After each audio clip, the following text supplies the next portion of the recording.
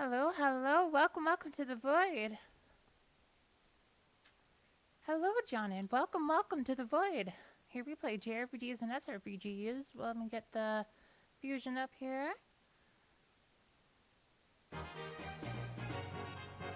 Alright. So, welcome to Shining Force TD.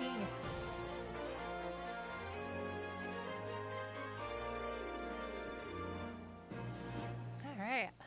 So, I played through book 1, and I played partway through book 2, but that's pretty much it for the most part.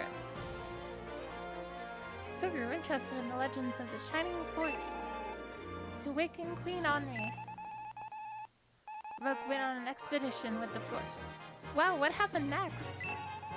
You're here for a Shining Force book? Here it is.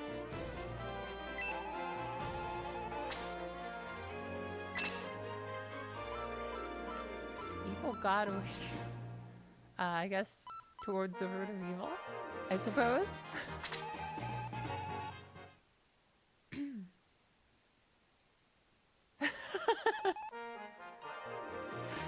Oh, that was a fun moment of silence there.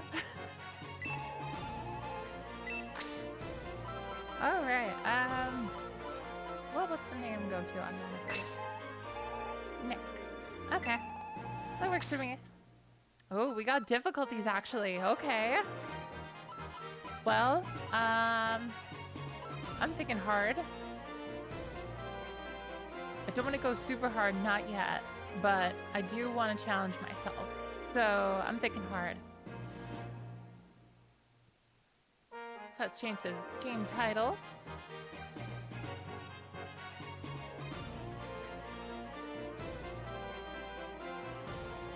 Alright, to hard mode.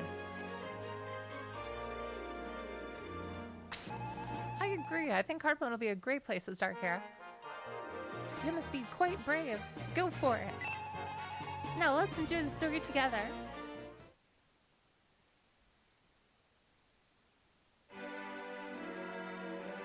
Oh, it's been so long since I played this game. Queen Anri, messengers from Cyprus have arrived at our gates. What? What do they want from us? Your Majesty, they are barbarians. They bring only trouble. Shouts and the clash of armor echo from the palace gates. Wait here until you are summoned. I've waited long enough. Come on, let's go see Queen Anri. I invoke the Bolt spell, level 3. They actually said the levels when they cast the spells. Okay.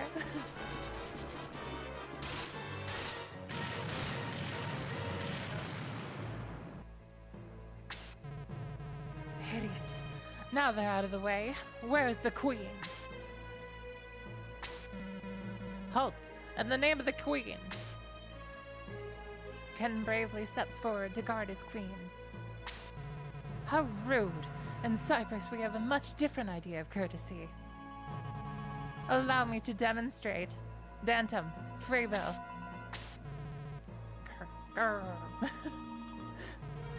You think you're a match for me, old man? Let's find out. You Gardenia wimps will grovel before the forces of Cyprus. Ken, Loey, enough! Good sir, please pardon my knight's rudeness. I am Anri, Queen of Gardenia. What is your message? Your apology is accepted. I am Waldo, a lord of Cyprus. Our King Edmund, the Reluctant, sends his message. A token of friendship. As Anri opened the small jewel box, a black fog engulfed her.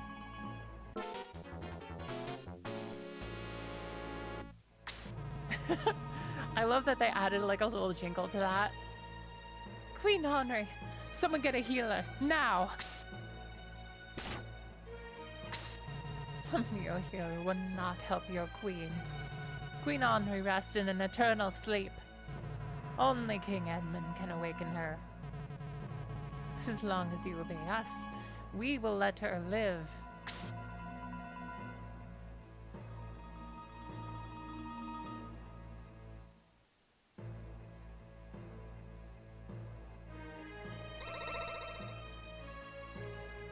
With those words, Woldel disappeared in a cloud of smoke.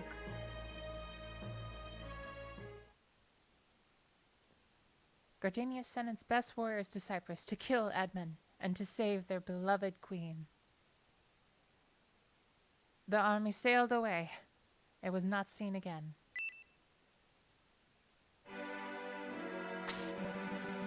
It's been over a month since our forces left for Cyprus. We haven't heard a word. They were our best and bravest warriors. If they're lost, maybe Gardenia is lost too. Then we'll have to obey the barbarians.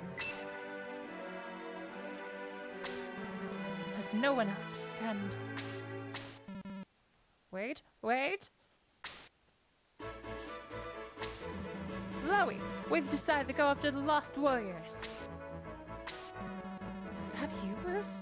The son of Lug? What do you mean, we? Watch this. Bruce whistles.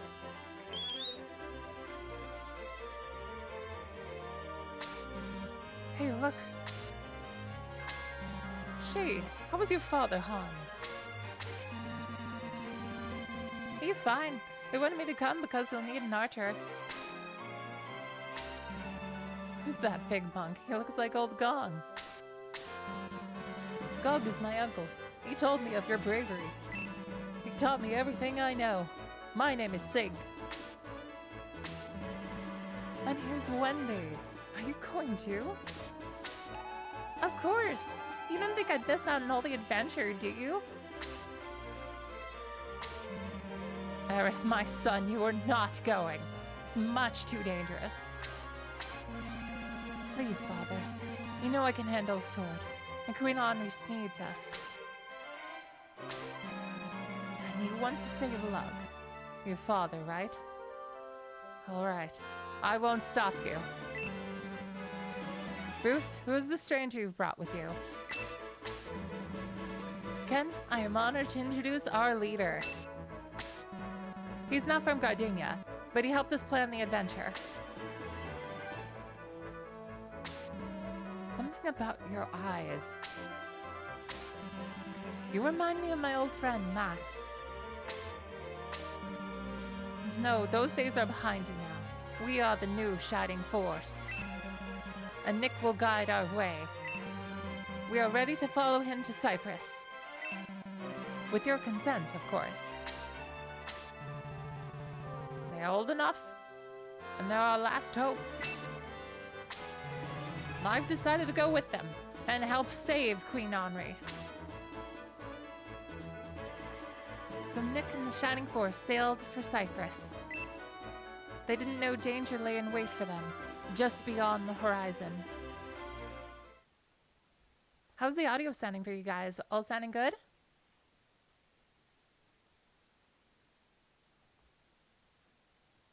Chapter 1. 1 week later. On the high seas between Gardenia and Cyprus. Might lower the game audio just a little bit. Probably a good idea. That should do it.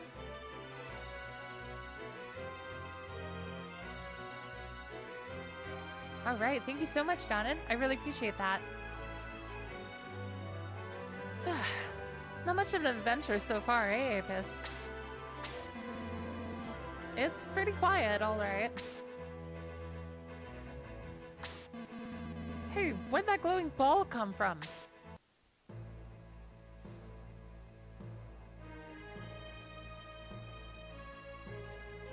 Boom, boom, boom, boom. Spooky light.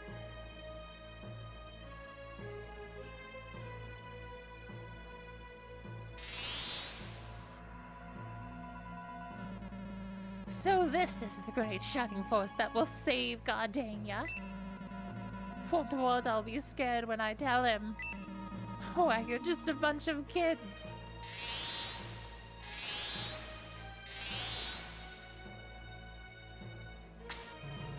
Don't underestimate them. It might be the last mistake you ever make.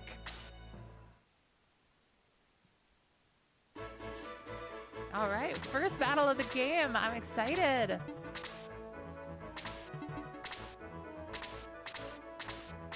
Hey Cornhusker, welcome to the Void. How you doing today? Thanks so much for dropping by and hanging out with us.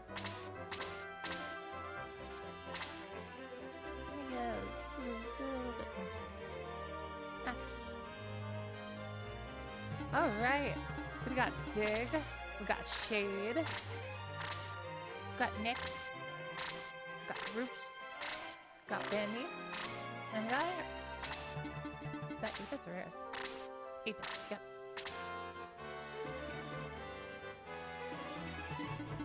Ooh. Sounds good, sounds good. Oh man, I miss Snow so much. It's actually pretty rainy today, surprisingly. Definitely took me by surprise. I don't think it's snowed here once for some reason. I remember it snowed a couple times the past few years. Kinda wild.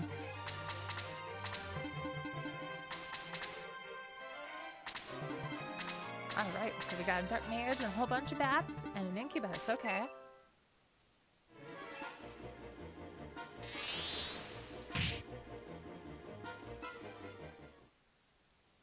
Bruce's sprite is interesting.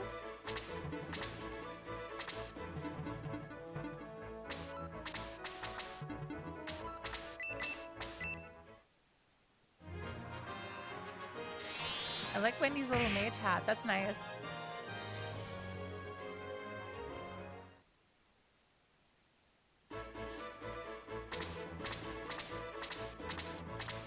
Oh, geez.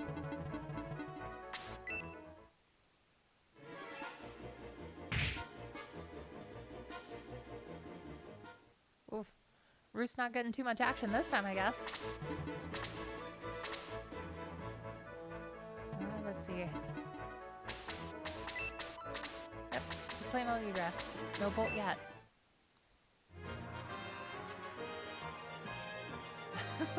Well.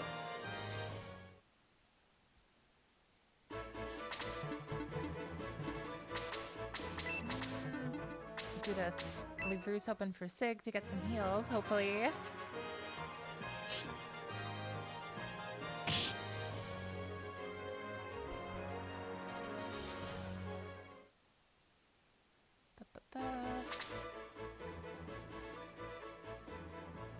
One second. Getting some stuff together here. Yeah, heat is definitely not my thing for the most part. I I don't know, I kind of like it between like North Oregon kind of level for the most part. Not like super, super hot during the summer, but not like super, super like intensely cold either. It's kind of in between. Mainly because I like to bike a lot. Do you have a double range for Apis? You do. Okay, good. Good, good, good.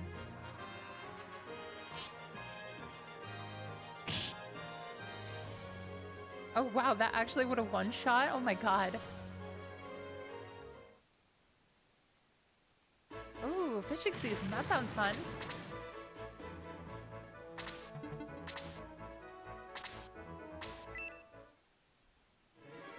Yeah, I'm very excited to just be able to use my bike again for the most part. It'll be great to actually like just listen to some music and go on for a big bike ride just for the sake of it.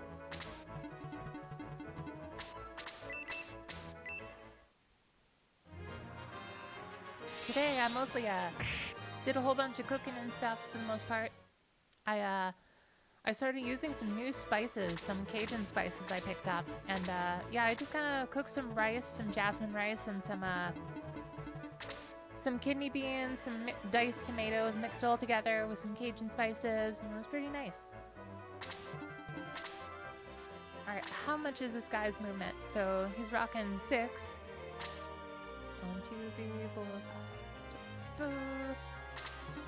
Okay.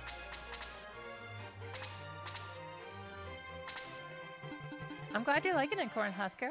It can be really fun when, like, all sorts of different kind of spices you can mess around with, because there's so many different spice combinations you can work with rice. And I guess that's why I like cooking with it so much for the most part. You can make, like, chili with enough chili powder. You can make just some really nice kind of Cajun fried rice. Or you can make, like, some, you know, like a whole bunch of garlic and herb kind of rice and mix it with, like, some chicken or something. Make kind of like a fried rice deal.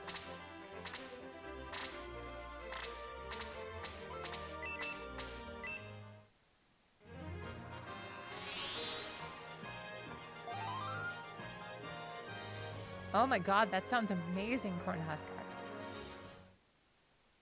Ham and habanero cheese sandwich. Homemade tostadas. Ooh. I'm pretty much the kind of person, you know, I love just pretty much most foods in general.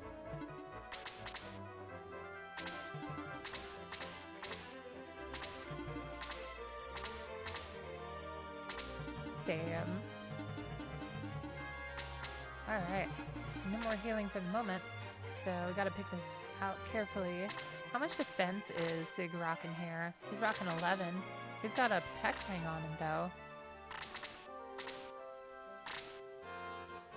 Oh, he's actually pretty tanky for the most part, so I can actually do this with pretty ease there.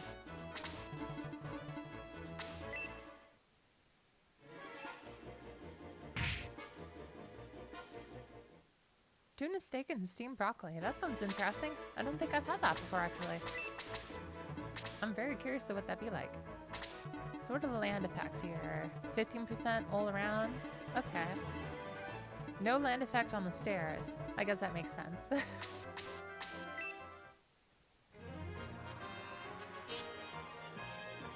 Whip.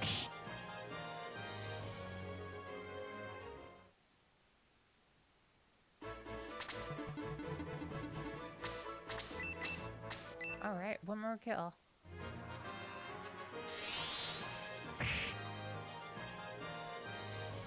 I like the orange and green on her. It's a very good color combo.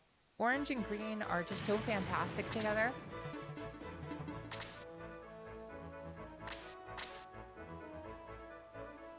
Oh yeah, that guy's gonna get us no matter what. How good is Aphis's defense? Pretty good. Oh, he's actually got a defense. He's got a protect ring too? Wow. Okay. Does everybody have a protect ring? Okay. Does that mean we can use them? Let's do that, actually. Let's go over here. And do that.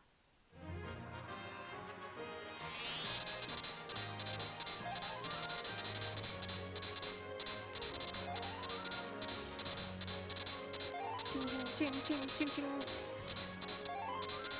Shining down.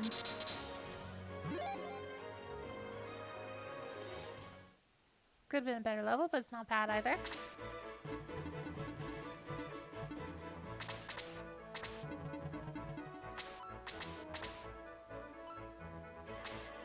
And let's use it again right here. Get that buff going full round. Hey T-Bird, how's it going? Thanks so much for dropping by the Void. How you been doing lately? Nice, nice. I love Sig's idle animation. Just slaps the staff against his palm. Yeah. I've been very much looking forward to giving this a try.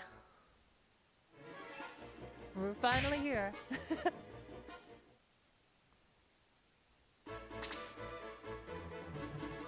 Oh, hey, that's awesome. I hope the job interview went well. I hope it works out for you.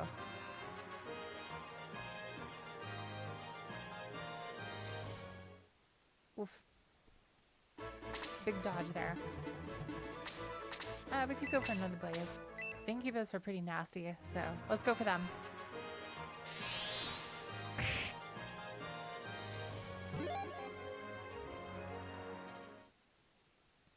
Oh, I gotcha. I hope it goes well.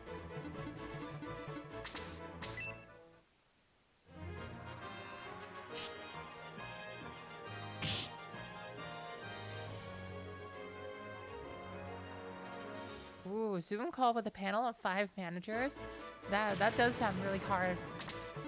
You got this.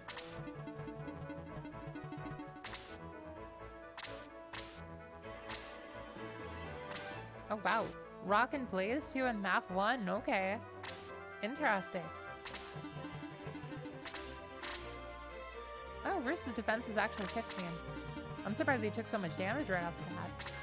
Alright. Let's do that.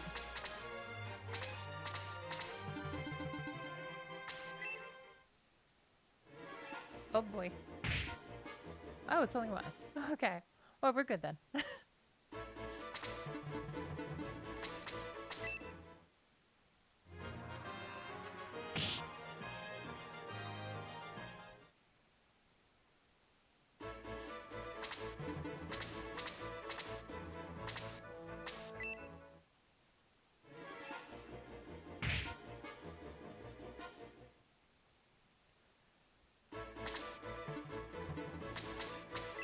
I tried like a Google Meet with a meeting I had, and it was a very interesting experience for the most part. Haven't tried Zoom before though. Yeah, that is true.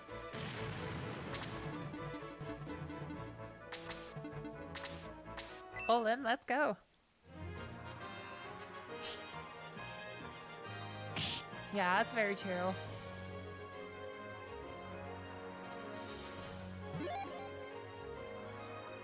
I'm glad they kept like the level up sound and just kind of like updated it a bit for the most part. Got 2 points of attack though. Not bad. Definitely could use some more defense, but it's not horrible.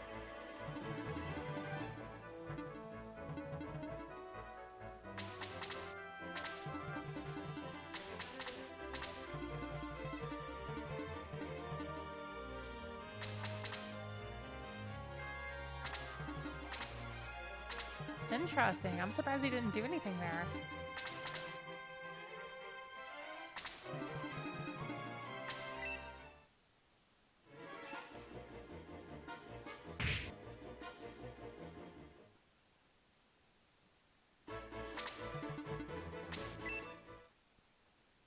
Oh geez.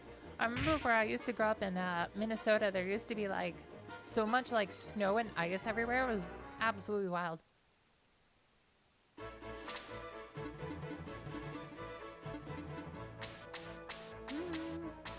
I'm gonna go for everything else so we could get some experience, because I'm pretty sure if we beat the Dark Mage, I'm pretty sure that's gonna be game for the most part. I think it'd be a good idea to get as much experience as we can early on. It's definitely not gonna be hard with like attacks like that. Jeez, Athos. Very true, Cornhusker. It all depends on how the salt will work for the most part. How often they do it and when they do it. Biggest snow in 15 years for you. That's brutal. I'm so sorry.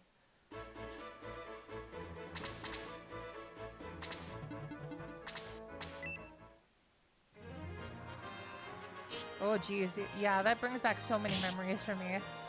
Lots and lots of sliding everywhere.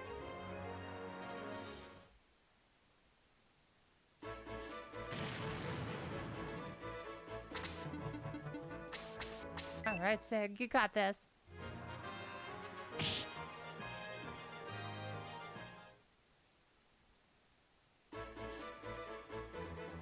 I see they kept the old sprite but updated it a bit. Interesting, interesting. Whoa, that's a lot more damage than I thought. Yeah, that's fine.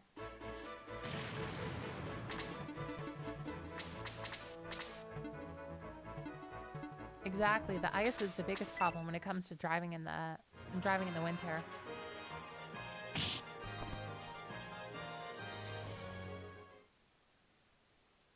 Baltimore. Interesting.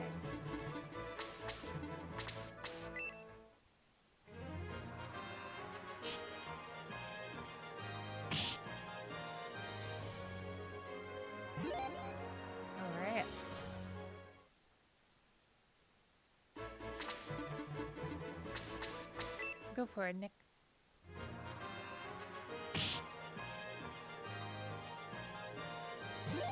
Nice. Okay. Well, not the best level up, but it was a level up. You may be fine warriors, but you will never see the shores of Cyprus. Join me now in death.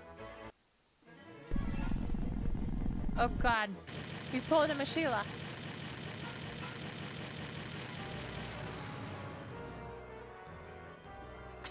Oh god, that's way more than a Sheila.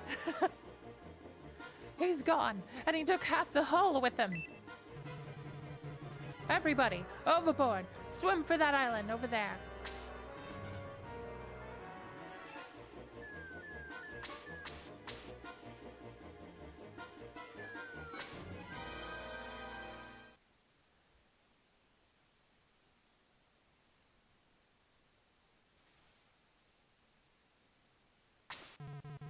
Nick, come on, Nick. Snap out of it. Look, everyone. He's okay. We lost all our supplies and weapons, but we survived. Hope we don't run into any Cyprus soldiers. Stop! Let me go! You're too pretty to stay here in the Mignon wilderness. I think I'll take you back to Cyprus with me. No! I'll die first. Stop right there, you Cyprus pigs. Please, get me out of here.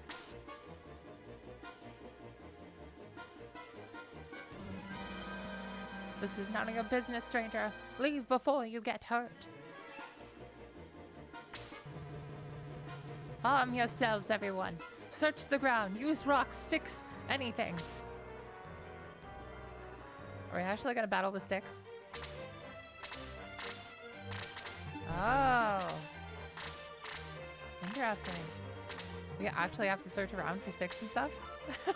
We do. Oh my god.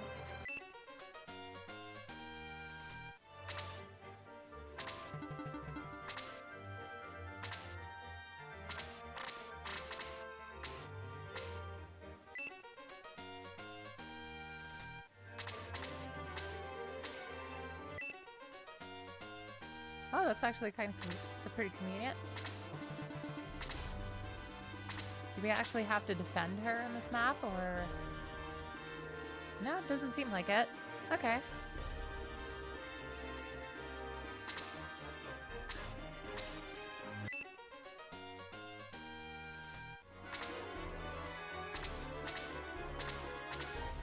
Alright. And... yeah, I guess we'll pretty much... It's nice of them to give us like the items just right away. Like pretty much right in the same spot for the most part. Am I using a cartridge? I don't think so. Hey Meow! Welcome, welcome! How you doing today? Welcome to the void! Having a good day today? Good, good, good. Sweet.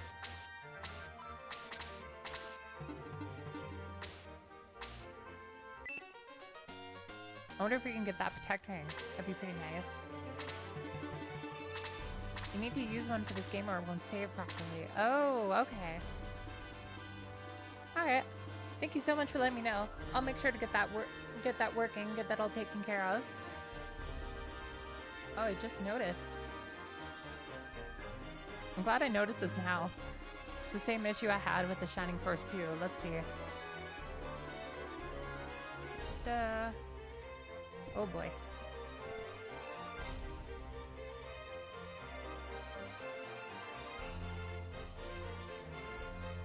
Give me 1 second.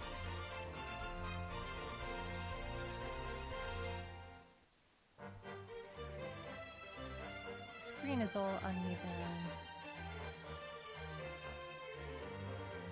That should work out. Sorry about that, guys. Alright.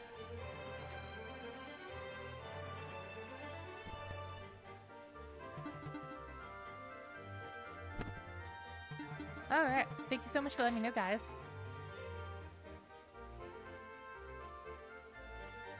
Oh, I gotcha. Thank you so much for letting me know.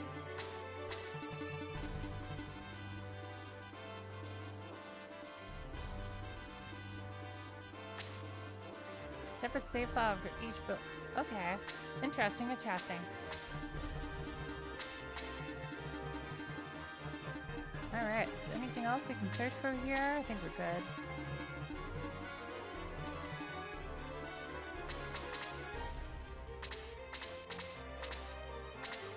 You do your hard save and import into each book. Okay. Thank you so much, Daybird. I really appreciate that. I'll make sure to do that. I'll make sure to take care of that after the stream.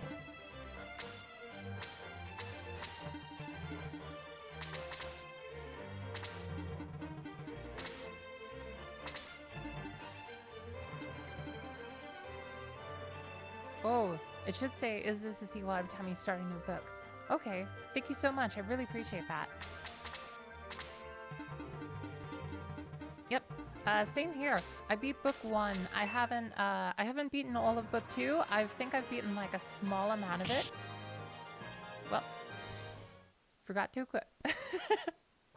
Whoop. There we go. Just straight up just punching goblins on the beach, you know? Me and the boys at 2 p.m. punching goblins.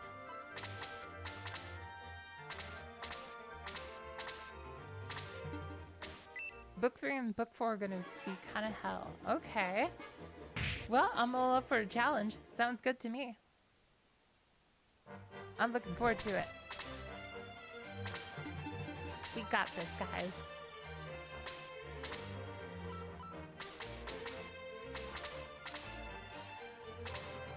Oh yeah, Sig died.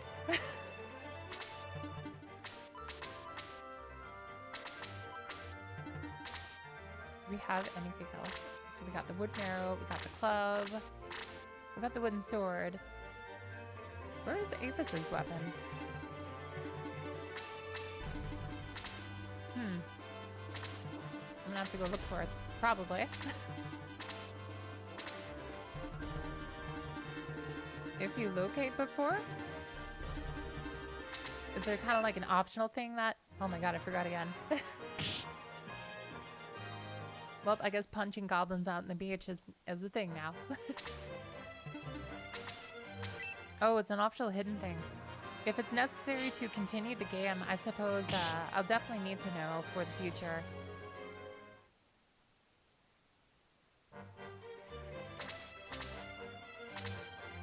Yeah, I think I'll need to know that. I definitely don't want to risk missing it for the most part.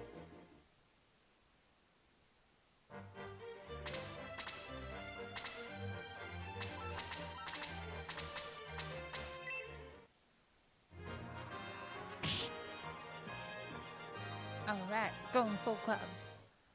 I like Bruce's shield. The design on it looks very nice.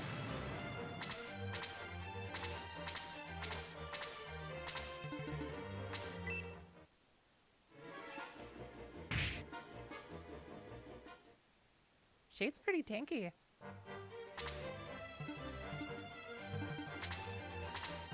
Anything else that I need to find here?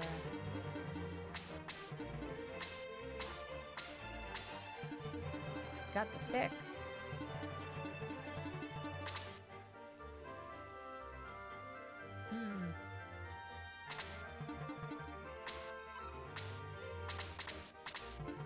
I totally agree, Meowth. I'm very much a fan of the design so far. The music is so interesting. It's so strange not hearing like the Sega Genesis sound chip.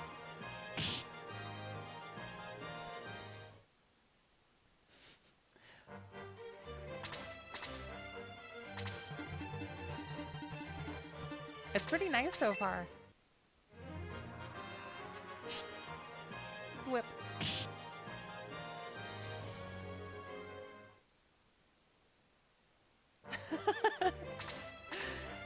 Yep, it is happening to me hardcore.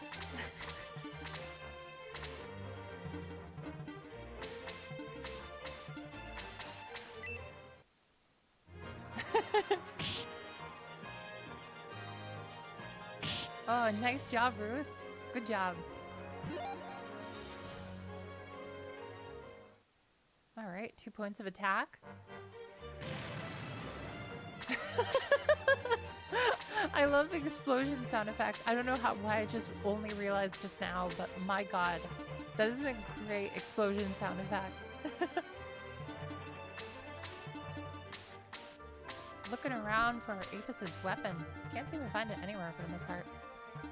No. I'll send Apis to the court for the most part. Anything down there, over here, over there. I think it's down there.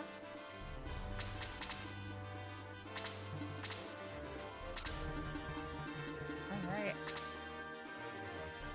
Let's just grab him. Be good. Let's hope they drop those medical herbs though. That'd be pretty nice. Alright. Now we equip the wooden sword.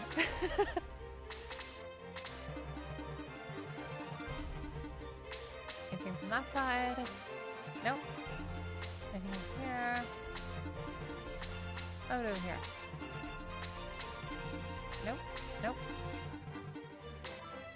Yeah, that's fine.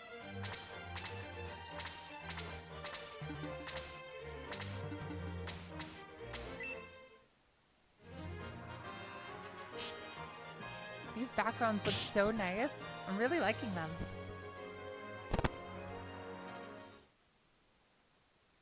I'm quite a fan.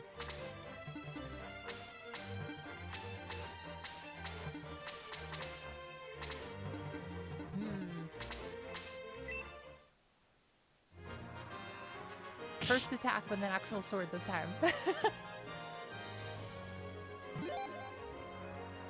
I agree, I'm really liking this. I like the detail on like the grass towards like the forefront of it.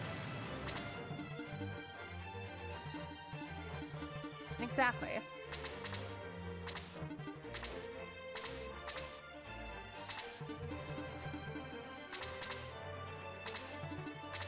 Starting off with the rat people.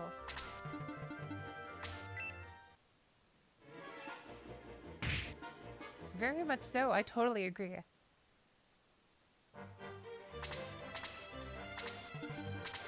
The classic dwarf. Can we do this?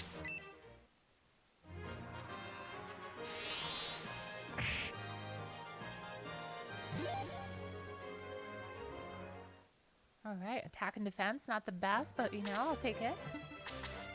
At least it's something.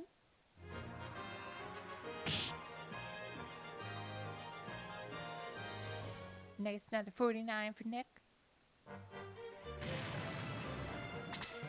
And how about you? Still no, huh? We searched the barrel. Searched the wood. Search that barrel. I'm vexed.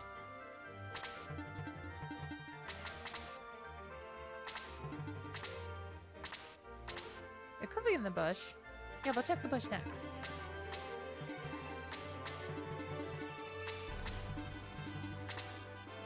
Water could be an option too. Oh, Scavenger's got mill swords too, okay. And they're rocking one more point of attack. How is Shade's defense looking? He's rocking 8. Yeah, having those protect rings gone is definitely an issue. Alright.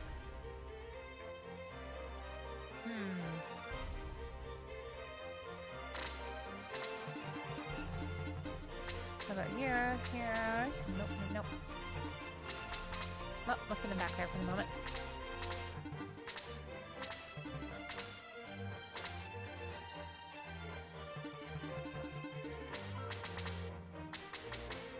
How's the game audio, or how's the audio sounding for you guys?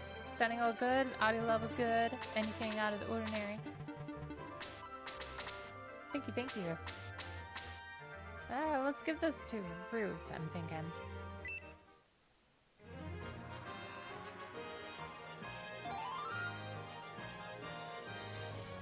I like the updated sound effects.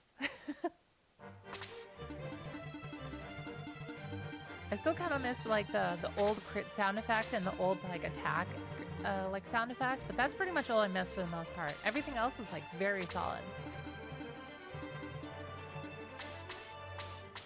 Barrel. Nope. I think I've checked the bush. Let's check the water over there first, and then we'll like go back up towards the bush. Yeah, I'm okay with that. Let's do this.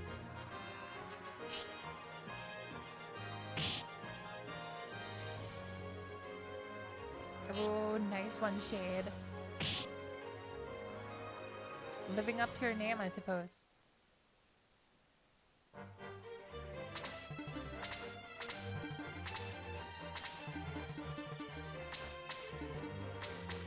Oh, it's actually perfect.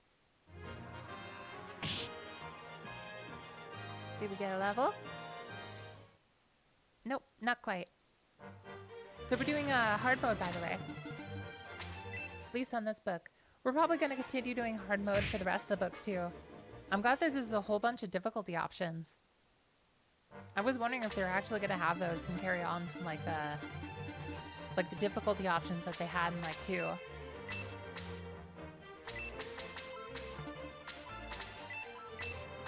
Yeah, let's go here. We got 50% land effect here as well.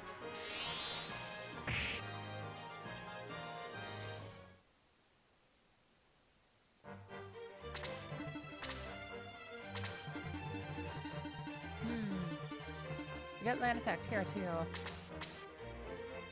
And why not? Let's go for it. Almost. Almost got him, Nick.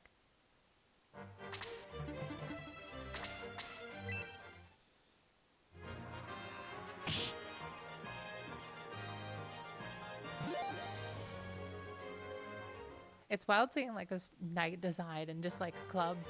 I'm used to seeing them with like axes or swords for the most part.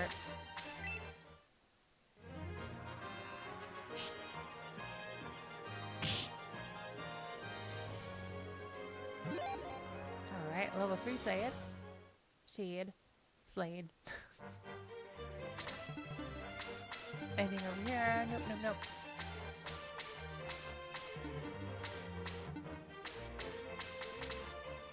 Nope, nothing yet.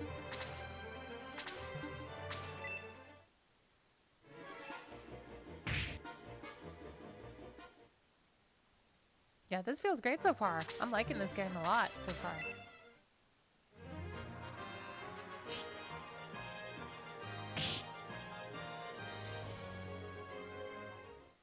I'd love to like watch a video on YouTube of like someone like making a background like this in pixel art. That would be like a video I would love to see.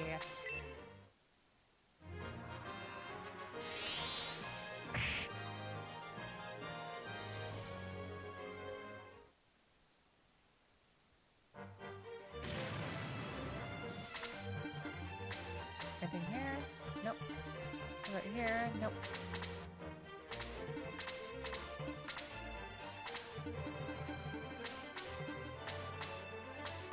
Yep. Let's go right there. And we'll send Bruce right behind. Oh wow, Nick gets another turn right off the bat. I'm okay with that.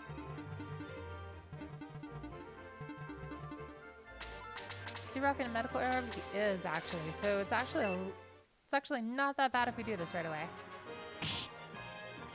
Oh my god, he's massive in this one.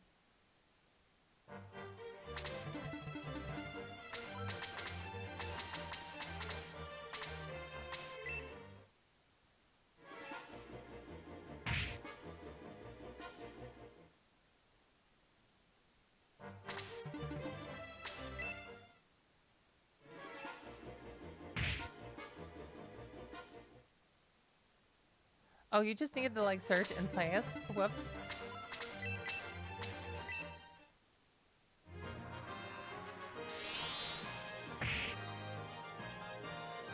Oh. Huh.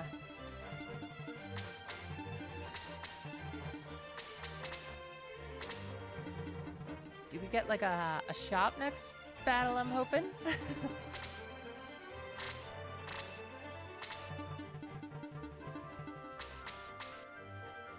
Let's do that. Let's get some more experience.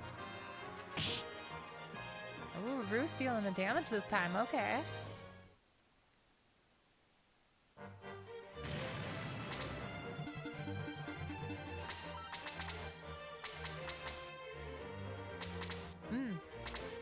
Yep. No town exploration for this one. Just kind of curious. Huh. Where did Apis start? I don't think I'm gonna remember.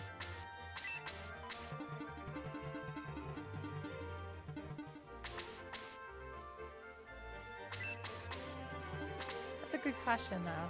Where did he start?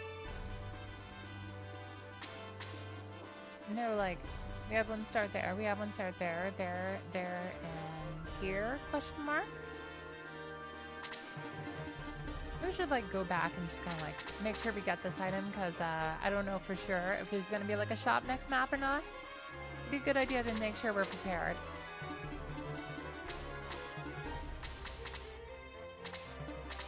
Okay, Dark Dwarf's not going to be coming at me. So I think we're good to search.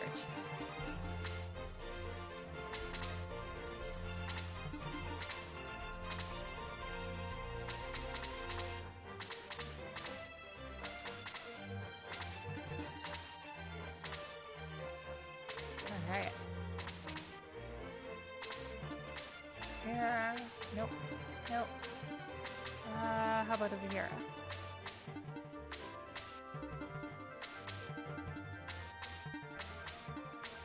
No?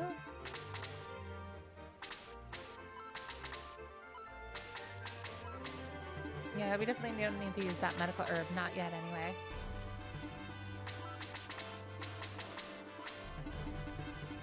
We could have Roost just kind of hang out here. How about here? Oh, you do? Thank you so much for finding it. Oh, please do. That would be very helpful. Thank you.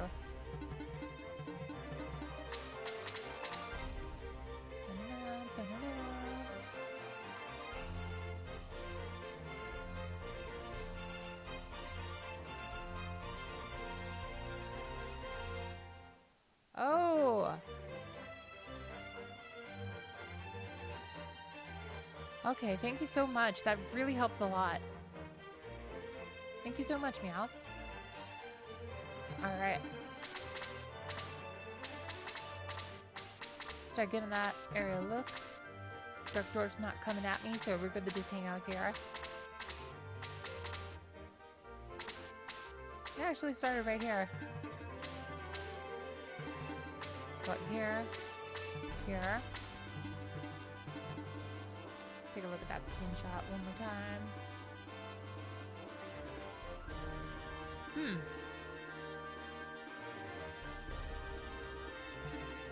Anything here?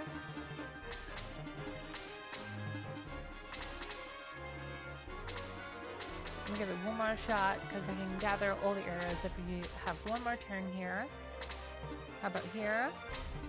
Nope. Yep, those are all the spots. That's wild.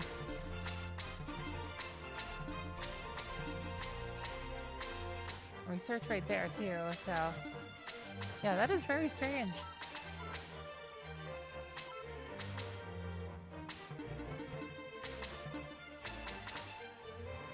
Thank you.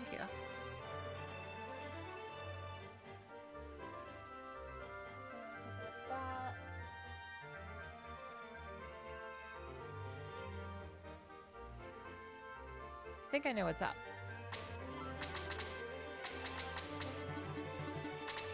Did I get like an extra? Yeah, that wooden. I thought that wooden stick was for a monk guy, but that might just be for Apis actually.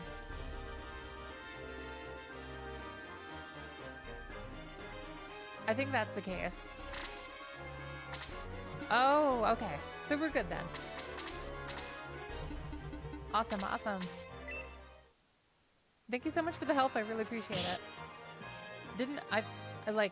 It was a stick, so I kind of figured, oh, that must be for Sig, right? It got me, like, genuinely confused there for a moment.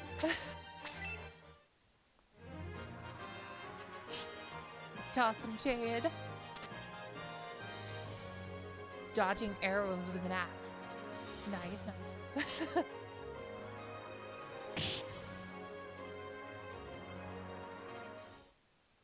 Getting some more experience there. Can't do anything there. Can't do anything really here.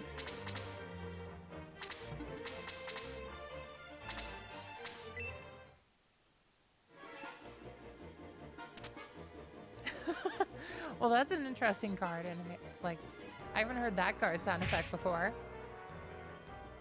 Just a little click, click, click, click.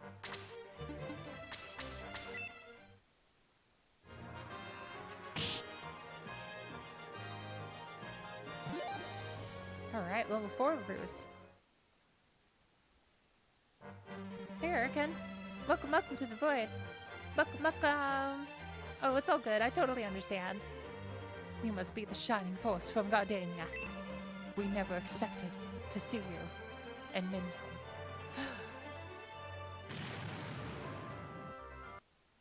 Oh, 6 pretty strong without a weapon? Good, good, good. That's awesome now. Are you alright? What an awful experience. I'll be fine, but that was close. They say they are from Gardania. Gardania, you must be the shining force.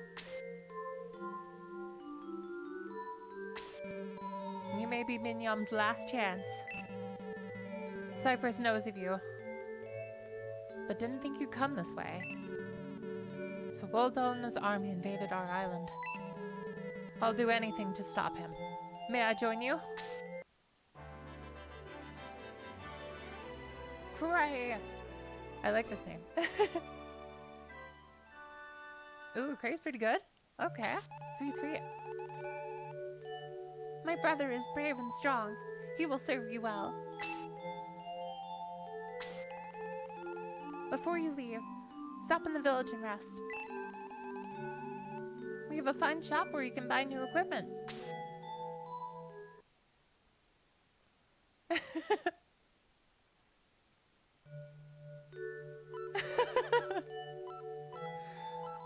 I find my, like, the little flame just kind of follows us. No, I'm not prepared for battle yet.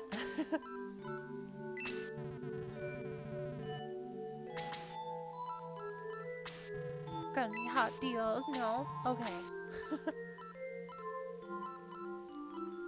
Let's see. Leather glove, huh?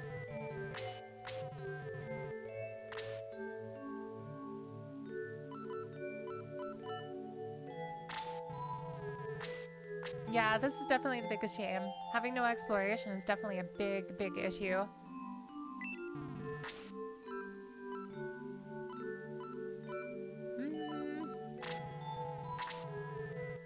Let's get a spear. Apis. Equip that. Nice bronze rod. I totally agree, Meow.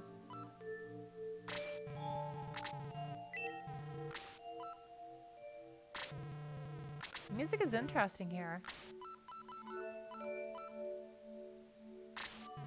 Double check. Yep. Alright, let's give that the shade. Anything else here? Short axe. Hey Jay! Welcome, welcome to the void. How you doing today? Thanks so much for stopping by and hanging out.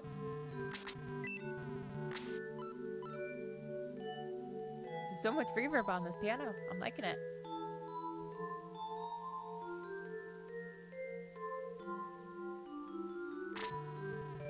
I'm doing pretty good for the most part.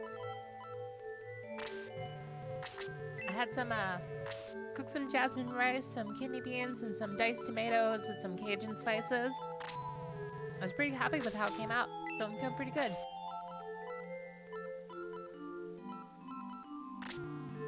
Alright, time for some medical herbs for everybody. Let's give one more to Nick.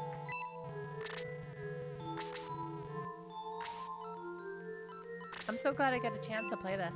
Like, I don't know why, but I like completely forgot that I bought this game. I bought it like a very long time ago, like even before I had like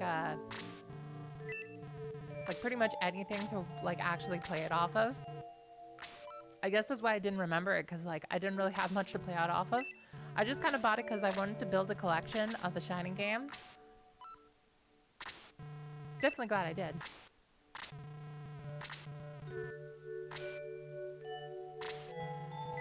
Okay, that's awesome. Yeah, I gotta go back and watch his Shining Force CD playthrough. I wanted to make sure I do this first though, because this is kind of like, I want to make sure I play it like completely blind first, and then I'll like go back and like watch streams and stuff of it.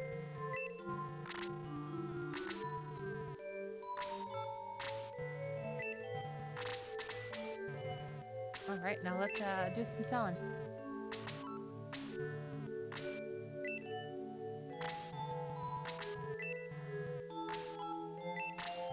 So that wooden stick.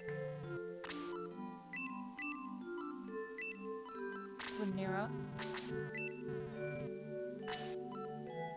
It's really awesome that you have like so much of the Shining Force 3 games.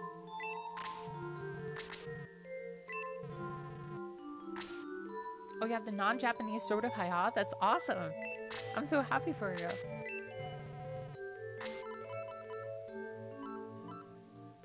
You can do it though. I believe in you. Let's get 2 more medical herbs.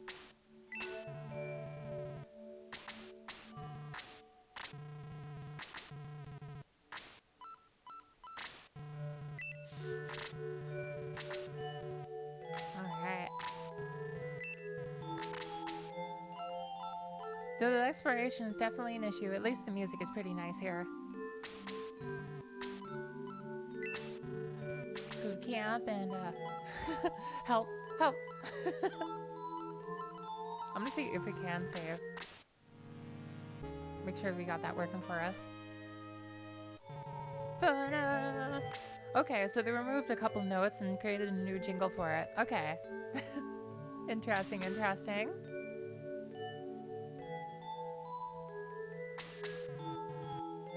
Shining in the Darkness, Final Conflict, Guidance, Shining Force 1 box manual. They have a box manual of Shining Force 1?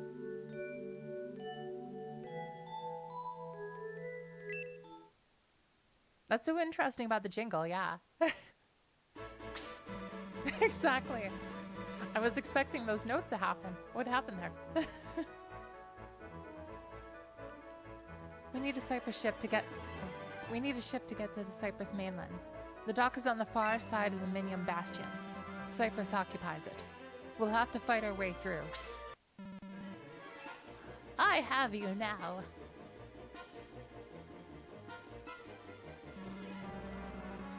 Our goblins fell to this band of mere children. Even so, you are no match for me.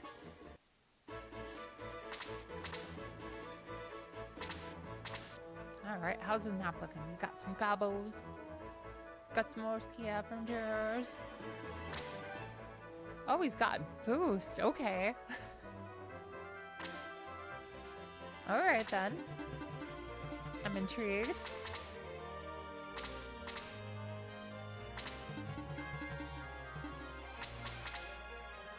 I remember fondly when like every game came with like a manual and sorts. Some good memories.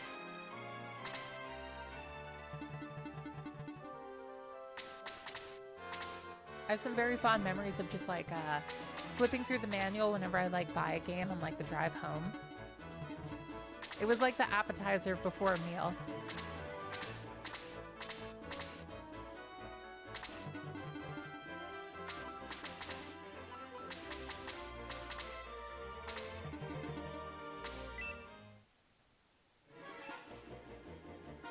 Shining Force 1 came in a plastic case, but Shining Force 2 came in straight up cardboard?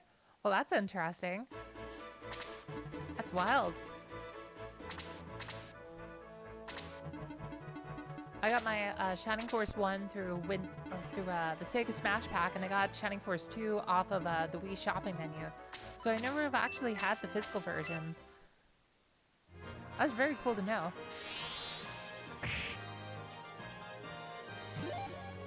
Alright, level 4 Wendy. Ooh, she learns freeze, okay. Alright then. Ooh, Band Effect 30, I'll take that.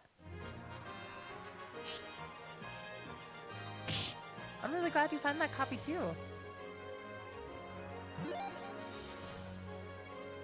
Ooh, 2 points of attack and 2 points of defense. Nice job, Apis.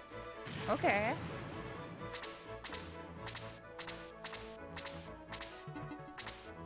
Apis looking pretty strong. Let's get that sweet land effect.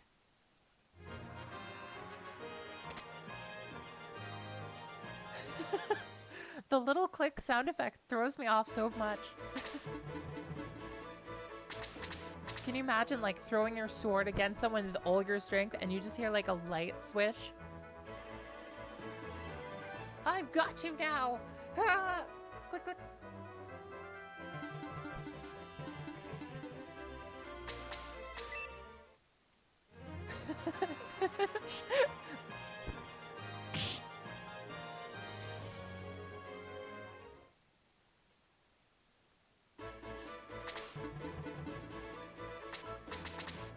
Alright. Good old heal.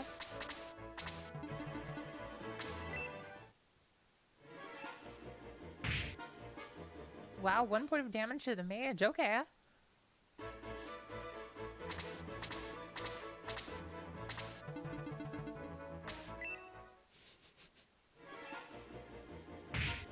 I've always loved like the movement sounds of like the characters come, like all the enemies coming towards you. It just like, it sounds so funny to me, but I love it all the same. Just a little bloop, bloop, bloop, bloop, bloop, bloop, bloop, and just gets like really fast. Sound design in the Shining games are like some of my favorite aspects.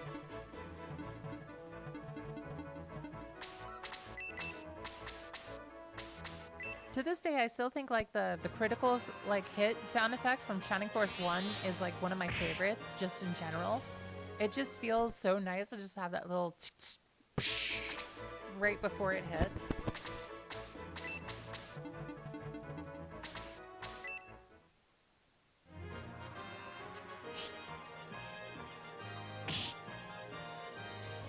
Exactly, it's like a shotgun cocking. That's a great way to describe it.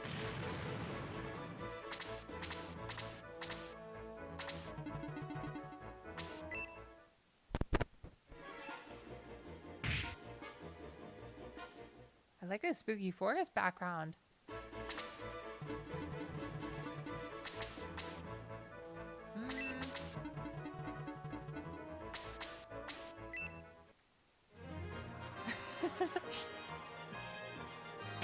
I'm like majorly a fan of like this beach background in particular. Like I really like the way the sand is like bending and curving around.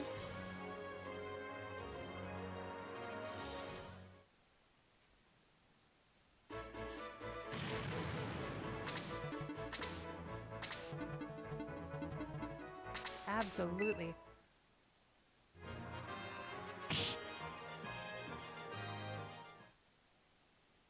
For sure, I totally agree, Meowth. It's something that's like very, very hard to pull off in the end.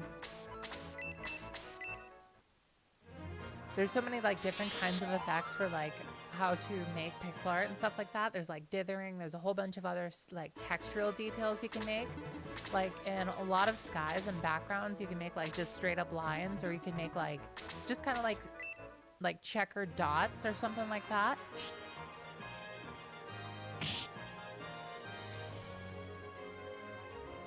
Oh yeah, those trees are like incredible detail.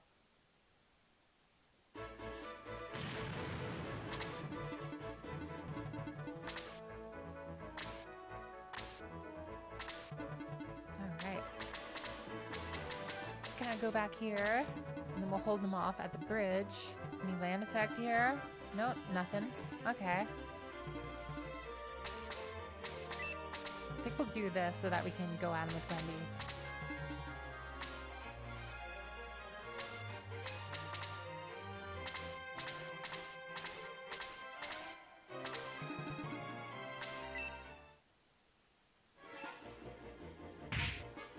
I'm liking this difficulty so far. Do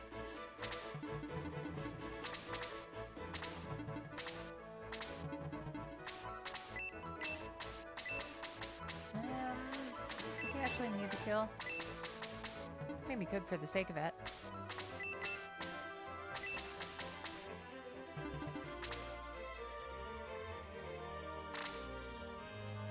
Hey DBZ, how you doing? Welcome to the Void.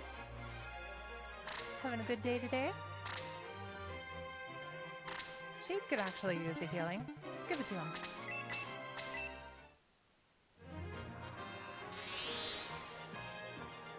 Yep, we're doing a hard mode for this playthrough.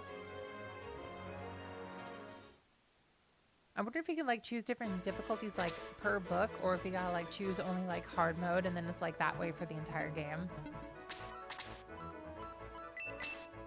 Let's go for a freeze there.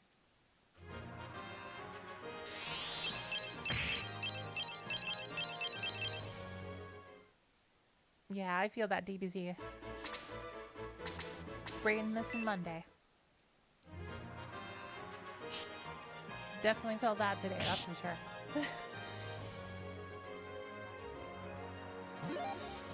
I like the detail on the grass there too, like not just the foreground, but when I look like even closer, like just the little like lines of shading in the ground is like adds a lot of depth.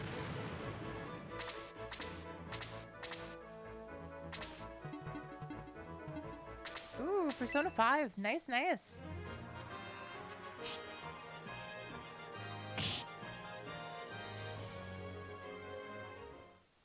I still think Haru's design is one of my favorites. I love the musketeer design she has.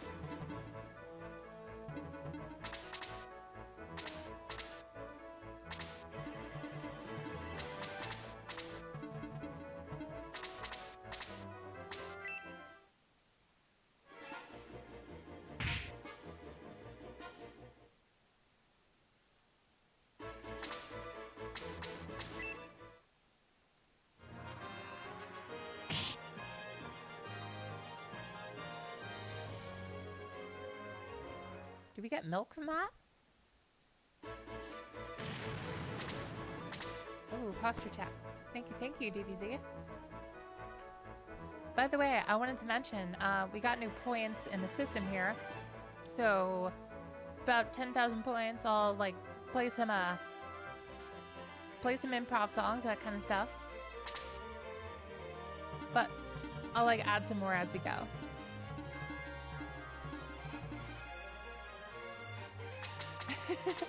Thank you so much for watching, Jay.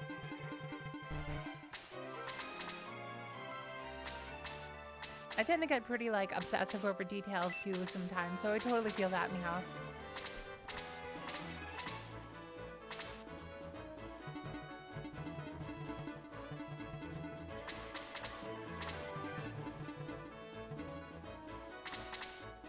I'm happy for you, DBZ. That's awesome.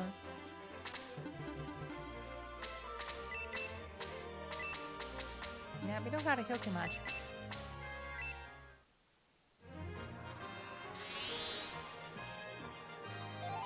Congrats to DBZ for getting 50. Thank you, DBZ. Let me get some water here.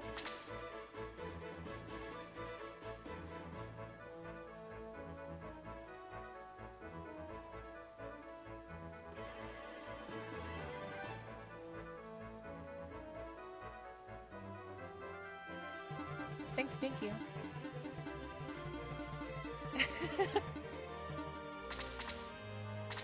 I got like some blackberry seltzer and stuff like that. I like seltzer sometimes. It's like what I love about soda without like what I hate about soda.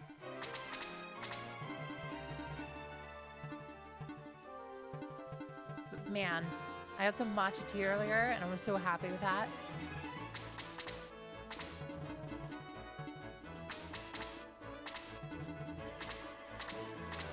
Oh, I totally understand. I'm definitely not against soda at all by any means. I like a lot of soda too. Like, I like Sprite quite a lot. Root beer used to be my favorite.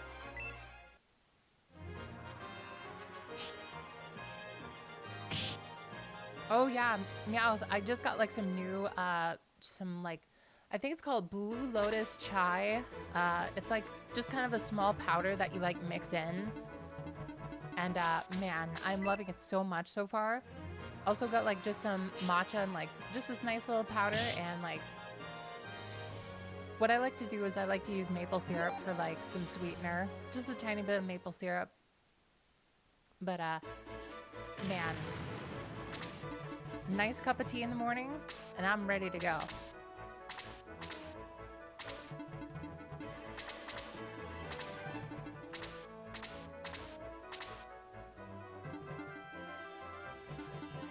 Smoothies are amazing though, DBZ. Like, I totally agree when it comes to that. What I used to do when it came to smoothies was I get a whole bunch of like berries, like blackberries, raspberries, and like all the frozen kind of berries. I'd mix them together with like some milk, maybe like some different kind of like, I think like sometimes I mix in like apples, sometimes bananas, sometimes I mix in like some strawberries.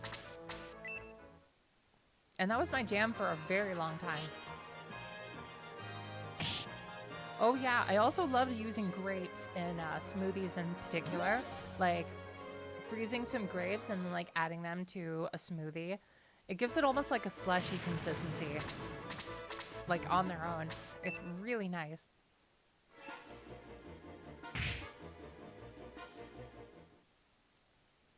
Little Nightmares, that is an interesting game.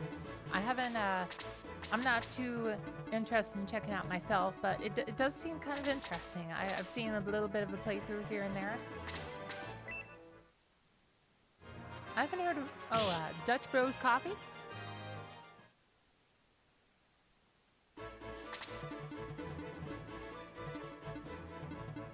Alright. Let's see. Looking good so far. Yeah, Dutch Bros Coffee, I have one like right down the road and I actually really like that place. I like drop by there like once in a while. They have some great drinks. I'm a big fan.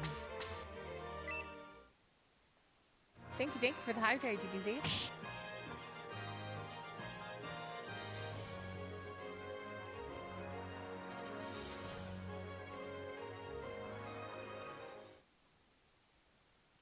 You guys keeping me healthy tonight.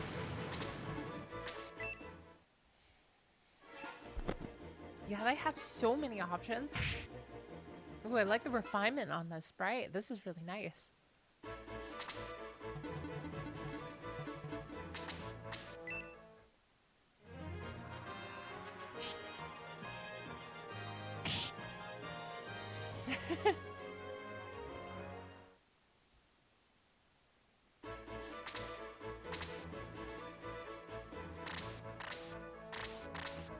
I have a whole bunch of coffee too that I like to drink. It's nice Protect milk. All right, who do we give the Protect milk to?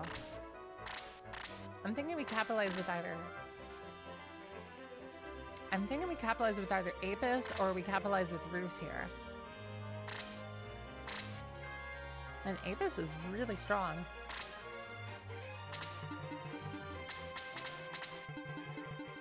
All right, let's go at him with Nick. Nick's got to get to level 4. Oh boy.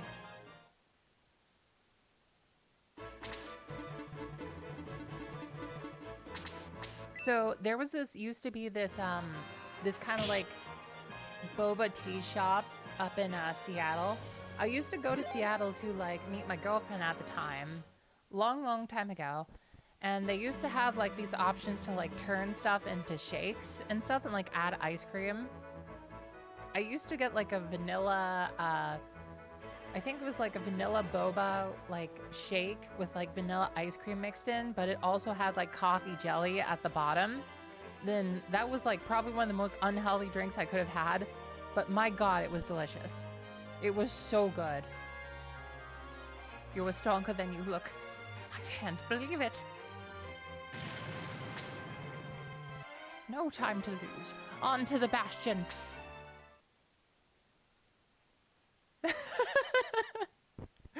I totally feel that sometimes, Jay.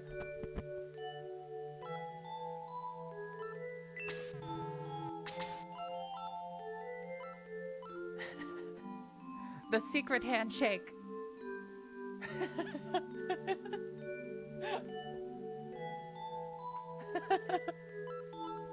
I don't know why that's just so funny to me.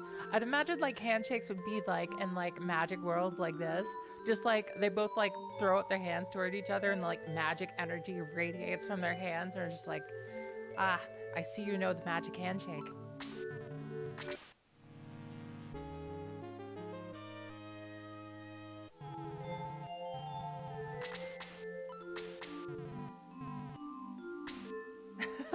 No time for character growth. Onto the Bastion. Oh, man.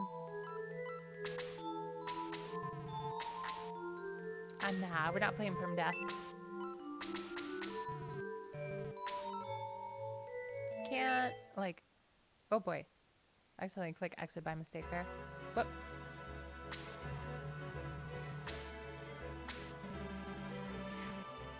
Oh, boy.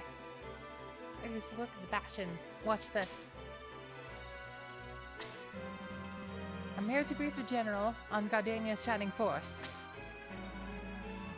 Pray, he'll be glad to see you. Wait here.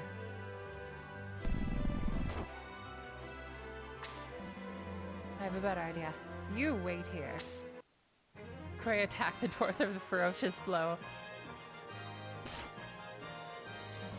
You traitor! You'll never get away with this! The dwarf blew a whistle. Alright, everybody into the Bastion. Now that our cover's blown, let's go!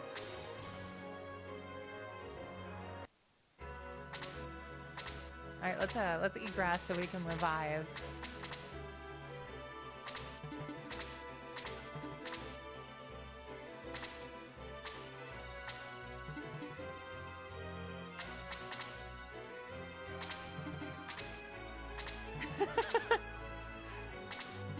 I got a good bit of water here. I've learned to appreciate that, DPG. We're supposed to drink like so much water in our lives, and man, I just neglect that so hardcore sometimes. Alright, time for more water.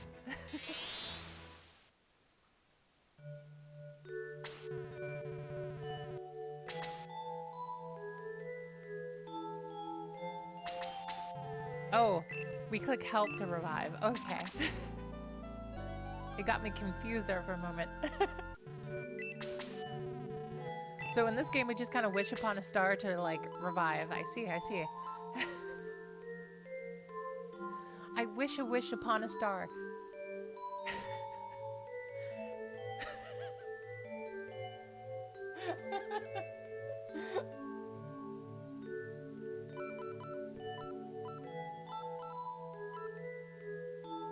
Raise my dead friend before he gets hit by a car. Trying to find a rhyme with like car. It's like, what rhymes with star? No.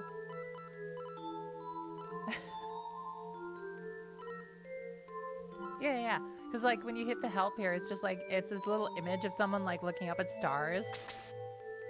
Oh yeah, bar is a good one. I wish a wish upon a star.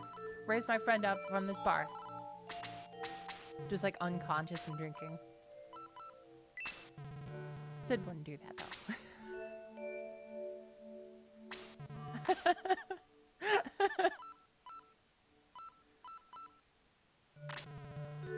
Let's get an angel wing, why not? Probably be a good idea, worst case scenario.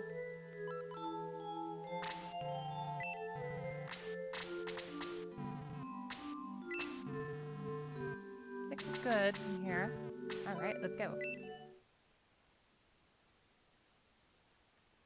I wish a wish upon a star, raise my friend quite from afar.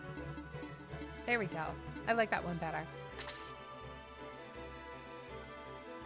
Alright, going to the right this time.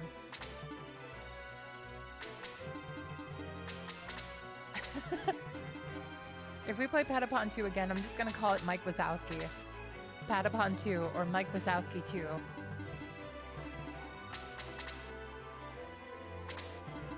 For real though, like, Patapon 2 is like one of those games that like genuinely made me like actually like Cyclopses, because I had no idea Cyclopses could actually be cute until I played that game.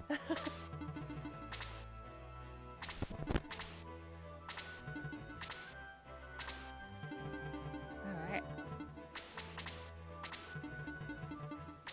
Oh boy, Sig's still rocking level 1. It's a good thing he's a healer and gets experience that way.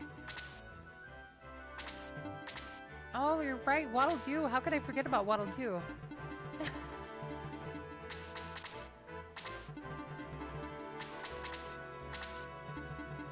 Waddle Doo's design is really fun.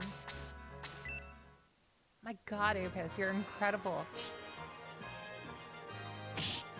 Oh my god. Bandana D. Oh my god, that brings back so many memories. I used to like play as I used to play like a game where you could co-op with Bandana D, King Dedede, and Meta Knight and Kirby all in one game. I think it was like it was the Wii Kirby game. I used to play that with my friends. Like I think we played it all the way through. It was like really fun at the time. It was definitely a nice change of pace from like playing Smash Brothers every time.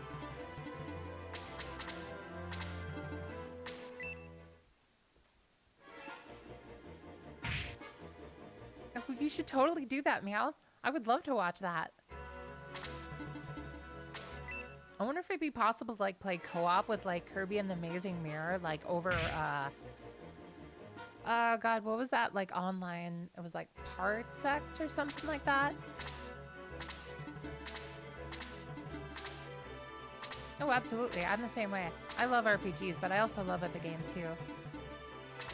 Thank you for the hydrate, DBZ.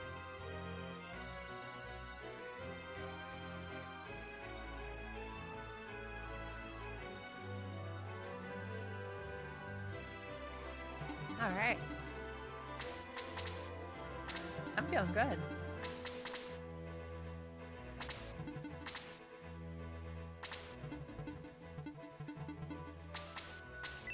Shade's doing pretty good too. I'm very impressed.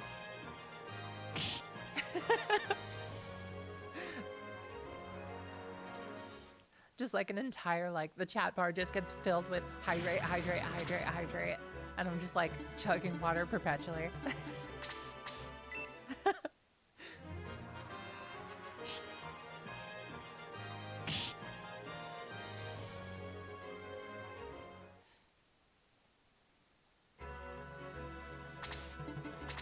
Death by water stream.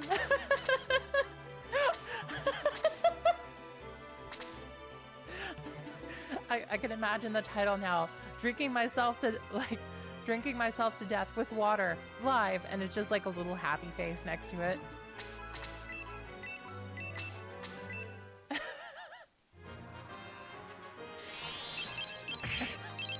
Welcome to the hydrate stream, everybody. Welcome to Alistair in the Water.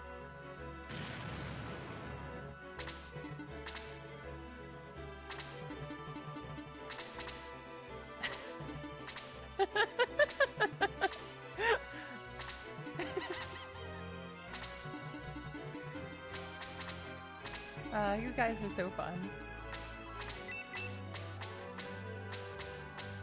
Yeah, let's go Apis just for some experience at this point. Da-da-da.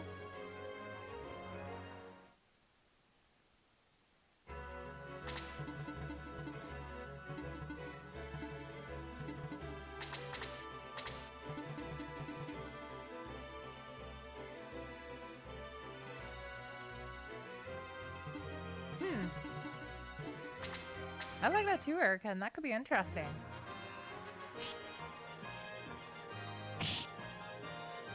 Palette swapitis. Oh my god.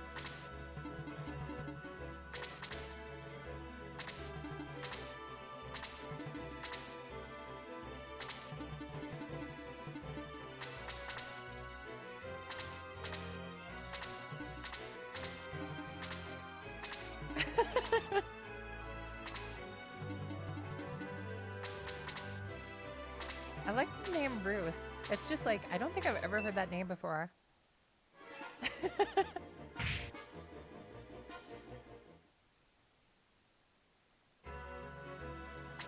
Ooh, I would love that, Erican.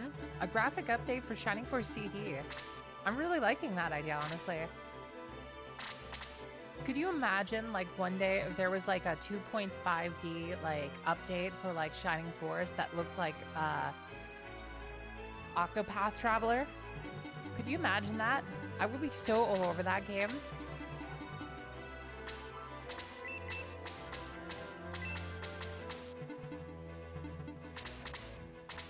I know, right? I feel the exact same, American. Oh, man.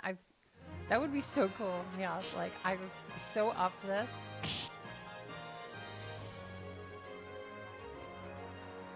I like some of the things that they upgraded with the Game Boy Advance version, but I definitely think, like, if they were to do that today with the abilities that we have, like with Octopath, man.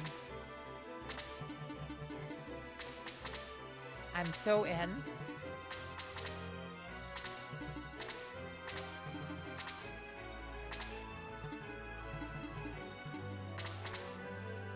I totally get that, Meow. There are some things about Shining Force 1 that are definitely out of date and that the future games definitely fix.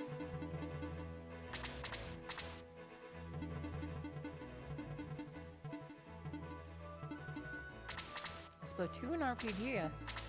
Interesting. Ooh, we got dwarf spawns. Okay.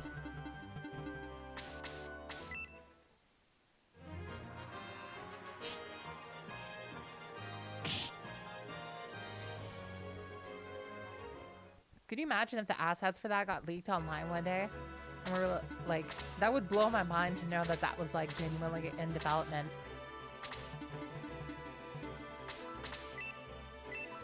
I'd definitely be curious to see like what all the sprites would look like in that kind of setting. Ooh, that's an interesting freeze animation.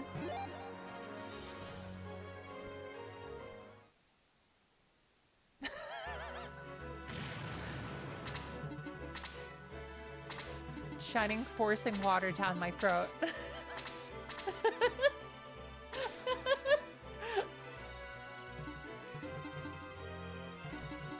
I like being stuck with you, I reckon. Pretty awesome.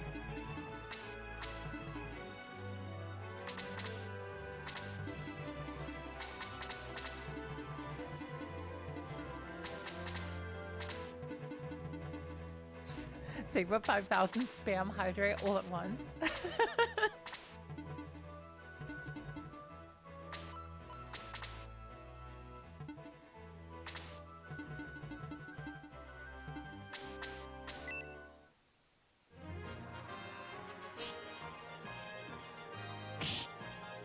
Yeah, matching like the GBA style like to a T would be like super hard.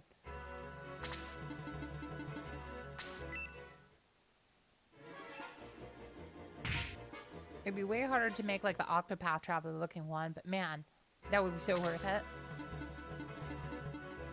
All in all though, even like everything that we do have, like there are some really great ways to like upgrade like what's already made.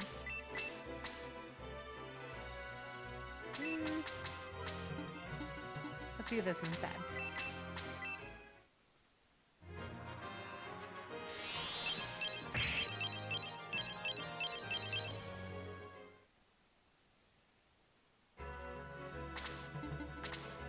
I'm genuinely surprised that there was never like a Shining Force 2 remake, because like all considered, that game is like incredibly popular.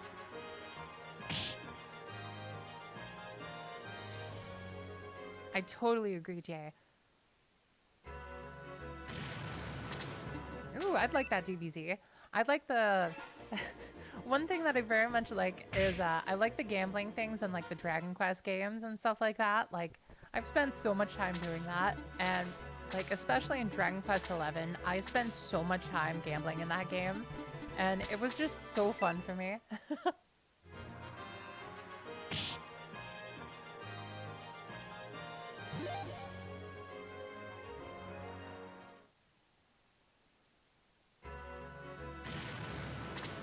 Ooh, that's amazing, Meow.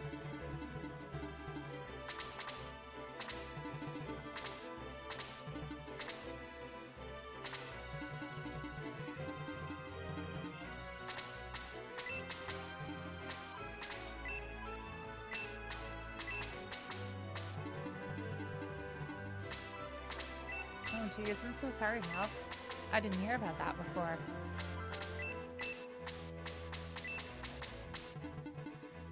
Do we need to heal at all? No, let's heal Bruce. Why not? Go for that. Ooh, I should look that up, Meowth. I'm very curious.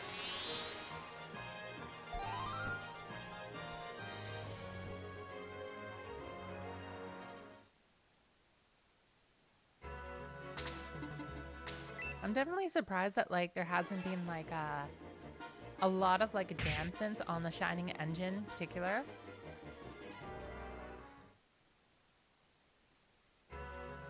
It's like you could definitely make some pretty cool engines based around this kind of game style. I think there's some attempts.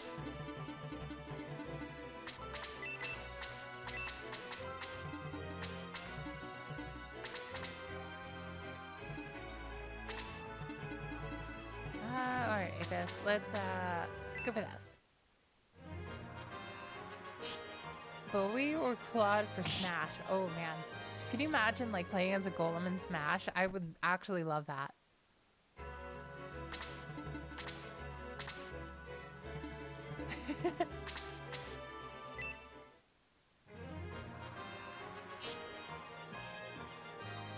Yeah, that's very true.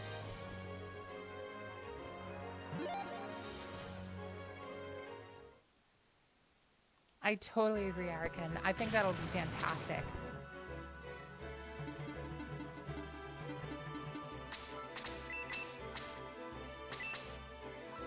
Can't wait to see how that turns out.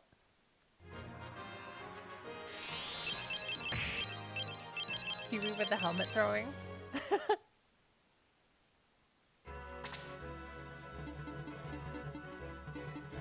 Let's see. How good is this movement here? 1, 2, 3, 4, 5. Okay, so I can do this. Not this though.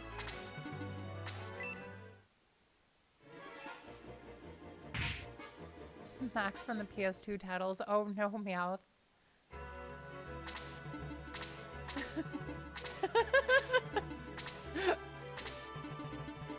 Oh, I misread that, Jay. For a second, I thought you said, I'm gonna drown Allison. But yeah, I feel that.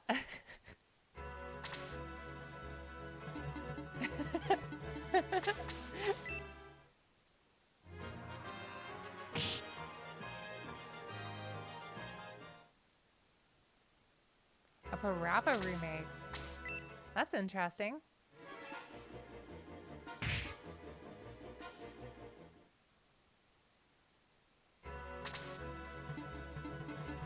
Let's send Sig back for some healing.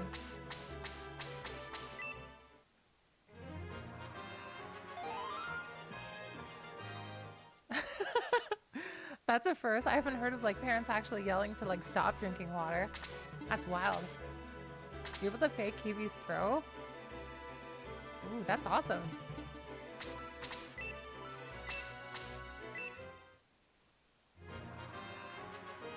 I was actually watching a Shining Force like Twitch streamer like play Shining Force Neo for the memes, and like he was attempting to speedrun it, and like it was just really interesting to actually see that game again because like I haven't played that game in like over a decade.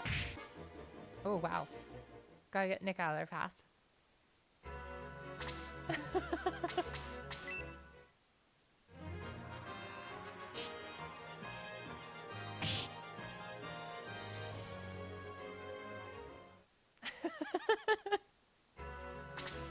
It's Shining Force Neo in particular.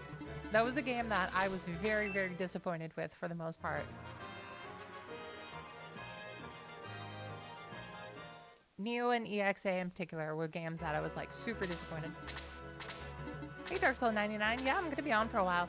I've been streaming for about an hour and a half. I'm gonna be here for probably about 3 more hours at the least. Thanks so much for joining in. Welcome, welcome to the Void. Welcome, welcome.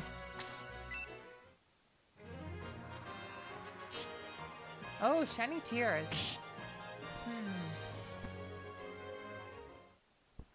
you remember seeing that Shiny Tears? Which one was that again? I'm trying to remember, like, was that after EXA? Because I know Neo and EXA were coming around, like, around the same time. Both kind of games that I just definitely did not enjoy. But, they were definitely attempts.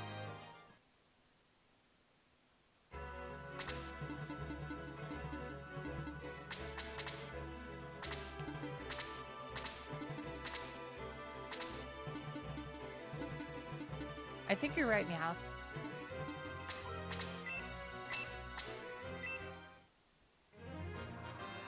Man, Shade is rocking that HP.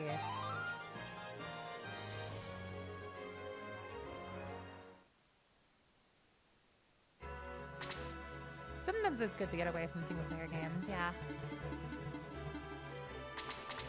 They're definitely my cup of tea, though, for the most part. I especially love streaming single-player games, because being able to experience single-player with friends is like a great and really fun time for me. I have such a great time.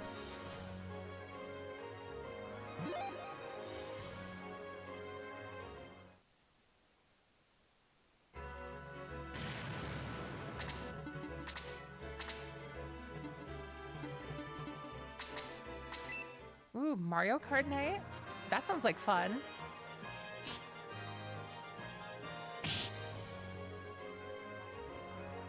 I totally agree, Jay.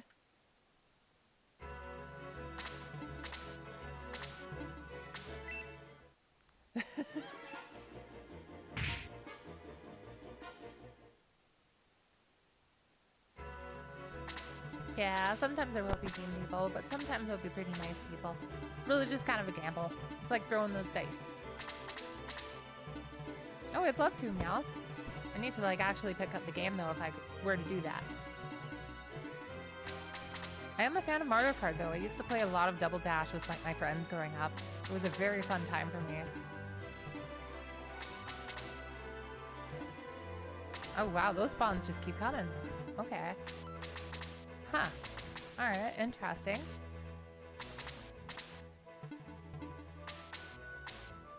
Yeah, let's do this.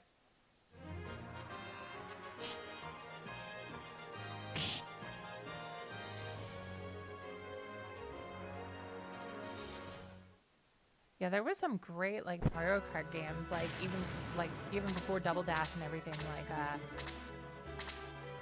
I think I've played the SNES version. I haven't played, like, a whole bunch per se, but I have played it. I've also heard the Sonic racing games are fun, too, but I've mostly played Mario Kart when it comes to racing games.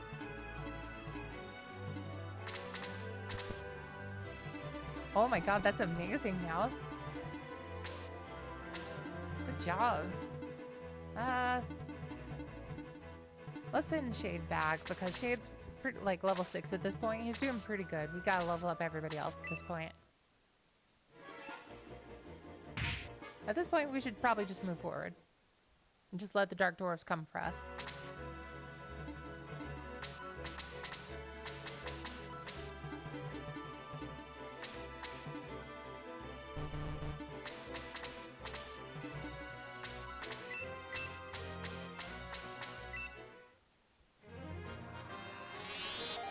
High trays at once.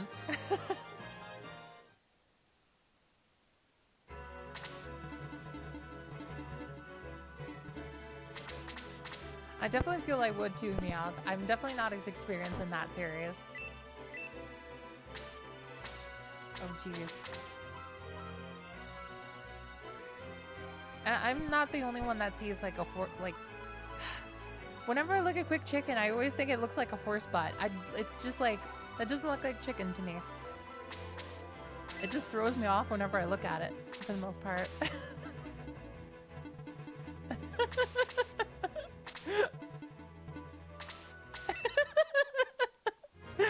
You're welcome, everybody.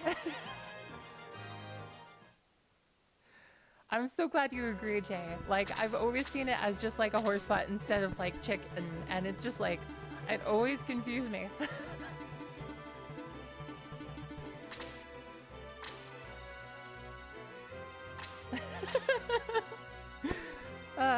I'm glad to hear that, Erican.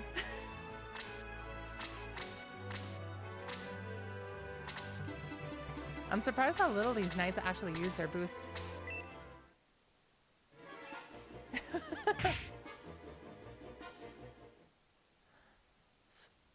Um. Oh my god. Oh my god. Oh my god. I would absolutely lose my mind if that were actually the case.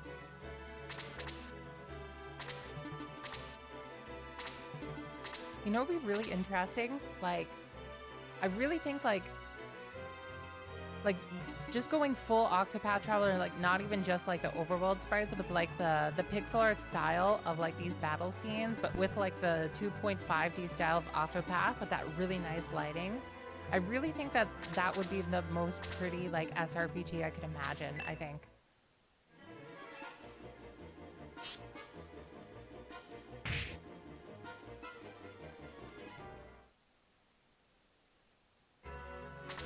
If they added like Fire Emblem 4 and 5 to the Switch, I would be so happy, honestly.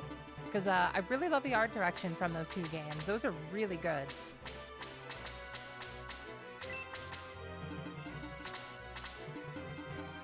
Let's send Sid back here, I suppose. Okay, this is full, so let's go and do this, I suppose. Go for that.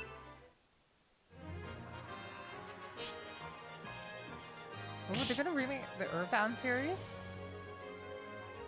Are they gonna like actually remake the original and like the... Ooh. Actually, I would love that. If they did that, man, I would be so in. There's no way that Nintendo would actually like release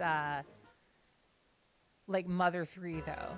Because that's a game that I feel like they wouldn't want to release because like these days I feel like they get a lot of like flack for that. So I think they're avoiding talking about Mother 3 in specific because of like how bad it would be for like their image if they were to release that.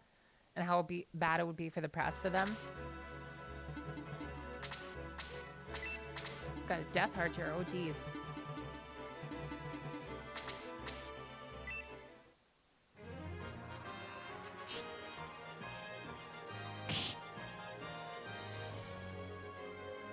If they actually did that, Meowth, and like actually made like added those to the Switch, I would be so happy.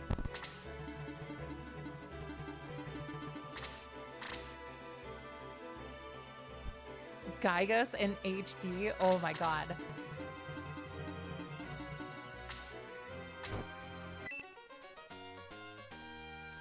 I have played Bravely Default. I haven't beaten it per se, but I played a lot of it.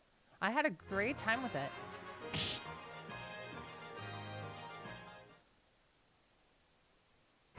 Yeah, I would say Bravely Default 1 is really good. There are mixed feelings about Bravely Default 2.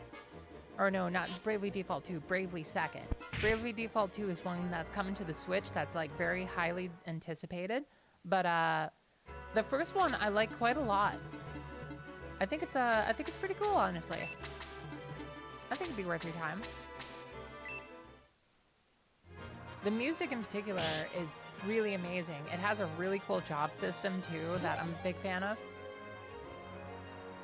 3 points of attack for... Okay, wow. That's amazing.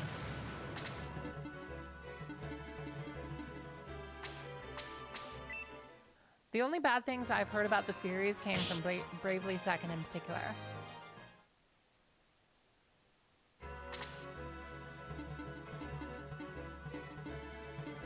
I'm glad you checked out the demo. Yeah, it's an interesting time.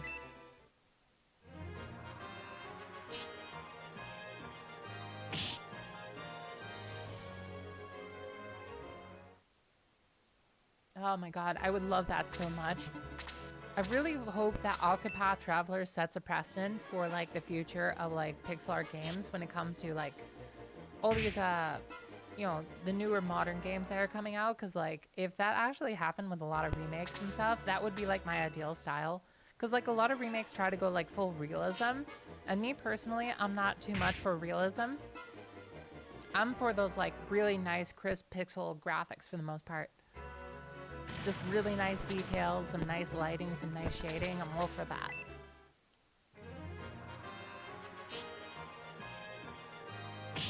But yeah, if there was like an HD remake of Earthbound, Mother 3, and all that, man, like if they did, I would instantly buy that for sure. The Mother series is one of my favorite RPGs like ever for the most part. Mother 3 in particular is really important to me. It's a story definitely left an impact on me. It's something that's like rarely ever done in RPGs.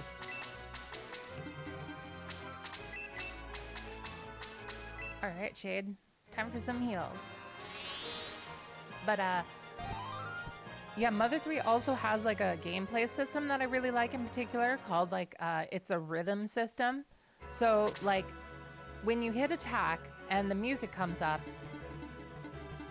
if you hit the attack button in the rhythm of the music, you actually do multiple hits, and as long as you keep attacking within the rhythm of the song, you can just do hit after hit after hit. Of course, like every time you hit, the attack power goes down a little bit, but you can still do like tons and tons of hits and get a lot more damage off if you like get the rhythm down. It is so cool. It's one of my favorite like gameplay aspects in an RPG. I really wish that a lot of other games like incorporated that kind of musical rhythm to it because it's so cool. I really love it.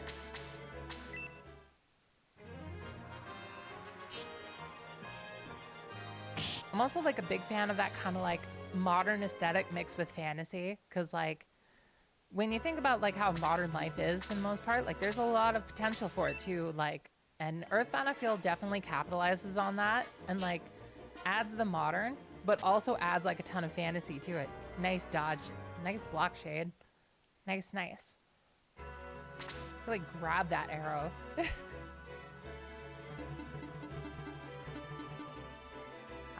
I want to give Nick some experience, but going up with that mage there is probably a bad idea.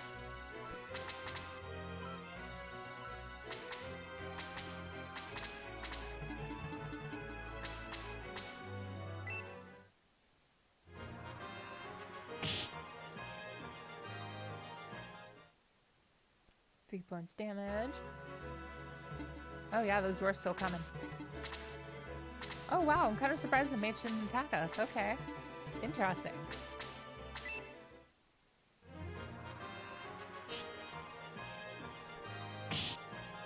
Earthbound racing. That's an interesting idea. I mean, I'd definitely play it. My god, Shade's level 7 with 21 HP. How much, like... 13 defense, wow. Thank you for the hydrate, DBZ.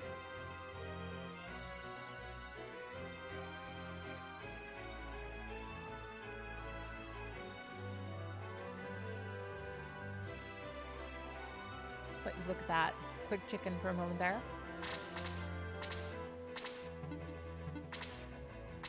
All right.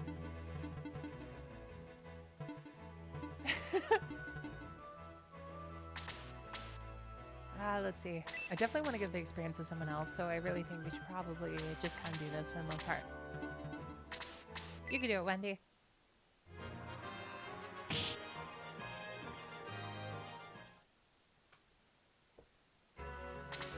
I like Shade's design a lot, too. Pretty good. Pretty well done.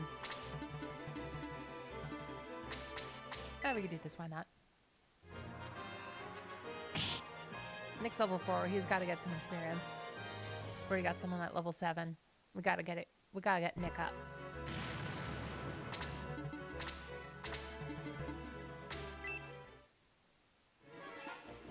What are some other kind of like HD remakes you'd love to see of like really old games?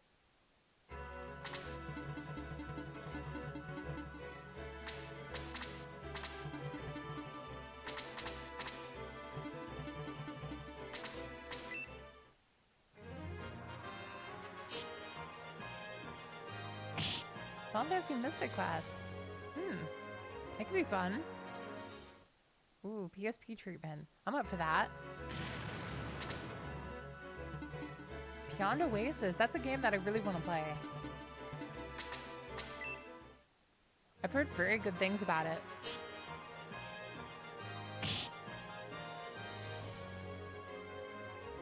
Oh my god, Apis, calm down.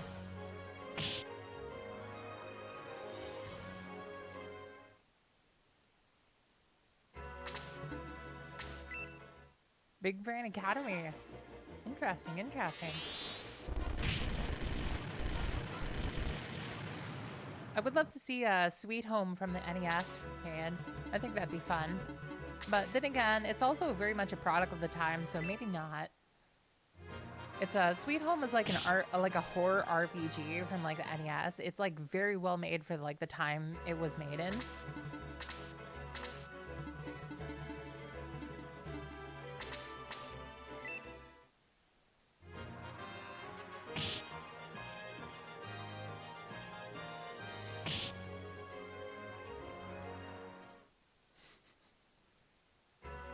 The ooze.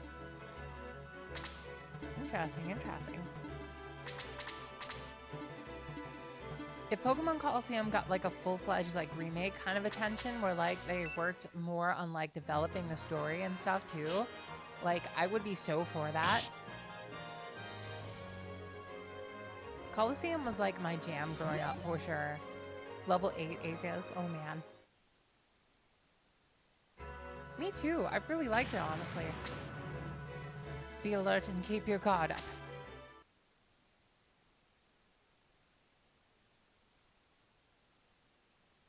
Yeah, when it came to Pokemon Colosseum, like I just love Umbreon and Espeon so much because of them. I think Espeon is my favorite like evolution because of that. What a creepy place. Is that so? I don't come into your house and tell you your house is creepy. Who's there? Identify yourself. This is the Bastion of Cyprus. You are an intruder. Retreat now or die.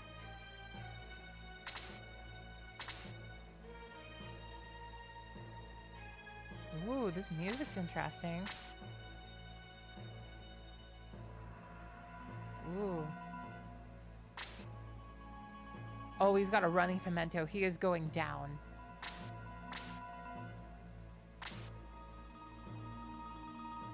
Seeing Fawful in HD would be wild.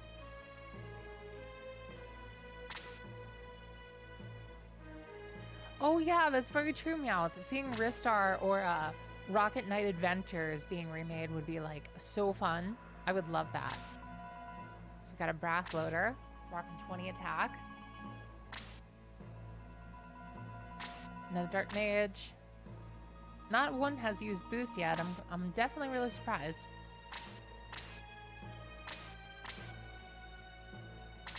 Oh yeah, Ghosts and Goblins. That'd be an interesting choice.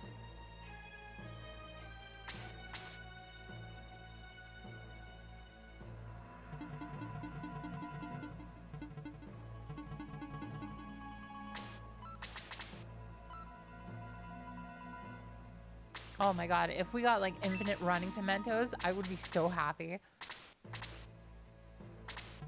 Could you imagine like just breaking the game because we like egressed at this point and just got like a whole bunch of running pimentos? Just watching like Shade walk around the entire map.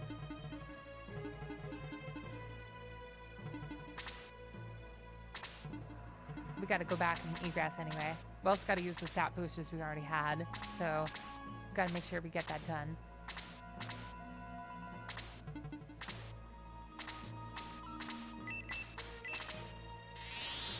I heard that you can do that in Shining Force too with like one of the rings.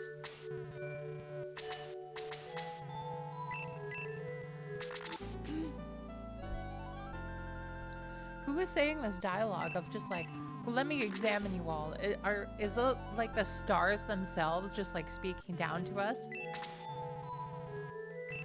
I wish a wish upon a star. Nick, let me examine all of you. No one was exhausted. Thank you, stars.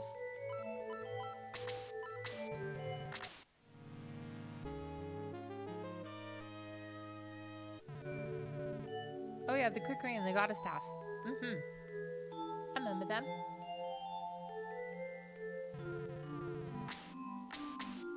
Don't remember the glitch 100%, but I can definitely remember. Over time. Let's use these stat boosters.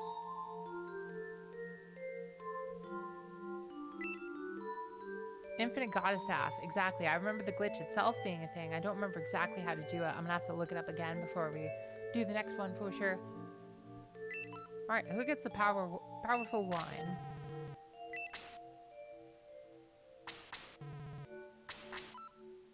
I need to check the stats.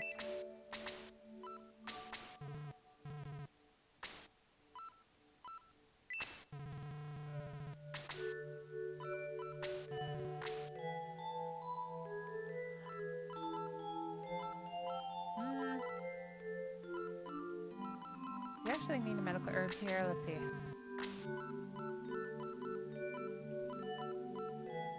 I think we're good for the most part.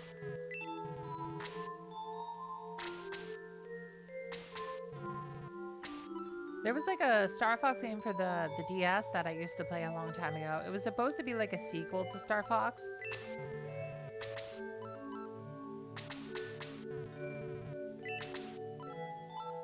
Okay, that's how we view stats. It's okay. Okay, good, good. Alright, so let's check attack for everybody. So we got 21 attack for Shade. Yeah, that was Star Fox Assault. Thank you, Meowth. We got Nick rocking 15 attack. We got Roost rocking 20. Shade's actually our biggest attacker right now. That's wild.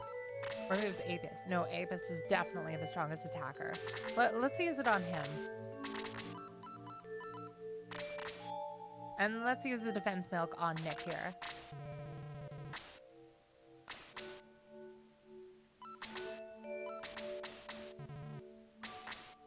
Oh yeah, like a remake of Excite Fight. They could do a lot with that. Alright, let's give the power wine to Apis. Ooh, by 3. Nice. Big numbers. Ooh, 3 for Nick. Okay.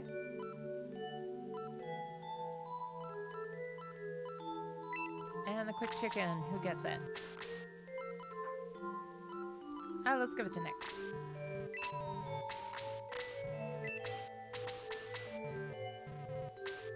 The most fondness I have of Ice Climbers in particular was I used to play them a lot in Smash Brothers. I used to like use one to grab and the other to like use smash attacks, and there were some really deadly strategies you could use like that.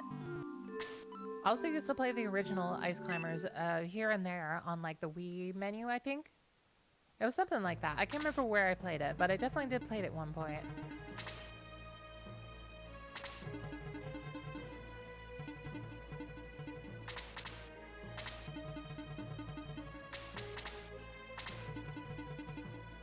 Oh, hey, that's awesome, DBZ.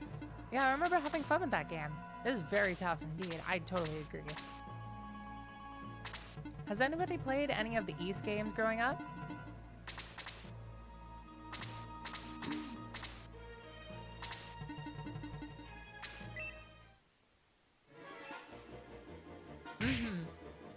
Ooh, I like this background. I like the lighting here.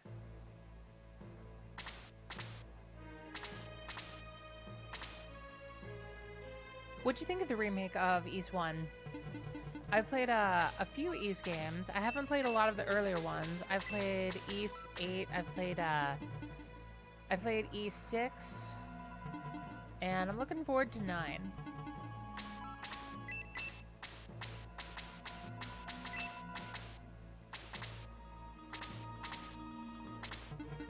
I totally understand that. There's also this RPG series that I really want to show you guys sometimes called like the Seventh Dragon series. It was an RPG series that was like primarily in Japan for the most part. They had like a 3DS one too called like Seventh Dragon, like, oh god, what was the name? It's a really hard RPG series. It's mainly about fighting dragons for the most part. They do it in some really interesting ways.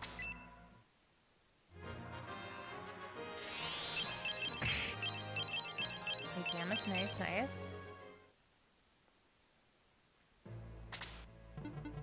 Go around.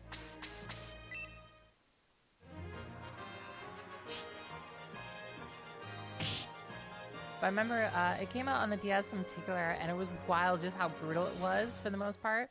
It was definitely one of the most brutal RPGs I played. That had like this grass all around like the fields, and like for every step you took like on the grass, it would like cause 1 point of damage for like your entire party. And I just remember that being so brutal because you like had to go through the grass and then do these massive fights. Thankfully, the grass would disappear permanently, but man, that was a brutal mechanic. It's kind of like it reminded me of the DS Lunar for the most part, where like they actually had you like take damage when you like ran around. It was like some of the most brutal unfair mechanics. At least the most brutal and unfair mechanics I've heard in RPGs.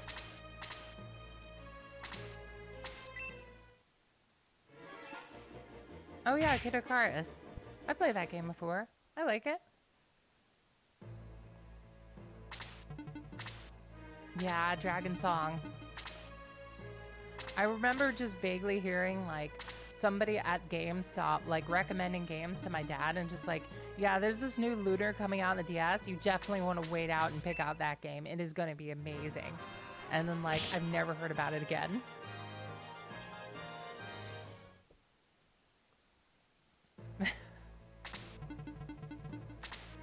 At that point, I wouldn't have been surprised if I saw like a whole bunch of Lunar Dragon Song in the trash for the most part.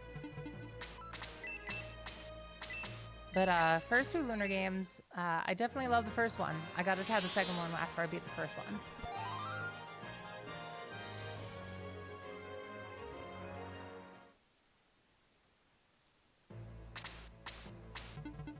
Alright, let's see.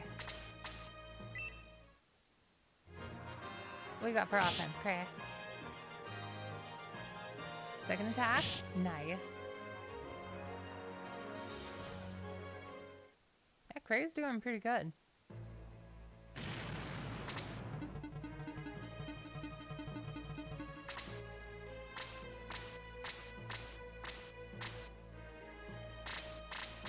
You get the running pimento?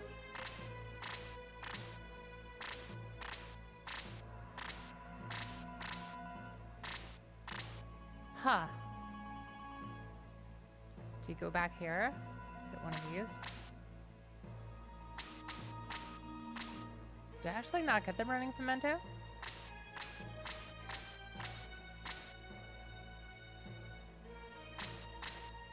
Huh.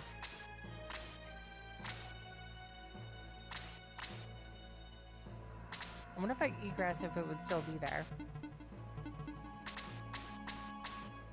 Probably gonna have to do that, to be honest. Yeah, the overworld sprites are really nice.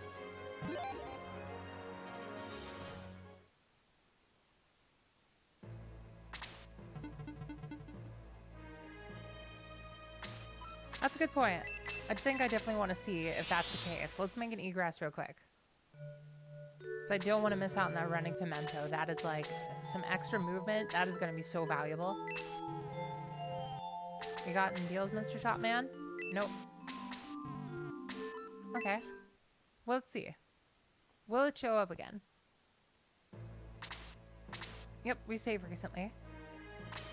Oh, he's got it.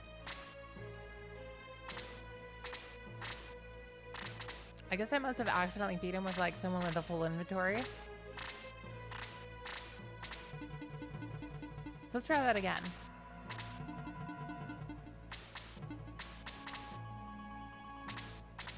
We got it this time.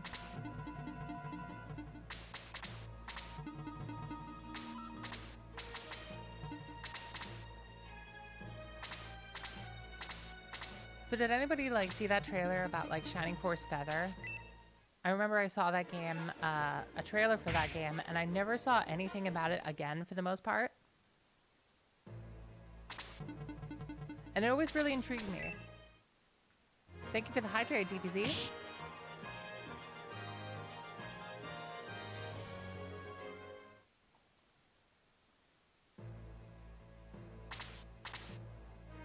Welcome to the hydrate stream, guys.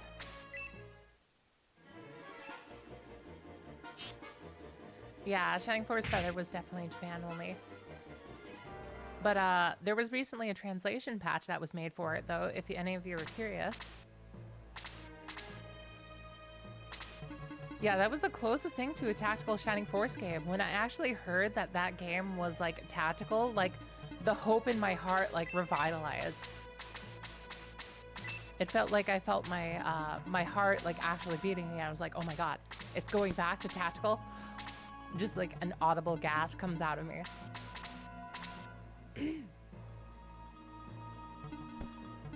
I think you can. Well, I think you can. I think it would be very hard, but I think you can. I don't know for sure, though.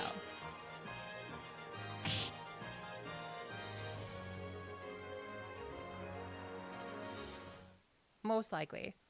But, yeah, Shining Force Feather, I've heard interesting things about.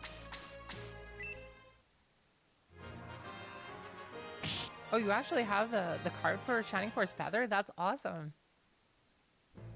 That's incredible, actually. But yeah, I would absolutely love to play that sometime for you guys. Oh, the counter. Okay. 1 point. Nah, we good.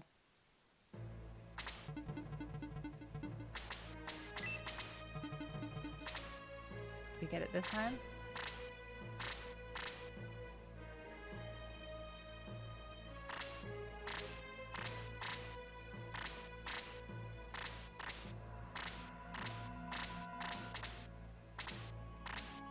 Huh.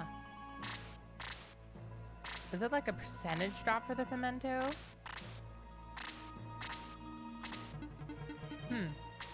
That's strange. I swear I didn't beat him with like somebody that had full inventory. That is very strange.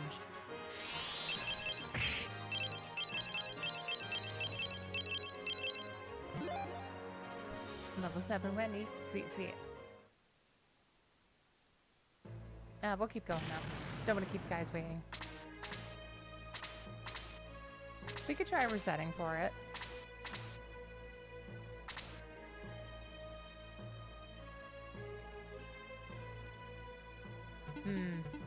Okay. We'll give it one more try. Because running pimentos can be like game changing.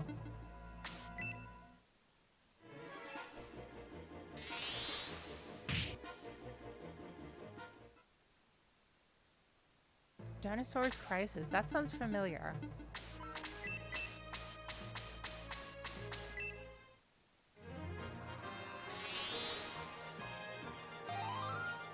I think that might be the case, Meowth. I hope it's not, but yeah, it seems to be that way.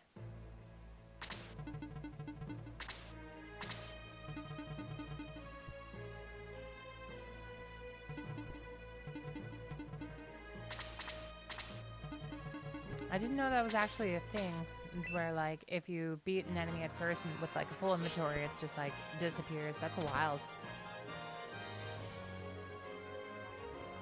Oh well, we press on.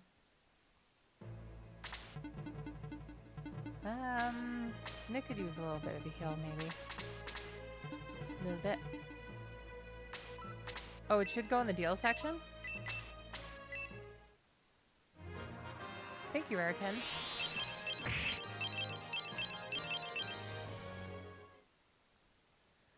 Yeah, you're right. It is a pimento, too. Let me think about it a little bit more.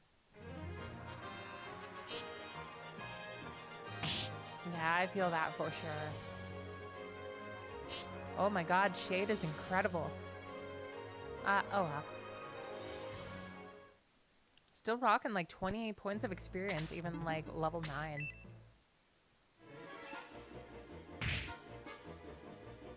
Wendy is pretty tanky. How much defense does Wendy actually have here?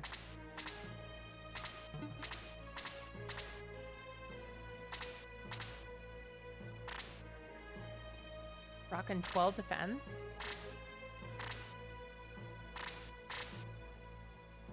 I think Nick... Yeah, Nick has 1 point extra. Sig is doing the worst on defense. I totally agree. Shade is fantastic. Yeah, we're still rocking level 1 sig. Even with like everybody going for Wendy, she's just not going down. She definitely has chainmail under that like wizard robe, for sure. Well, might as well give her some experience.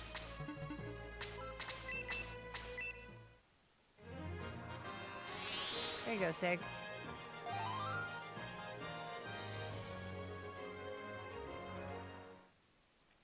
$10 points of experience at least.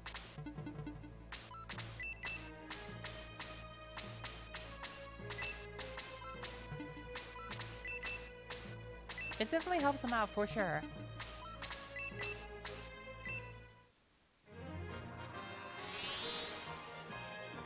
Exactly. Gotta have something under those robes.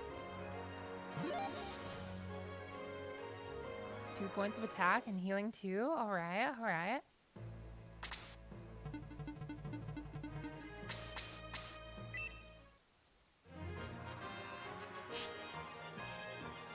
Rat man. 33 points of experience, okay. Very cheered me out.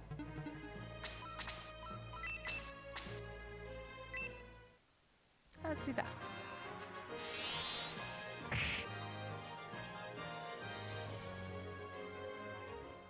Ooh, 44 points of experience. Nice, nice. Okay, that sounds good. Thank you so much for dropping by, Jay. I really appreciate it. Hope to see you again soon. Alright. Let's give it one more try for that pimento.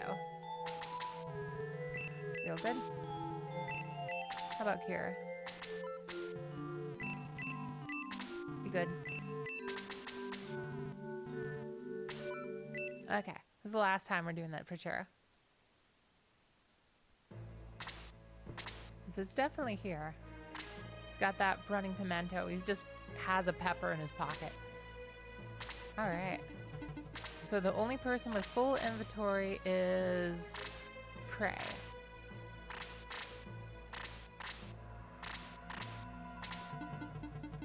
Got peppy pockets full of power.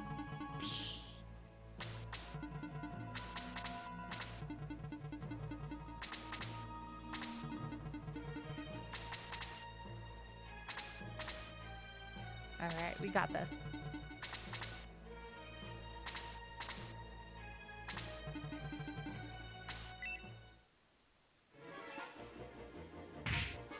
Oh yeah, I remember something I was going to say earlier. I was watching this video on like some really bad voice acting and in RPGs in general. And it was by a YouTuber under the name David, if I remember right. And there was this one bit about Shining Force Neo having some really bad voice acting.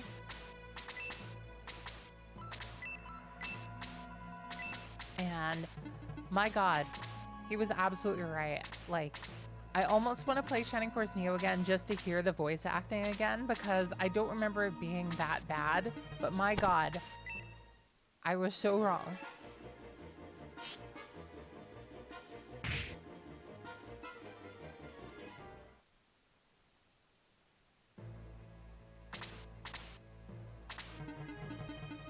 Boom.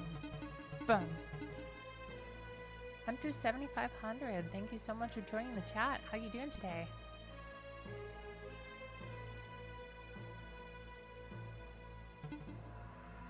If it defeated, I noticed a bug with this game I played through a few weeks ago where if I defeated an item carrying enemy with full inventory, even if I aggressed and tried again, it still wouldn't drop it, and I think only weapons and rings show up in the deals. Oh! Well, thank you so much, Hunter 7500. I'm glad that we cleared that up this time at least. Alright, now we know for sure. That is a very strange bug. Oh well, that's fine. I guess we're doing no pimento challenge. Shining Force CD. Hard mode, no pep. Rest in peace, Pepper.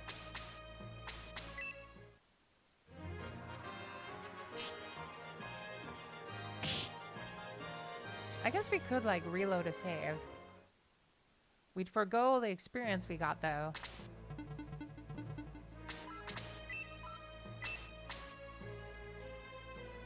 I guess I could try that. So I'm gonna make a save state just in case things go like haywire. Give me a moment.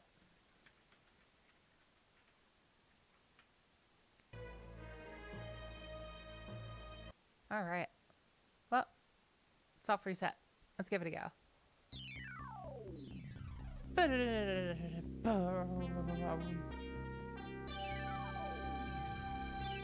It's so colorful.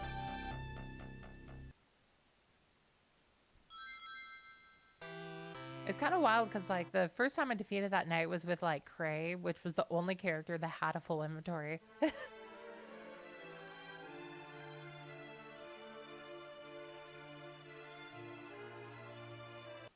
Don't know if I can say for sure, but, wink, wink.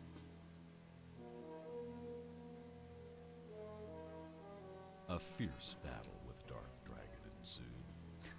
Yeah, let's see when this. the Runefaust army invaded.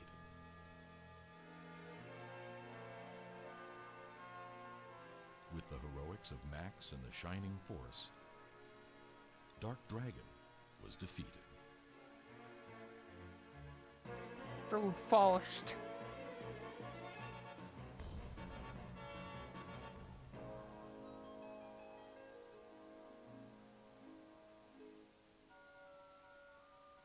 The victors returned to their normal lives, vowing for renewed peace. Some disappeared, some left for further adventure, and some returned to their homes and families.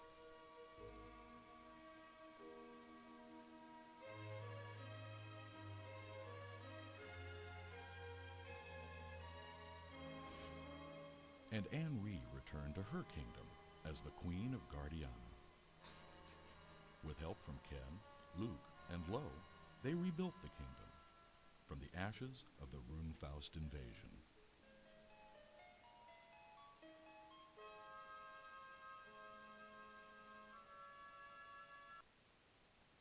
All right.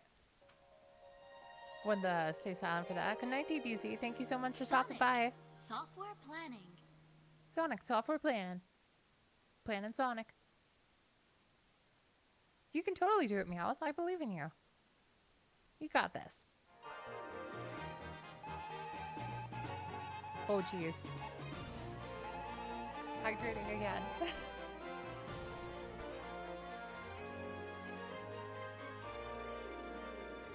Thank you, DBZ. I hope you have a great night and get some good sleep.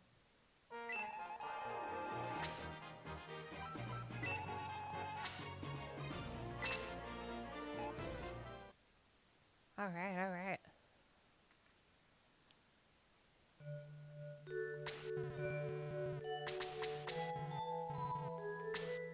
Let's give this another try.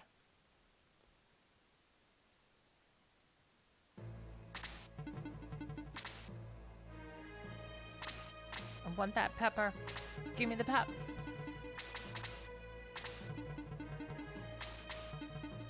Okay, go Cray. Got it.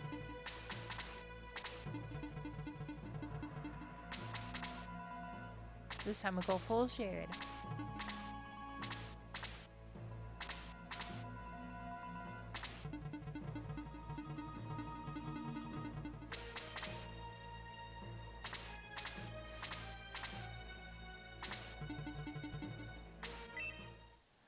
You'll never get my pepper. It's mine. Stabs for 2 points of damage. Oh God, I am wounded. I shall never recover.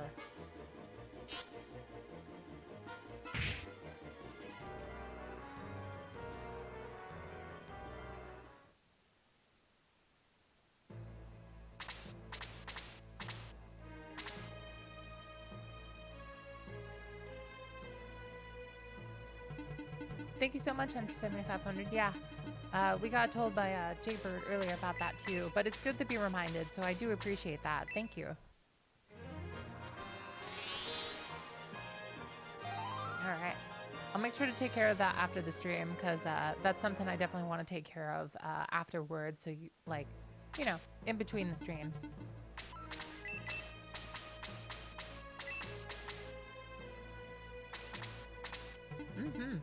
I'm so excited, honestly. Like, this will be the first time I played all the way through this game. And I'm just so genuinely excited. I've only played like a part of this like ever, and like to play something brand new, Shining Force with pixel art, I'm so excited.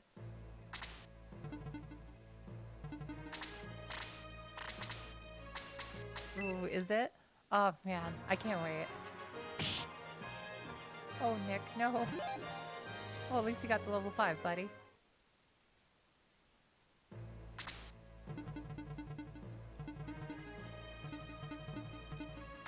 Oh, that's awesome, Hunter. Did you have a good time?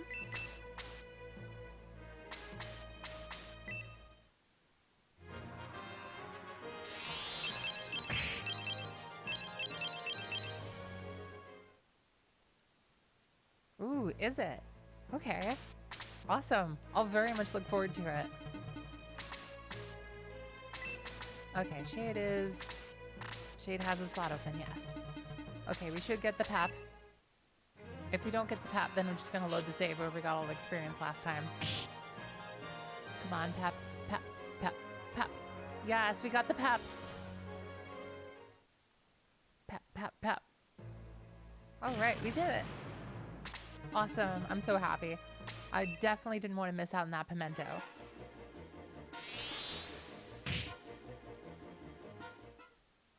$100%, we got this.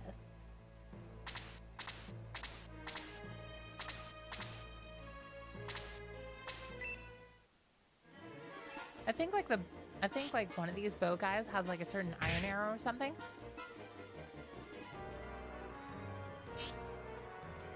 Ooh, the double hit for 1 point of damage.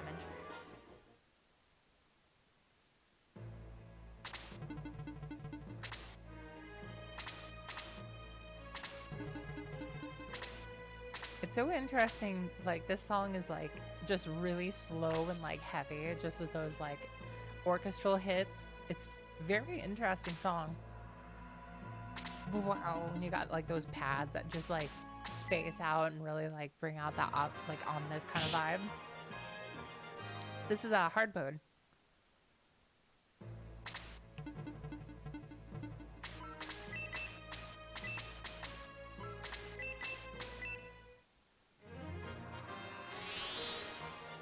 Oh my god, that would be so awesome. I would love that.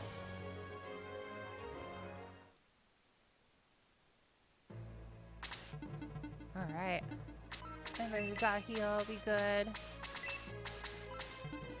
Can you actually change difficulty in between books, or is it like something that you choose like pretty much throughout the entire game?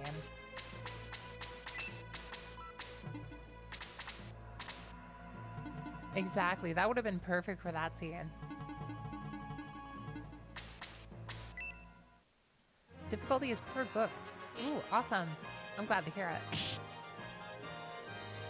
Thank you, thank you.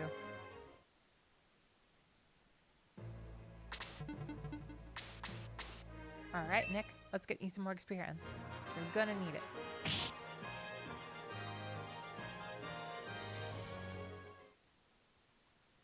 Nice 49. 49 is sublime.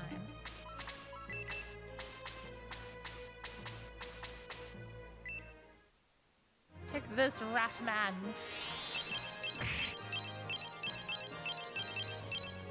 Oh yeah, you're absolutely right. We gotta level Sid and keep him up with everybody else.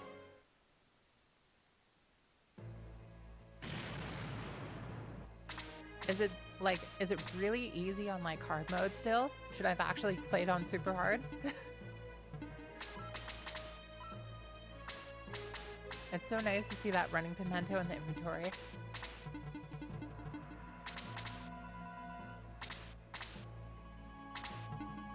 I totally agree, Meowth.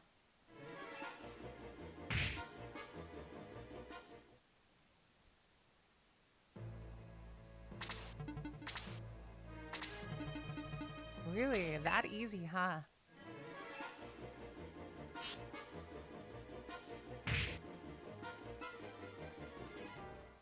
That's wild. I definitely would have clicked super hard if it weren't for, like, if I would have known prior.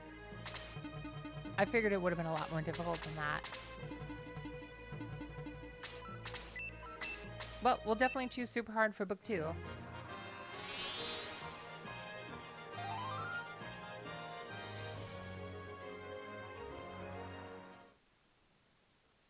Oh, okay.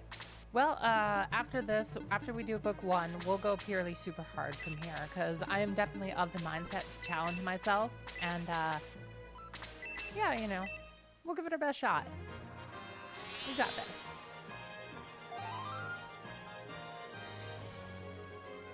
Thank you so much for letting me know, though, Hunter 7500. Thank you so much. Book 4 is super hard on easy. That is really interesting difficulty scaling. I've never heard of that being so incredibly spaced out like that.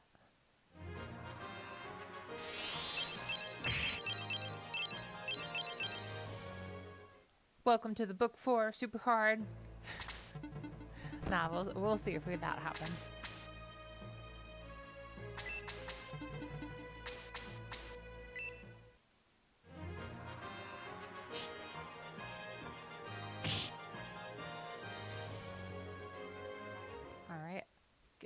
Getting those kills ready for other people. See if we can get Sid something. Definitely want to get Nick something here.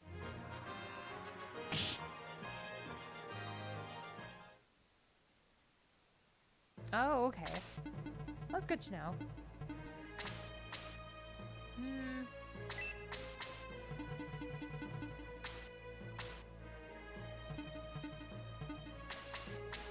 Get rid of the Incubus, though, and so that I can't use, like, magic on us. And we'll save the other one for Sid in particular. Still getting, like, 46 experience points, though, so that's pretty good.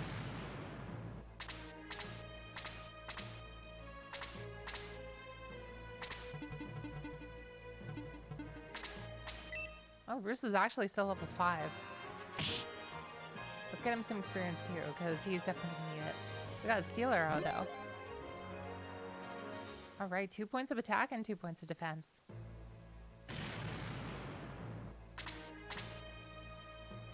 Yep, we'll circle back up for the chest here.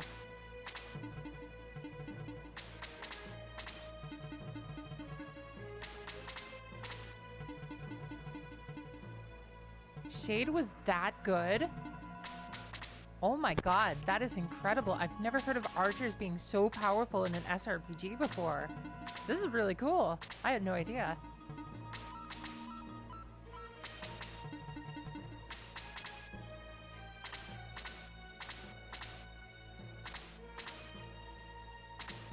Yeah, very true, Meow. Very true.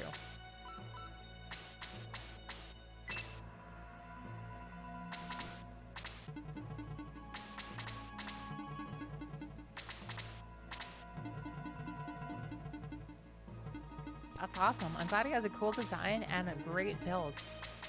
Also has a cool name like Shade.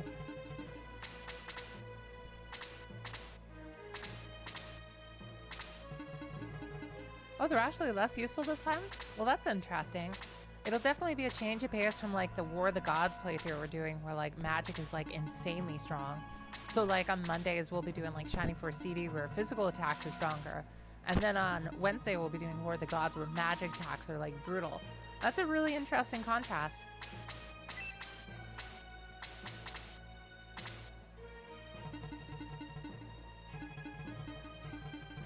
I totally agree, Erican. It definitely seems that way from what I've seen so far. I'm looking forward to see, like, what the rest of the assets will be like down the line.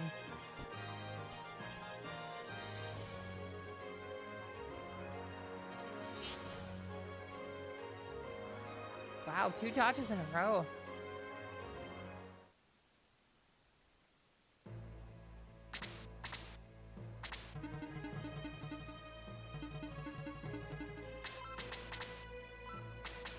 Let's do this. Double dodge David over here.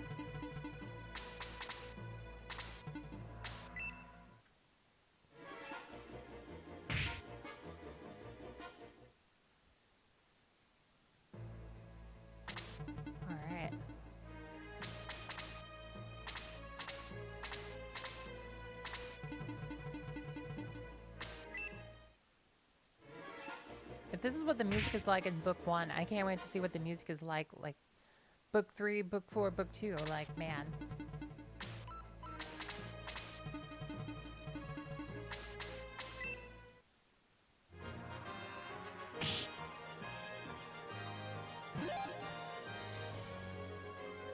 Alright, 2 points of defense for Siggy.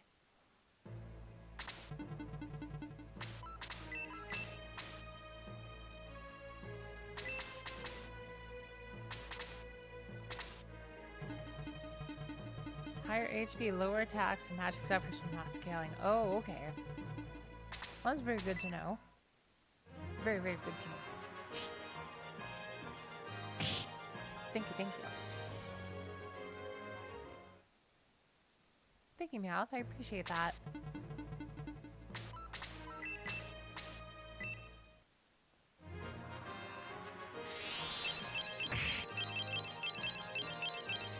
I'm such a sucker for like the wizard hats. It's like one of my favorite aspects of fantasy just in general. I think I actually have a few of them too. Let's give that kill to Siggy and we'll give this one to Nick. Never mind.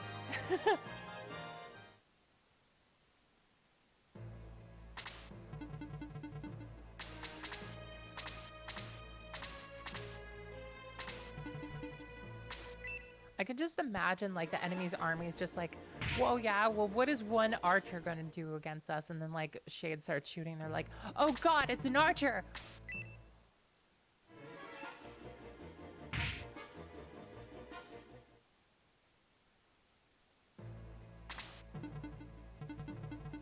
Is the one useful a magician? Oh no.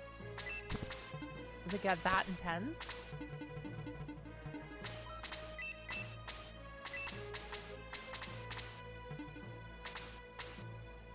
Alright, Siggy, come on.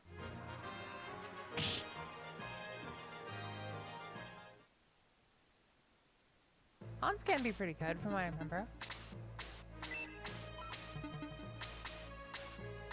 Yeah, we're gonna give those kills to other people. How you doing, Aethys, on inventory? Yeah, let's use you to get this chest here.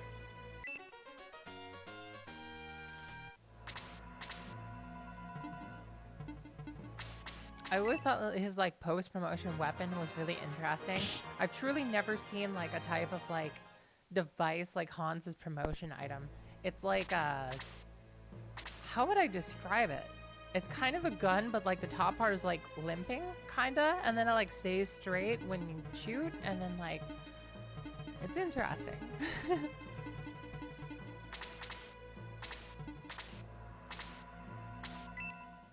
Oh my god, he actually used boost.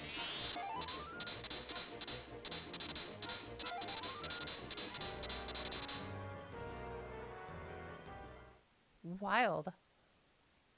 I didn't think he'd actually do it. Oh wait, it's actually raining pretty hard outside. Cool. I love the rain.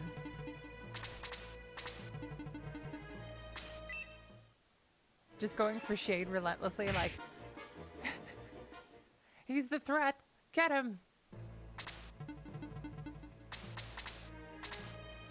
Hey, Sydney Saint. Welcome, welcome.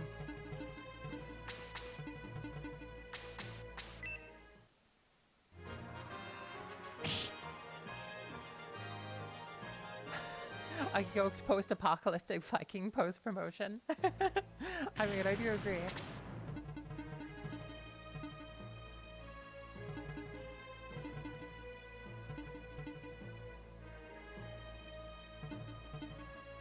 Yeah, I wish you got Adam earlier too, for the most part.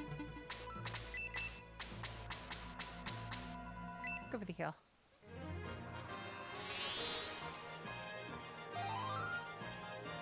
Cleric's attack boosting enemies is so rare. Musashi and Hanzao are always worth it though, I totally agree.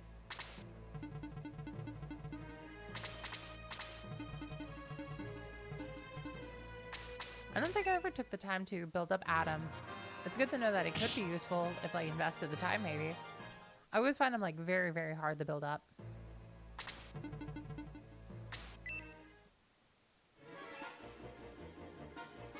I have Hunter 7500. I've seen like I really like that video. It's by Harvester of Eyes, if I remember right.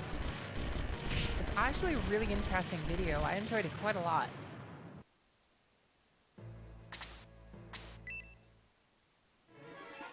Oh no.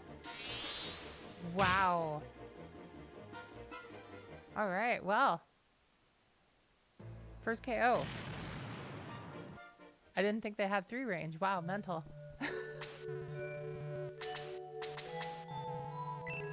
Alright, well. We're gonna take a quick small break here. I gotta use the restroom really bad. That's fine. We got this. Alright, so I'm gonna play some music for you guys, and I'll be back here in just 5 minutes. Just a little quick break. Let's see, what song can I play for you guys this time? Let's play the song. Why not? Alright, I'll be back in just 5 minutes.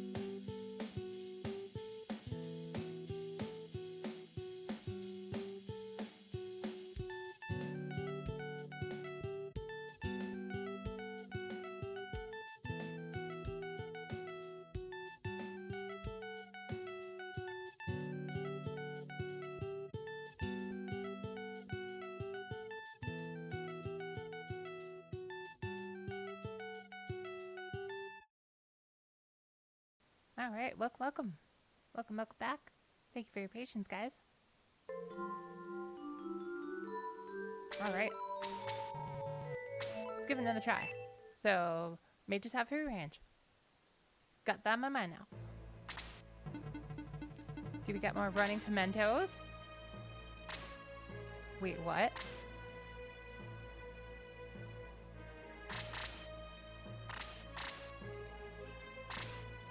Oh my god. Is this real? Oh my... They won't drop... Oh. I was so looking forward to that for a moment. That would have been awesome, though. It's good to know, though. Thank you.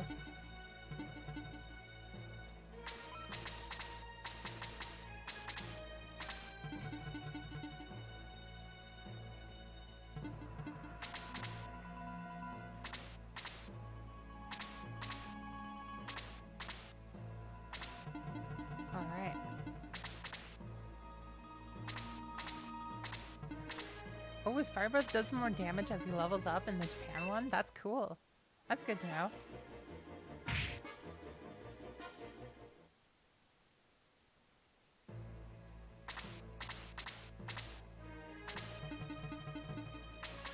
I've never used Screech myself, so I wouldn't know for sure and all that kind of stuff for the most part. I've used Jarl before. Jarl can be okay.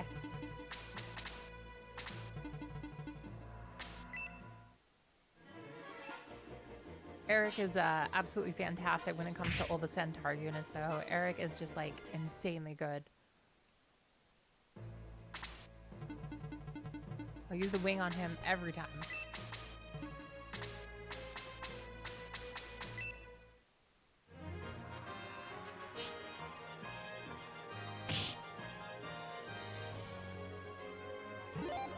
Alright, level 9 APS.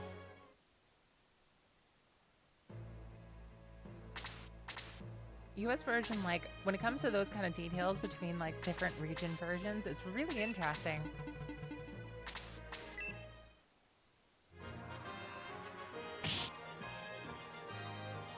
It allows you to manipulate crits and misses in the Japanese version. That's wild. I haven't heard about that at all. Wow, that is really interesting. Thank you for bringing that up. I know in like the American one you can manipulate movement and go like one extra square if like you have one of your characters on the end of like your movement.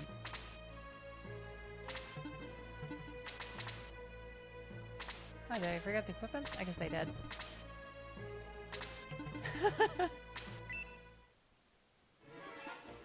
Because Americans, they'll never hit buttons.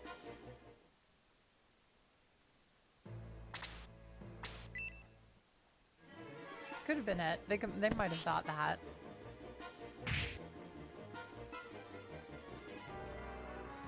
Ooh, second attack, okay.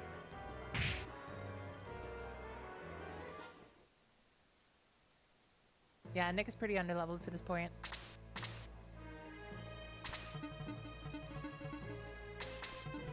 Roos could also use some help too.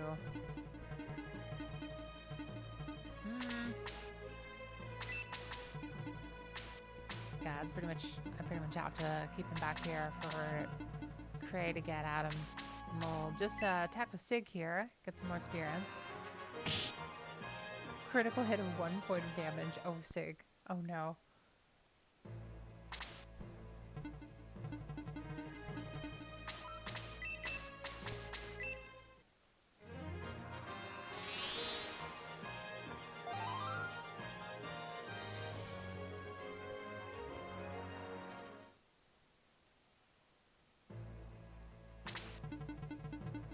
I think I used to do that too, Erican. It was so long ago for the most part, but I remember doing something like that.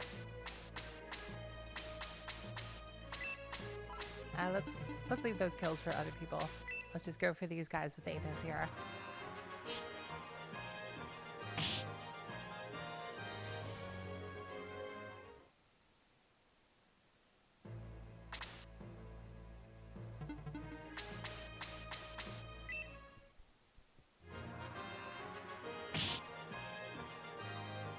Level 6, come on.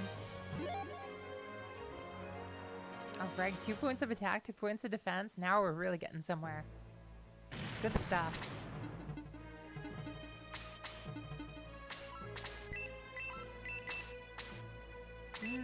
Let's go for a Blaze. I think we could knock him down to 1 HP. We might take him out, but if not... Oh, that's perfect. That is perfect kill potential for Sig.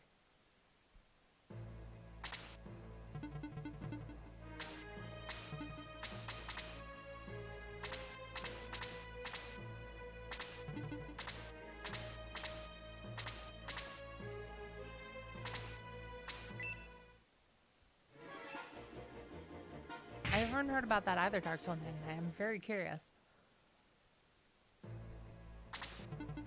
I'd love to see that clip, Sinning Saint. That'd be really cool.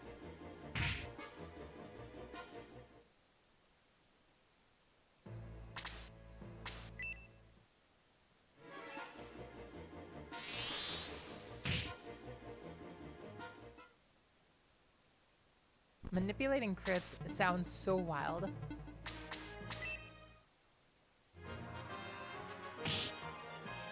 Alright, do you get a level sig? Okay, good. Yep. Definitely no running cap. Oh well.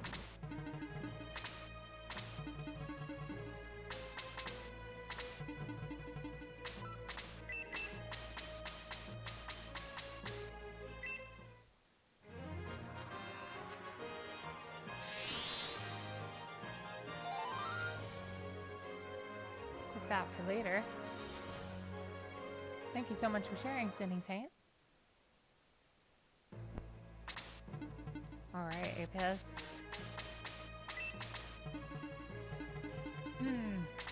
Let's do this.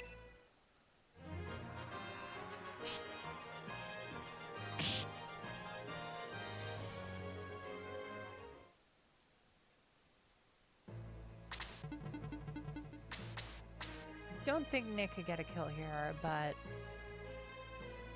he really needs it.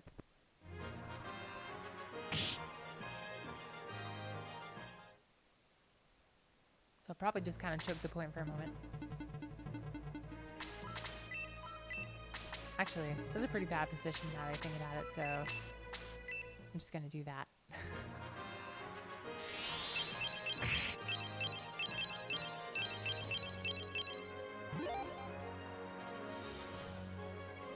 Alright, Blaze level 2. Nice, nice.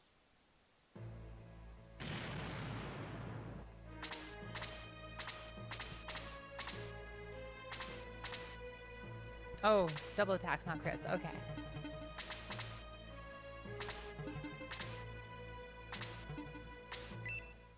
Okay.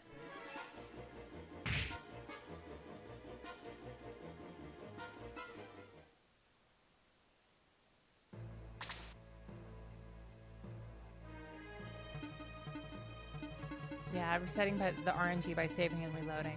I know that's definitely a thing. Not something I'm probably going to do because I'm not much of a speedrunner per se. It is very interesting though. I like to learn about it. How you looking there, Nick? He's looking fine.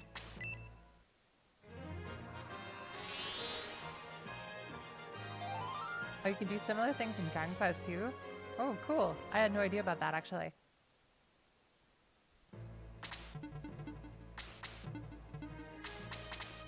Cray back for a moment.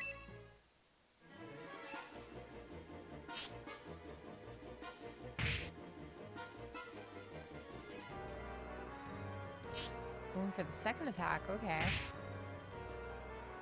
1 point of damage, so it doesn't matter. Nothing we can do with Wendy. We attack the Death Archer with Apis, though. It'd be best if we give the other kill to, like, Nick, though.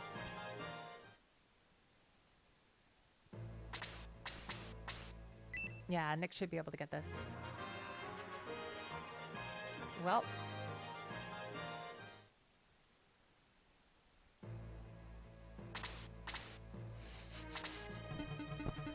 Whoop.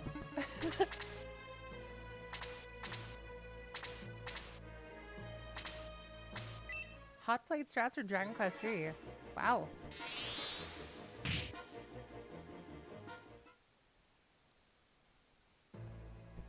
I had no idea there was a whole bunch of manipulation stuff you could do in Dragon Quest 3 like that. The game glitches when the console overheats. Oh yeah, I've heard about that. I heard that you can like manipulate certain kinds of games that they like actually overheat like that. It's really interesting. I'd love to learn more about that. It seems absolutely wild.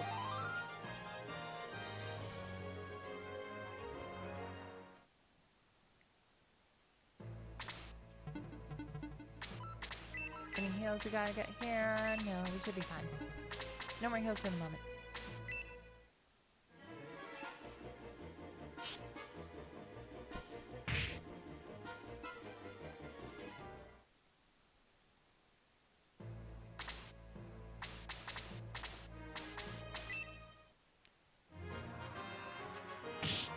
Okay, good. Wanted to make sure I didn't jinx it this time. Alright. And we'll move Apis up here to go get that chest.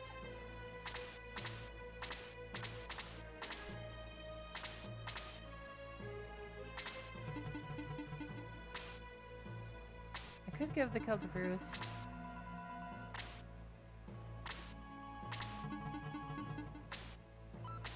Nah.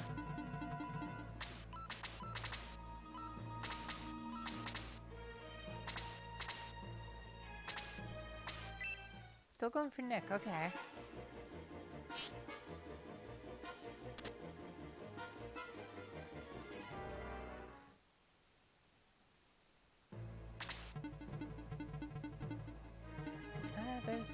Yeah. Alright, Sig. Can you do more than 1 point of damage? You can.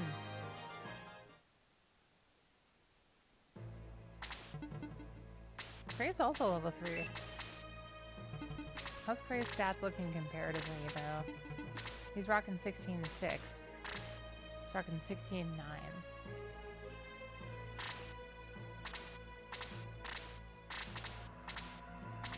Sig actually has like heal 2 at like level 3 though. That's wild. Yeah, I'm gonna give that kill to Sig.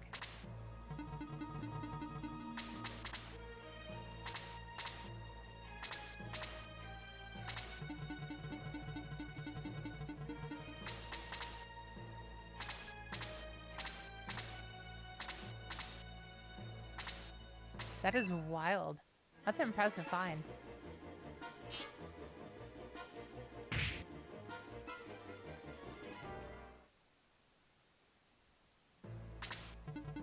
Alright. This map will not get the best of me.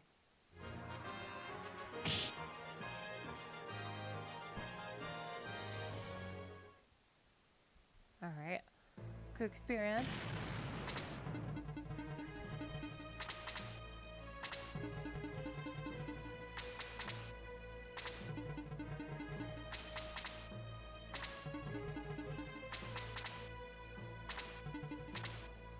I'm surprised he didn't go for me there. Wow. Okay.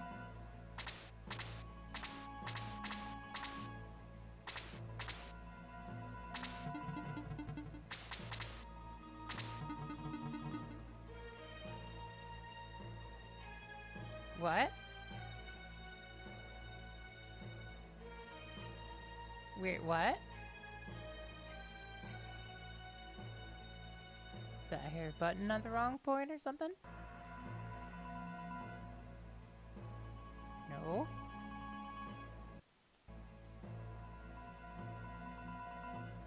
Huh.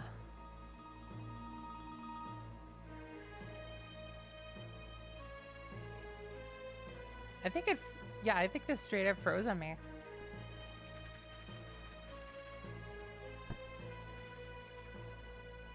Wow, I've never seen this happen before. Yeah, that's definitely a rip, I think. Huh. Yeah, is there any way I could get...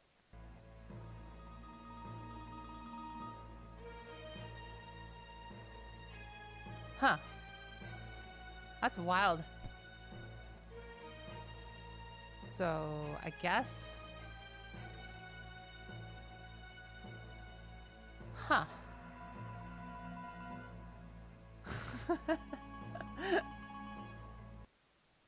Alright, well, I guess that's a reset. Wow.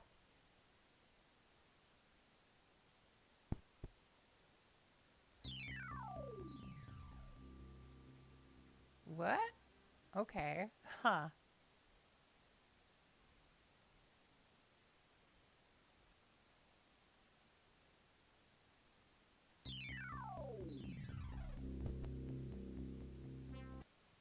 Exactly, Erica. We got some nice tunes.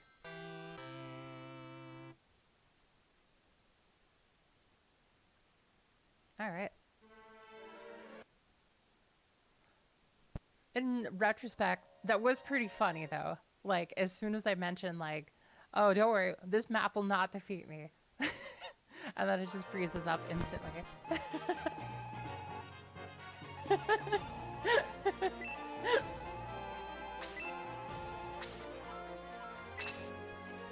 Alright. Well, it's all good.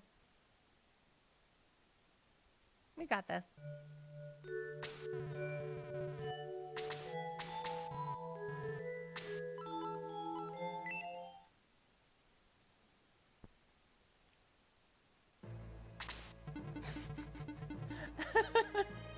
Game uses freeze.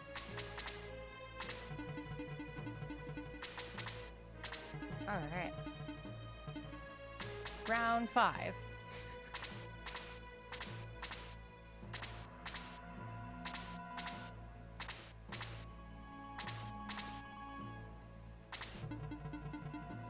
At least it's an interesting area in the game.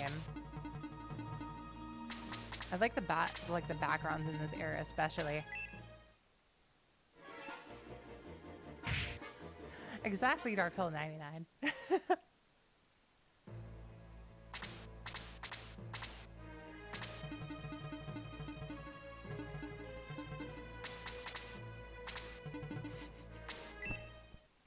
All the level 5 spells are just game breaking at that point. Blaze 5 is just the game overheating.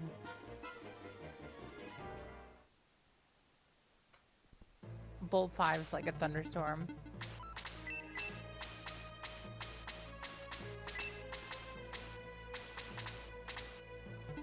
Alright.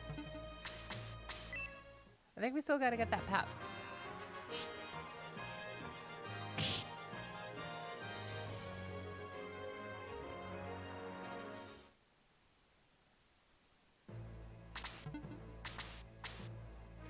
Alright, can you get a level this time, Nick? No. Oh, wow, okay. Same good level as last time. I'm okay with that. Sounds good to me.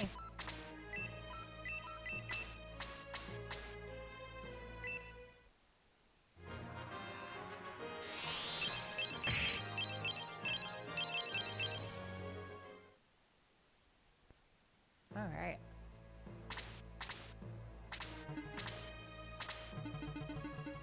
I still don't think I've seen what's in that chest over there.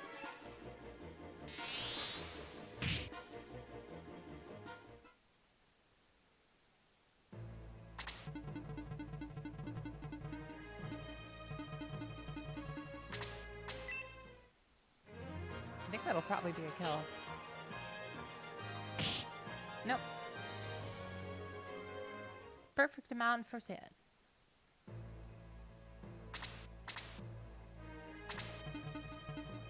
Or Bruce. Bruce has got an empty slot in here, right? Yeah. Yeah, let's just do this. Why not?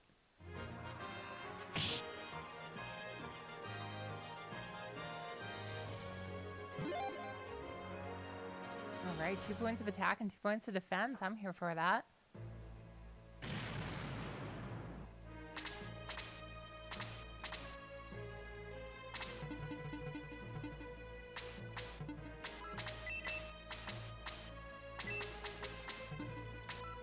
How about Wendy here? You good, Wendy? Nah, you can need a heal.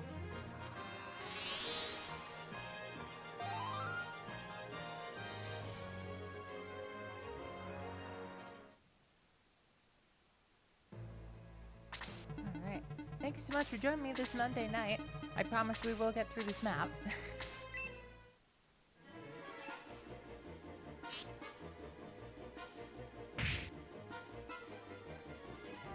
When will Shining Chaos be out? So, Shining Chaos and Shining Chaos Prelude are actually 2 different things for the most part. Shining Chaos Prelude will be out this month. Shining Chaos is a different project entirely that is going to be worked over the... like, probably a good long period for the most part. I don't want to say for sure, because that's up to the dev for the most part. But Shining Force Prelude will be out sometime this month.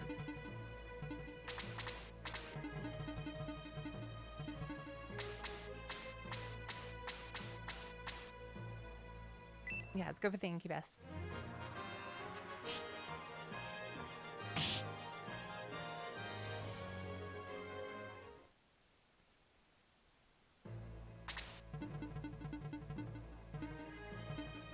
I've played through a bit of Prelude.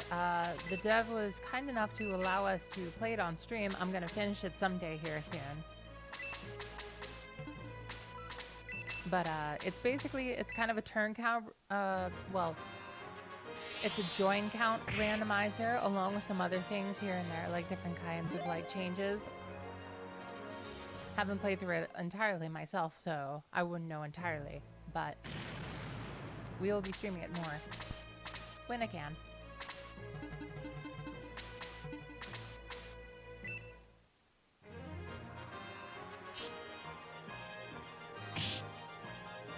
It's pretty nice. I think you'll have a great time with it, honestly. There's some very good potential for the Shining Force 2 randomizer. Yep, it is Cyrus AF game. He's doing a great job with it.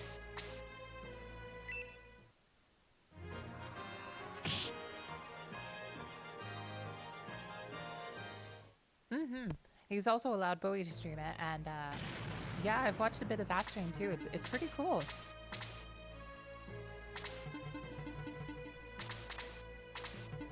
We ended up with Kazan as our main character. You can check out the stream on the VOD on the YouTube channel if anybody's curious. Links in the description down below.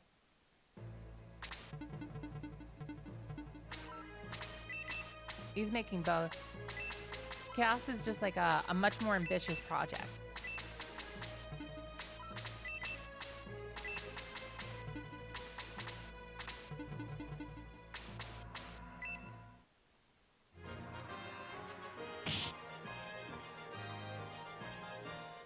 But yeah, he's a very talented developer. I look forward to seeing like what else he ends up making down the road.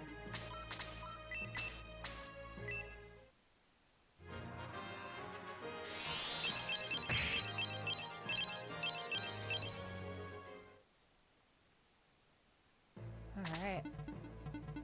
Let's give that kill to somebody else. Meanwhile, let's send Apis up here. And Shade. I'm gonna save again, because I want to be, like, safe this time.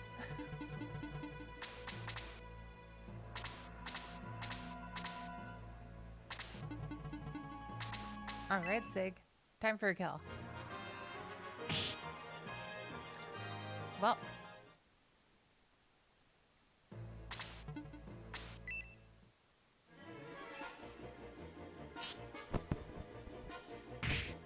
That's fine.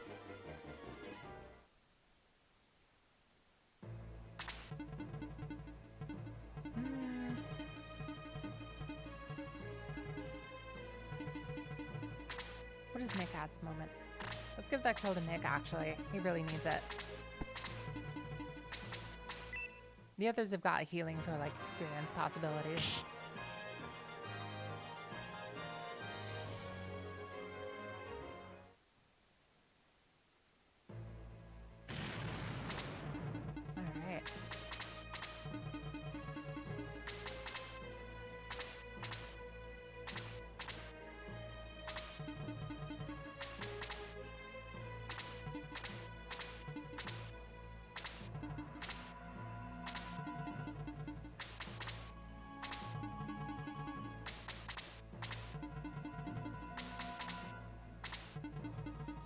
Alright, that sounds good. Thank you so much for dropping by, Erican. I really appreciate it. I hope you get some good rest.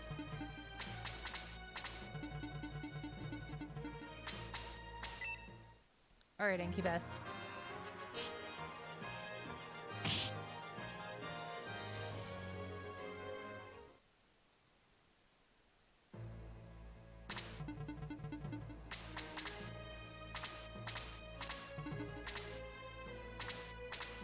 Incubus, more like take this.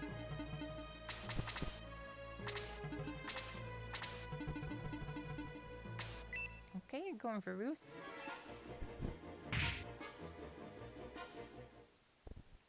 I can't wait to see what the promotions look like too down the line.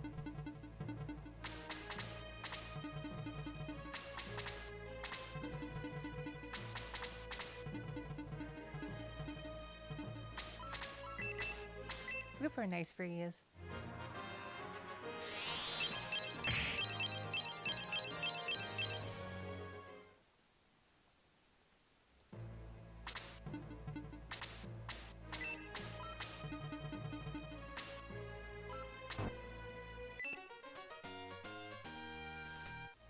Nice, nice, nice, nice.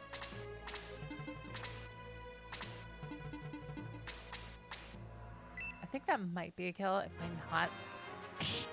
Oh, it actually will. Okay. Exact damage. That's fine. He needed it anyway. Hopefully the Incubus goes for... Okay, good. That's actually exactly what I wanted.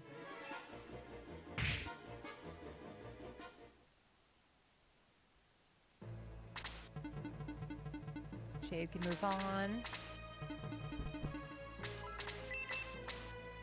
Give that heal to Roos.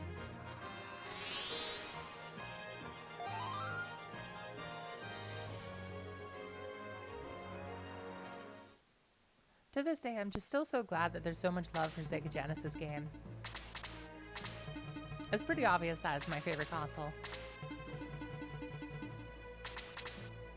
Alright, Nick. Some more experience for ya.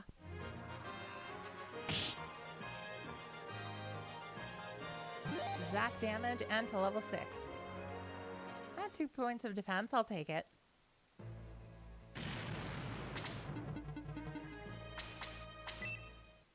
Alright, Shade.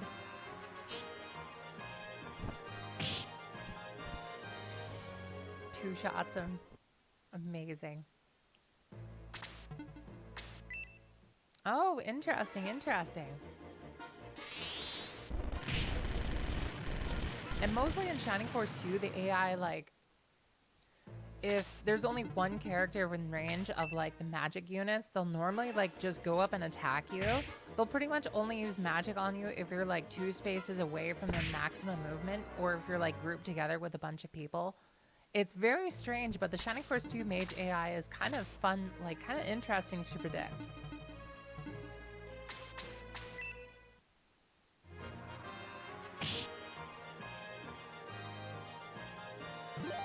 Alright, level 7 Roos. With another 2 points of attack and 2 points of defense. Good stuff.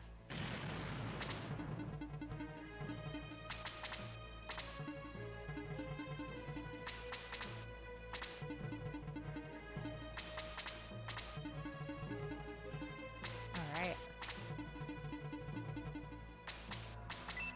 Let's do this. Let's spread out.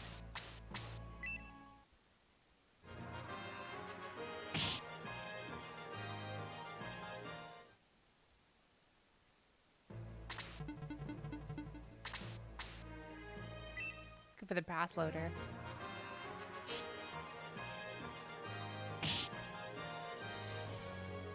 Good old classic brass loader.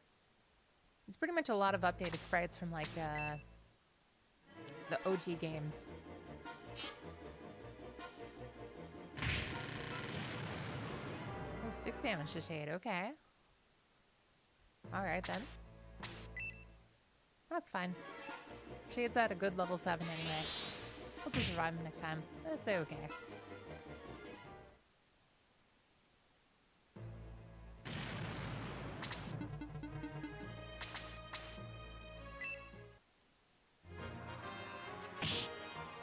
Alright. Down the 4. Now he's within kill range.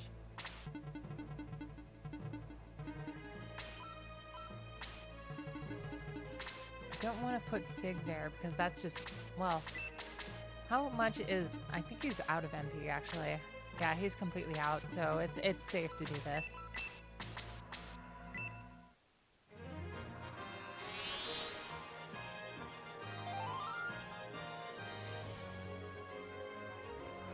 Gotta at least give Sig some kind of experience.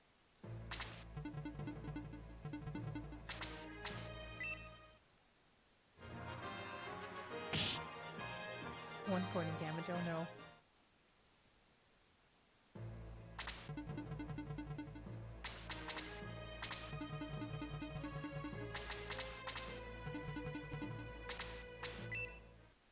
We'll do this. Ooh, 9 points of damage. A lot better. It's an okay level. It's not that great. It's fine though.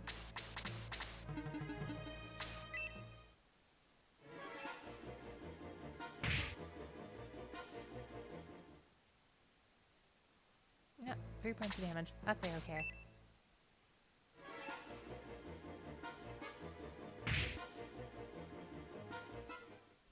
Let's try to give that kill to Sig or Slay, or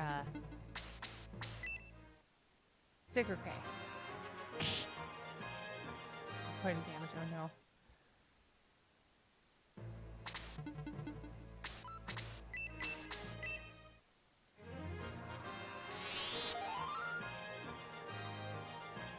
$70 points of experience for healing himself. Okay.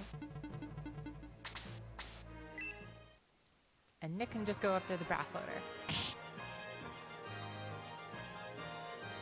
Ooh, double attack, okay.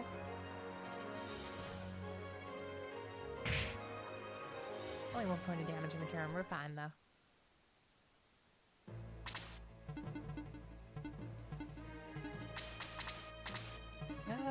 Yeah, pretty much gonna leave the kills to everybody else at this point.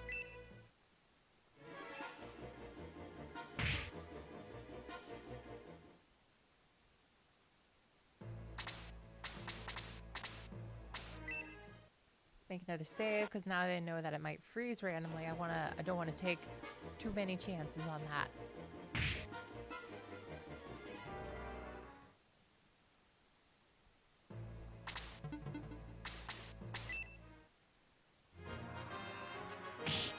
Double attack, come on. No. Oh well. How about you, Kray? Feeling like a double attack?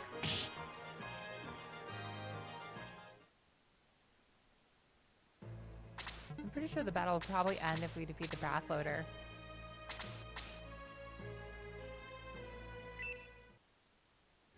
Let's see. Could be just a rout. Is that gonna be it? No? Okay, well that's fine with me.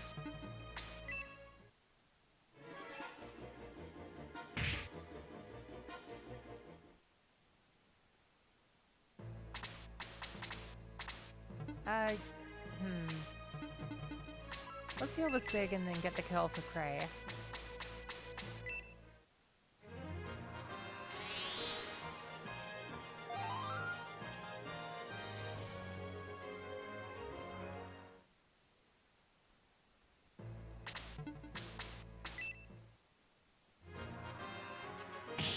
These monk sprites are so different than what I'm used to.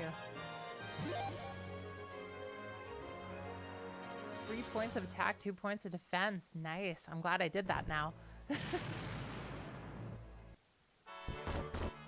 Alright, we did it, guys.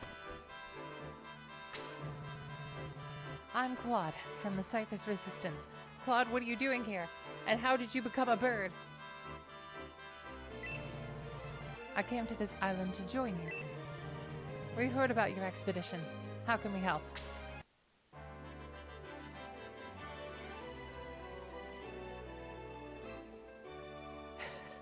And Claude's just like, I'm named after my father, Claude, the golem. Nick just stares at him. Like, that's amazing.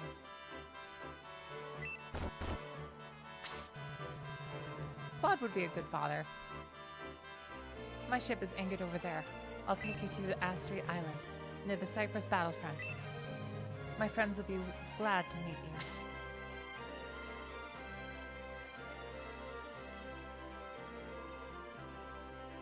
Thus, Nick and the Shining Force freed Mignon and left for Asteroid.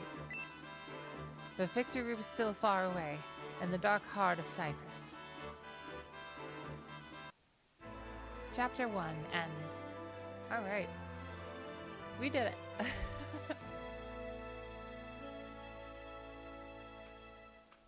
I like that border. It's so fancy.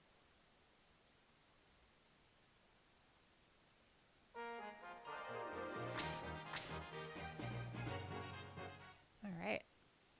On we go to Chapter 2.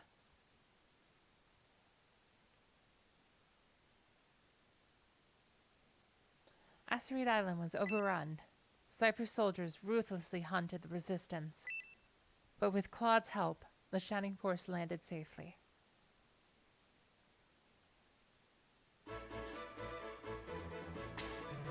Cypress forces surround the village. They're searching for the resistance base.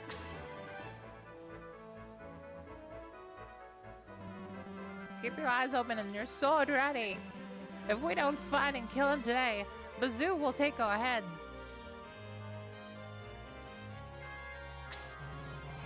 What are they looking for? Must be someone important. Come on, let's make sure we find them first. Alright, so we got some more Death Archers, some more Ratmen. We got a Rat Fly. Okay. Half bat, half rat. Hey Devil Sky, welcome to the Void. How you doing? I'm having a great time so far. This is mostly going to be my first time playing it. I played through Chapter 1, and I played through part of Chapter 2 like more than 10 years ago. So this is a mostly fine playthrough for the most part. So far I'm having a great time. There's some really cool stuff to this. There's a lot of really nice details to a lot of the sprites. The music has been pretty nice. I'm into it. It's a fun time.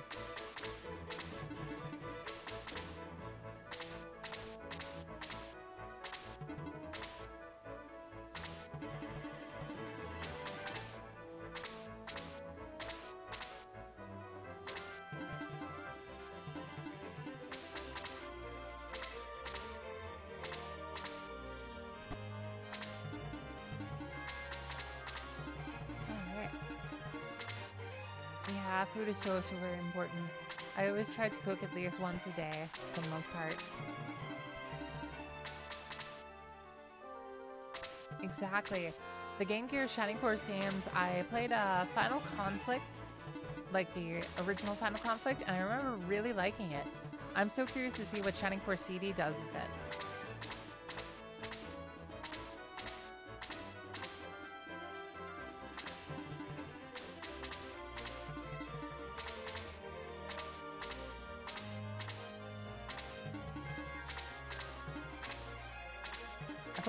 I've wanted to play the other Game Gear Shining Force games too whenever I get a chance, but I think this will be a great way to experience like pretty much all of them.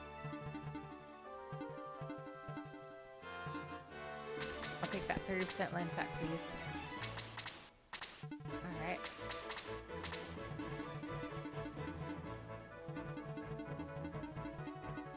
It was a bad way to introduce Claude right off the bat with those burn units. Oh well. We can just kind of pull them with the other units and then take them down right away.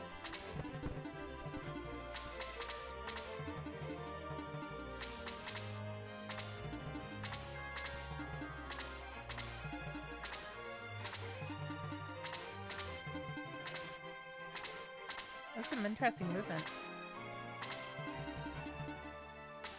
Also some very strange enemy placement for the most part.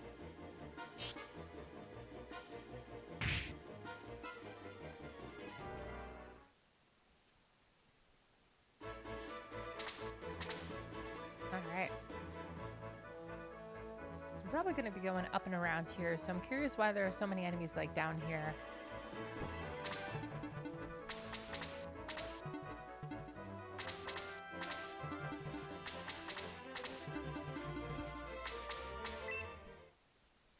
Might as well at this point.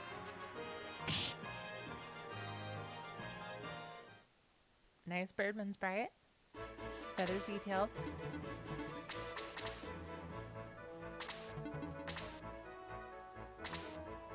I feel the same, Devil Scry. I'm really liking the music so far. There's a lot of really nice touches to it.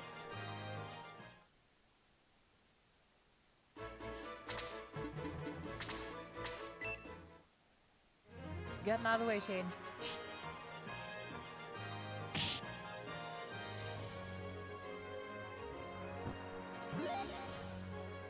Alright, 2 points of attack for level 8 Shade. This has been a fantastic archer so far. All he needs is that maximum, like, as much attack as he can need, and as much attack as he can get, and man, he'll be incredible.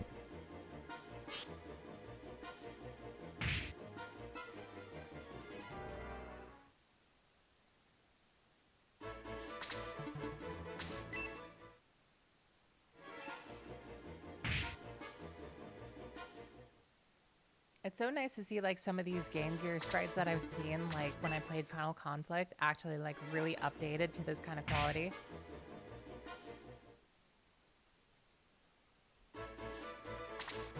Like the Sega CD games are so interesting. There's a lot of like other instruments that are mixed in, but they still like keep some of the like sound design or some of the sounds from like the original Sega Genesis 2. Except it sounds a lot more clear and a lot more detailed. It's really interesting.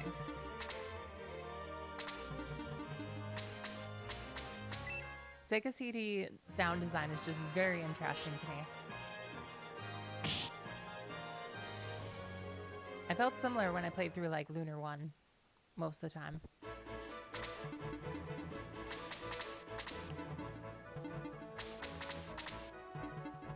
No, can't move anywhere there.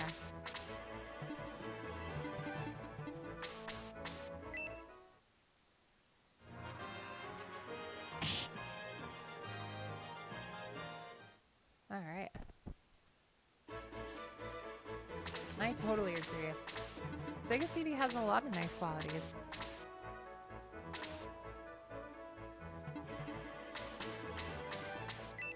All right, Ratman.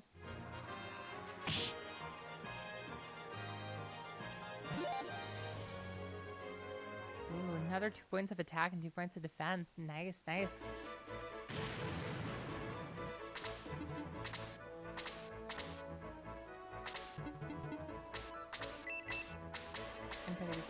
No, we're pretty good.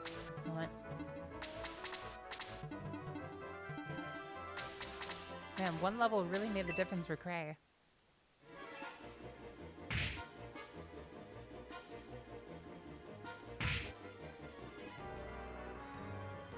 With the counterattack, though. Yeah, I definitely agree. It's definitely a different composer, for sure. For sure. I'm curious. I'm gonna have to look up the exact composer.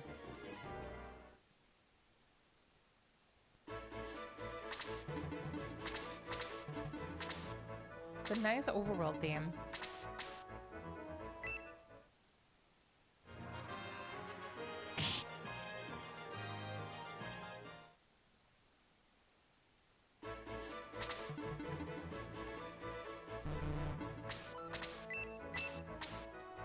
Pretty sure that'd be a kill. Yeah, I'm fine with it.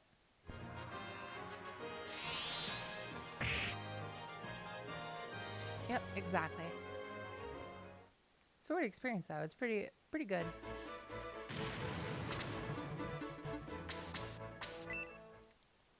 Now we can finally get past that choke point.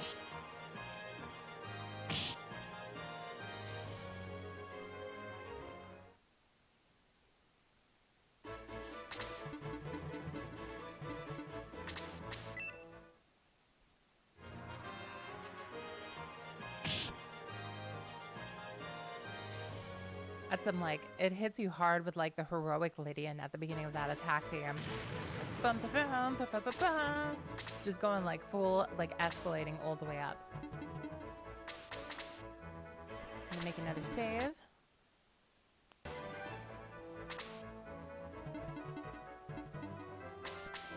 And let's give like one of our healers some experience by healing Ruth here.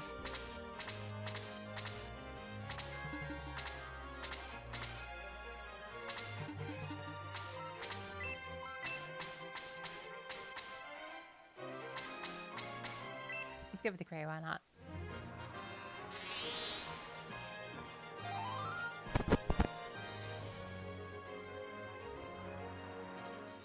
As in, like, the older Shining Force games have, like, they started off with, like, a minor scale in the attack games to make you feel that tension. Here, it's just, like, full heroics. So I definitely don't mind. It's pretty nice.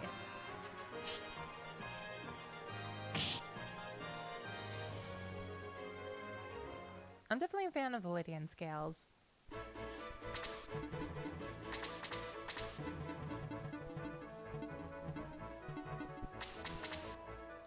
It's kind of wild that like there's a Birdman named Claude and there's a Golem named Claude.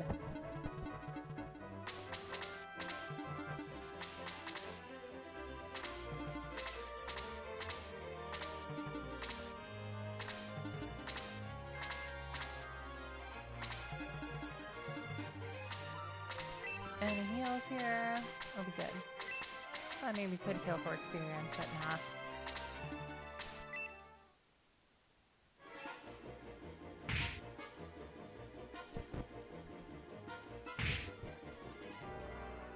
Yeah, this is actually surprisingly easy, like Hunter 7500 said.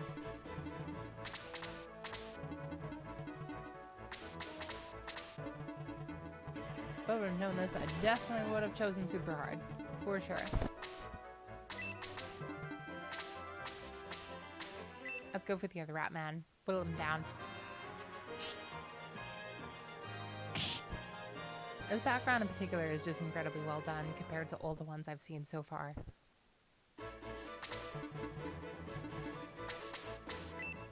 Yeah, why not? You can get this one, Nick.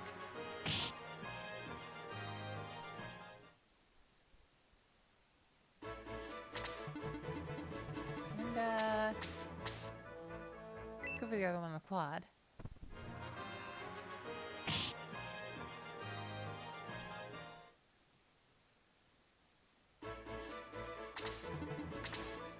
Oh, I didn't notice that, like, that dwarf had a different name. Hell Soldier. Interesting. Nah, it's not good to kill the Bruce. I think the best idea would just be to give it to Nick. Or Sig.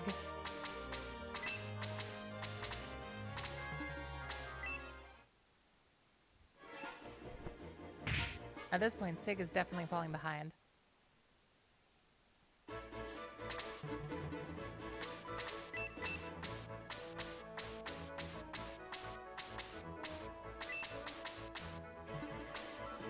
Yeah, at this point I might as well just heal for experience, honestly.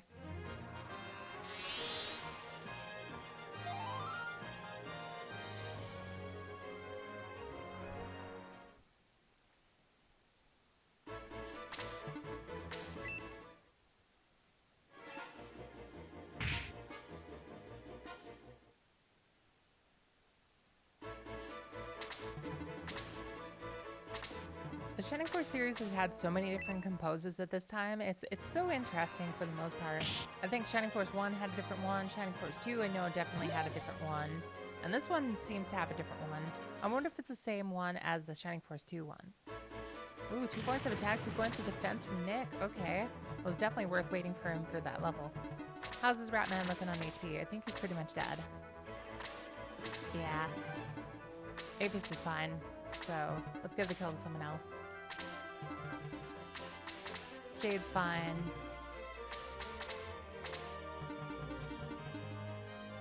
Oh, this game's composer also worked on Landstalker. Cool. Thank you so much, Devil's Cry. The Landstalker soundtrack is pretty interesting. I haven't heard a lot of it, but from what I have heard, I've really enjoyed it, honestly. I'm gonna have to do some more research into depth on like which composers were which on which game. I've been doing a lot of study on the soundtracks for these games. I did some research for the attack theme from the original Shining Force, and it's so wild, like the composition that it uses. It's like, it just kind of uses every note except for like A sharp, which is like really wild. Has a lot of like crescendos going up for like most notes.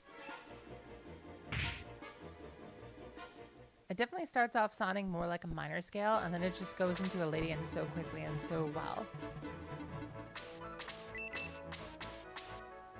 Alright, Claude, time for a nice heal for ya.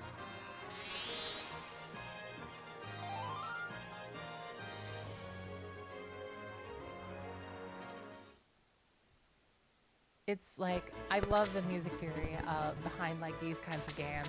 I thought like the original attack theme for Shining Force was a lot more simple, like just starts on a minor scale and then goes into a Lydian.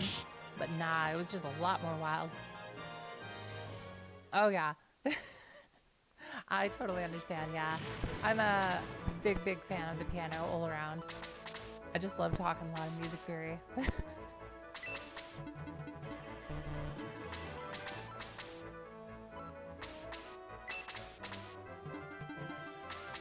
Alright, Roos. Let's see what this Batfly has to offer. Same kind of sprite, more of a recolor. I'm okay with it.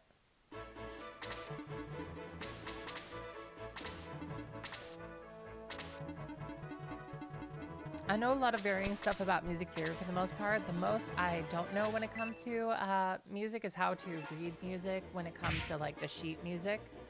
I'm mostly into the music theory aspects of it when it comes to like software programs like FL Studio or like trackers like Defl Mask.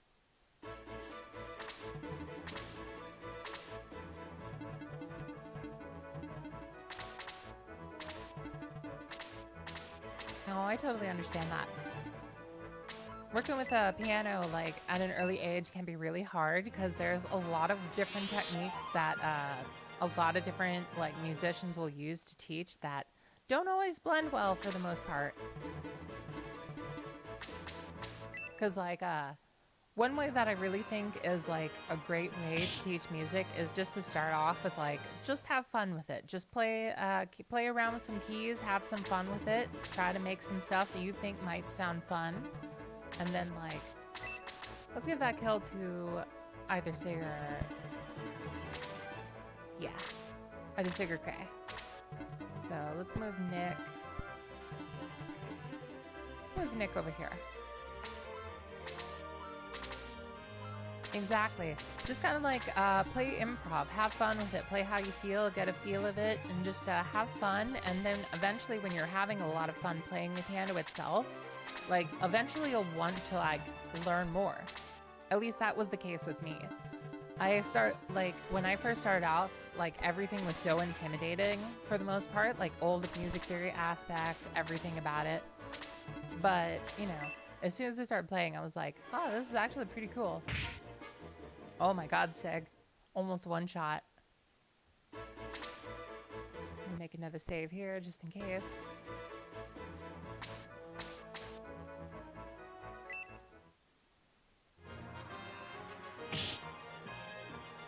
Exact damage from Prey. And level 5. 3 points of attack and 2 points of defense. Nice.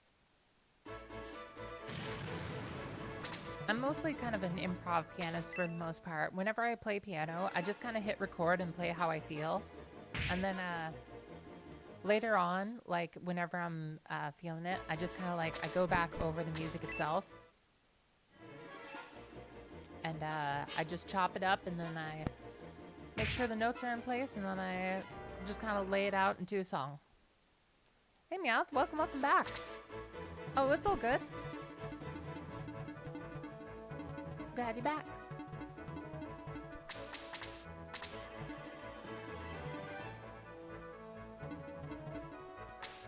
Alright. Yeah, let's do this.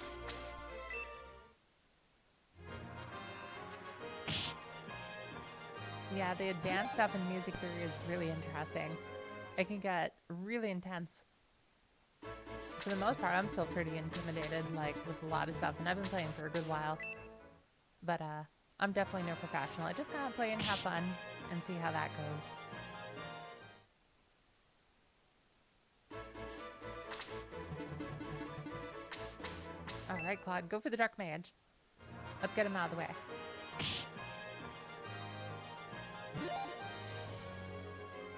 2 points of attack, okay.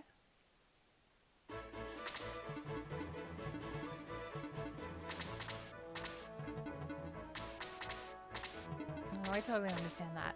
Keeping like 100% on keeping up to date with all of it can be pretty hard, especially with like everything else that life has to offer. I hope you can find the time to get back into it at one point though, and I hope it brings you joy.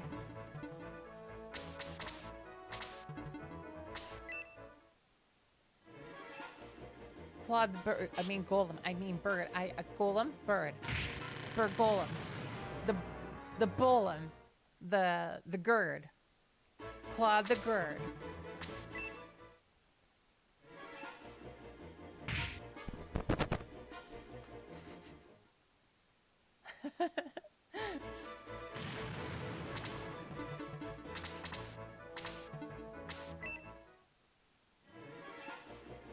Force head. Well, he's level 2 now, so he's getting up there, kind of.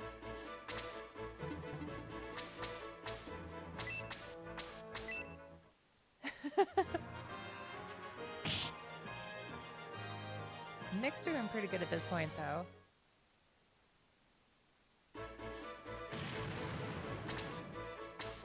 It's nice to see that he's caught up at least.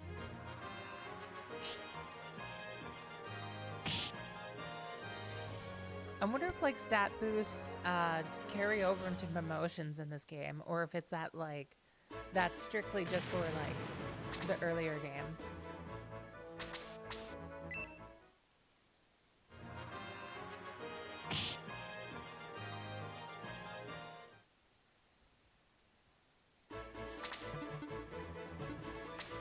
All right.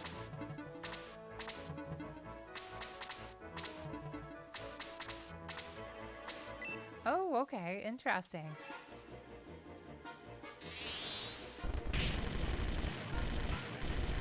Those sound effects for Blaze are interesting. I kind of like them.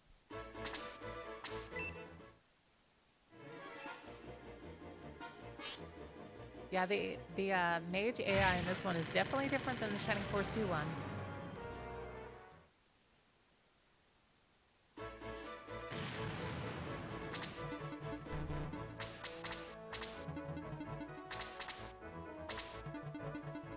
Alright, Apis, you did a good job.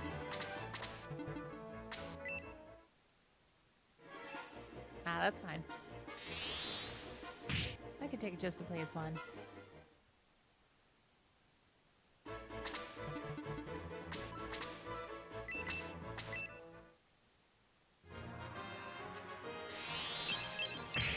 I wonder how you like actually go into detail and like actually making like a pixel bush. That must be interesting.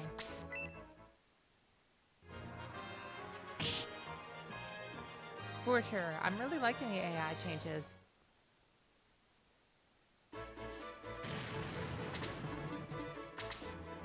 Definitely makes a lot more sense that a mage would just straight up attack me rather than like with magic, rather than just straight up just throw his staff at me.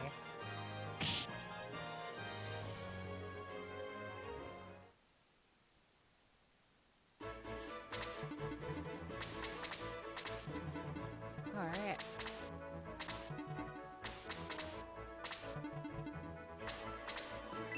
Let's do this, why not?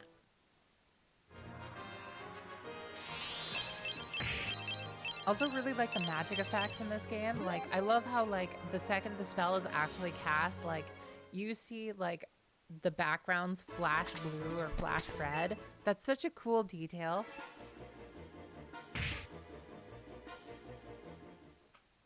It really adds to the impact of the spells.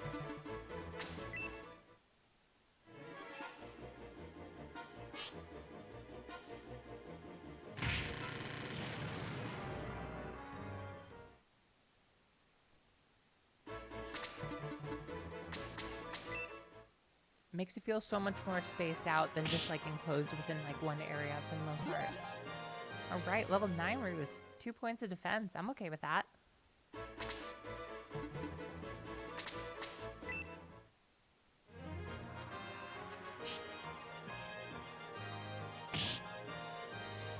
Exactly, Devil's Cry. And that space has helped out so much.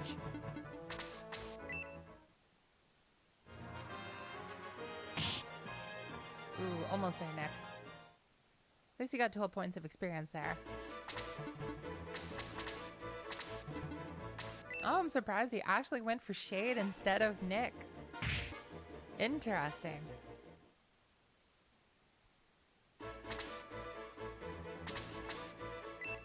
AI is still throwing me for a loop.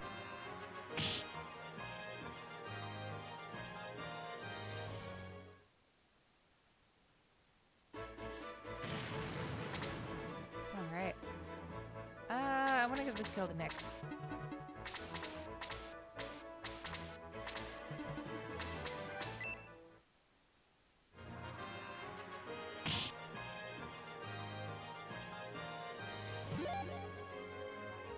Alright, 2 points of attack. Good stuff. Alright, we did it, guys. Hey, it sounds like they're fighting. Let's go in.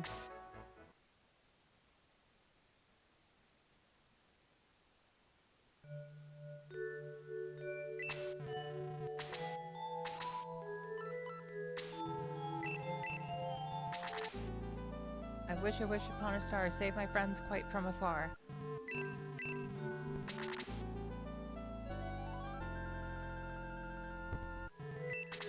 Alright.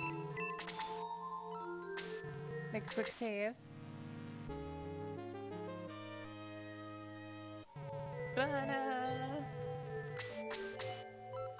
Speaking of like throwing me for a loop, that save theme definitely does. I want to use the running pimento now, but I have no way to know for sure if it'll actually stick past promotion in this game. I'm almost tempted to wait until after promotion for it, just to be sure.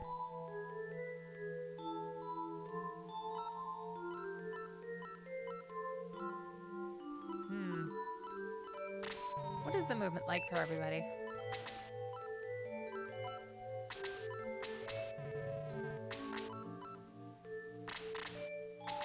Movement 6, movement 5,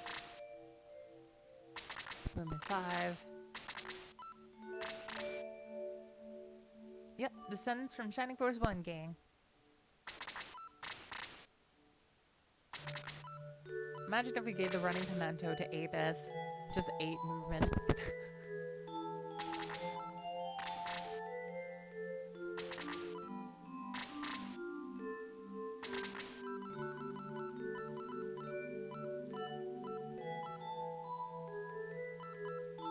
Bruce, son of Luke. Apis, son of Can. Shade, son of Hans. Wendy's actually a sister of Teo and Diane? Wow. Cool. I didn't know that part. Sig, nephew of Gong. Cool, thank you so much, Meowth. The context really helps out. Oh, going to bed to Soul 99? Thank you so much for dropping by and hanging out with us. I hope you get some good sleep. The Void bids you farewell.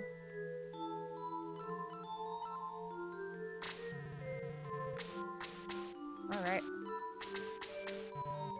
Well, I'm just going to use the running pimento on Nick, I think.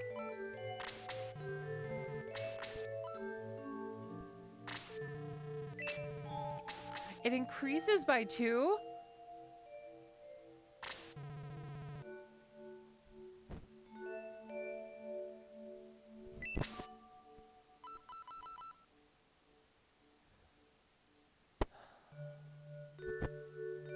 Alright, well, if it'll be wasted when we promote, it's a good thing that I just saved before we used it. So let's make a reset.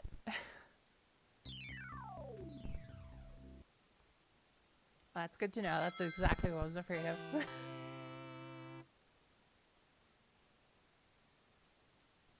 Alright, well that's fun. Thank you so much for letting me know, Meowth.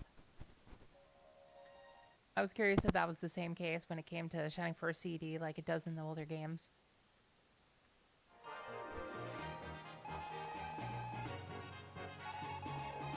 I like that candlelight.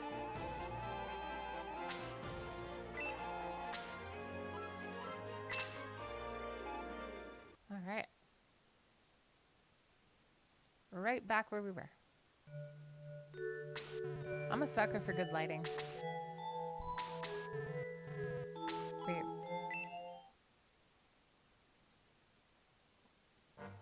Okay, good.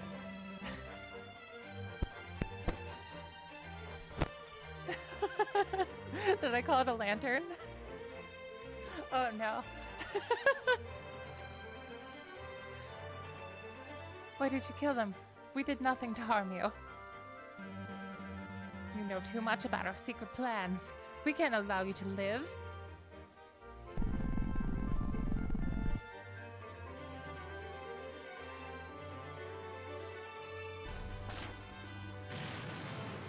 Brutal. Where is Mayfair? She must be here. Find her and kill her.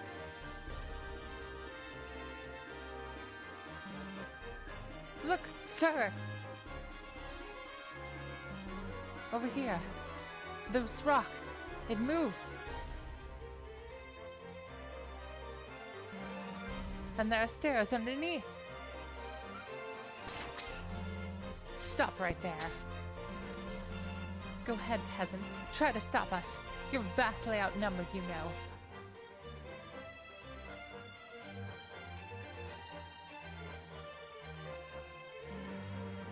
Your Eminence, strangers approach.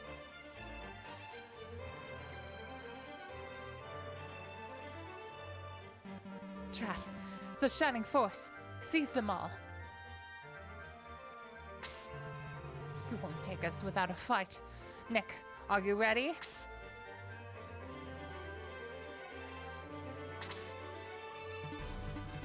Oh, I gotcha.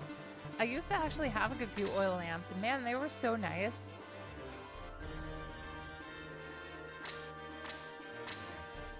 My ex used to always light them all the time, and I would just she would do that whenever she'd read or something else like that, or just to set some nice lighting about.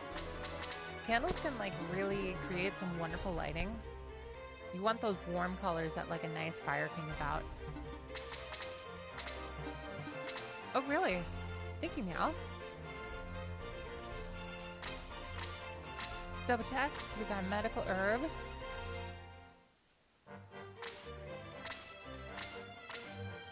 Ooh. Okay, so the brass loader has some powerful wine we definitely want.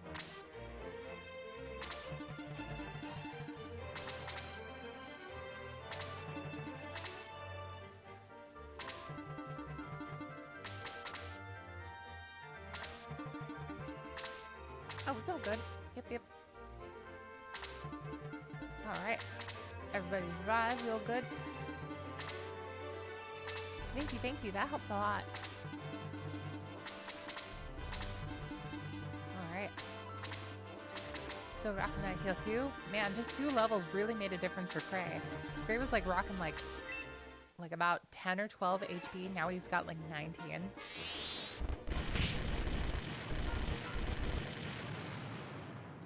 9 points of damage off the bat. I'm okay with that.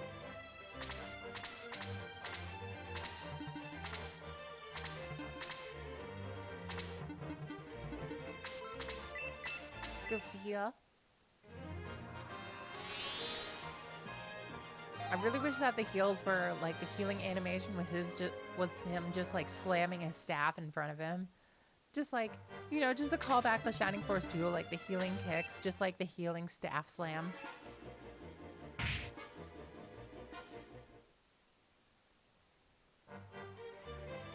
It would definitely make them a lot more funny to me because their idle animation is them just slapping their pole into their hands. Can you imagine getting fire thrown on you and you're just medic, medic, and then you look behind you and it's just the healer is just coming up slapping the pole against his palm, just don't worry, I got you. It just slams it into you.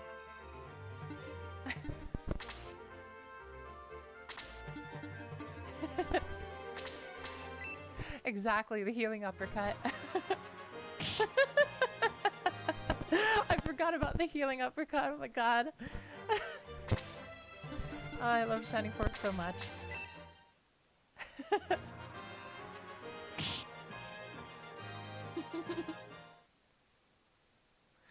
If it's anything I animate about Shining Force at all, that's what I want to animate. Most of all. I just want to animate just a whole bunch of different stuff about people just healing by just smacking each other for the most part. I want to animate Sarah just doing the healing high kicks on Bowie. And then I want to animate just Gong's healing uppercuts on Max.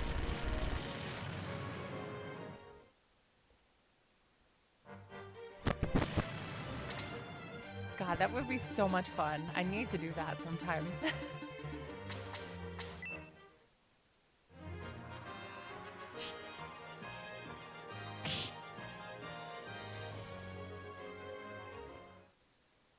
Video games are great.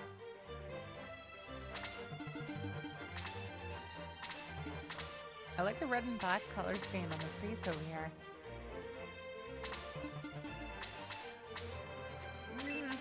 Bruce is already level 9. I almost want to give that to Sig.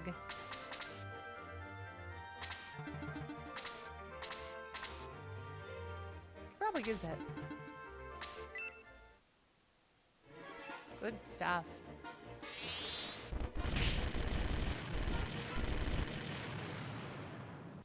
I always thought like these mages having like skulls on their shoulders for like shoulder pads was like overkill.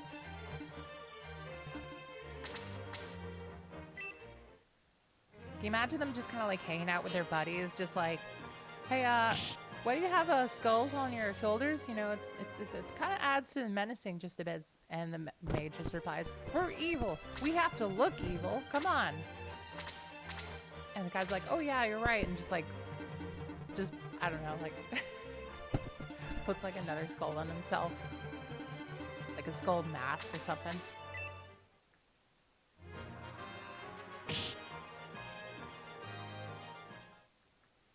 Alright. The backs are so detailed on these monk sprites.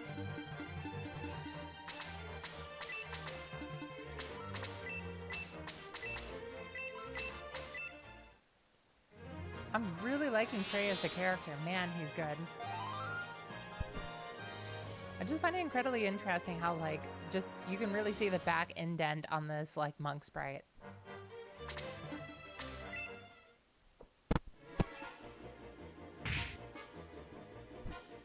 Nick's sprite is very fun, though. I think it's very well done.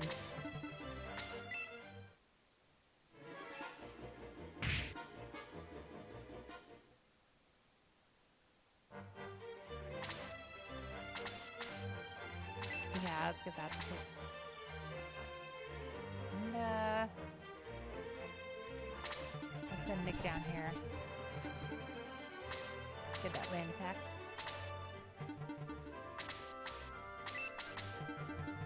I'm gonna send Napus over there too. I'm gonna let everybody else take care of them.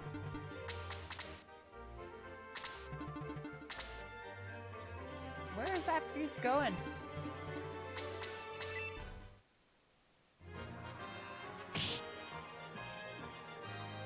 Nice. His attack is so good at this point.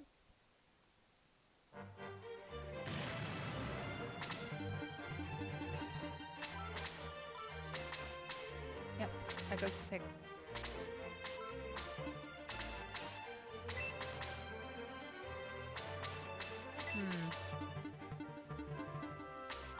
Shade could use the experience. He's level 8. Everybody else is like kind of hovering around level 9 at this point.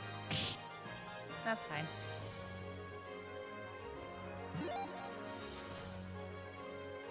Could have been a better level up, but that's fine. I'm okay with it.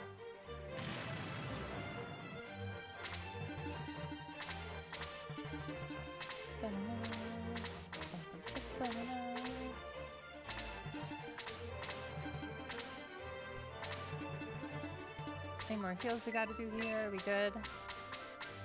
Maybe we could for experience, but not yet anyway. Don't one-shot Sig. Okay, good.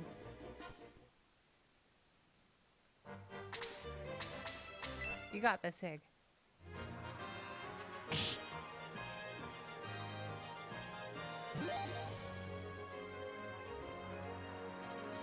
Well, at least he's got heal level 2.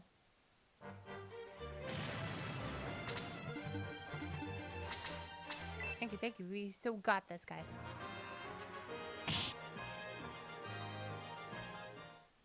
$15 points, experience, good stuff.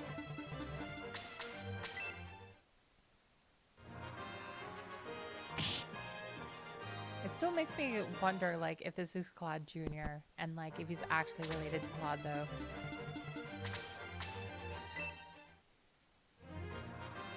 Since Shining Force 2 would be like way in the future of this game, I wonder if like what if Claude in Shining Force 2 is actually Claude Jr. and this is actually the original Claude? Just building lore at this point.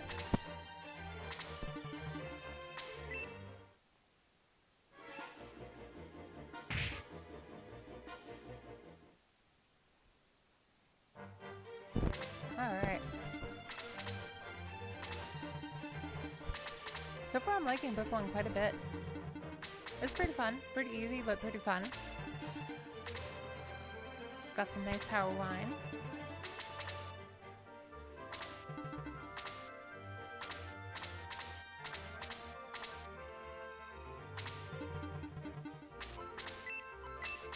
heal himself for some more experience.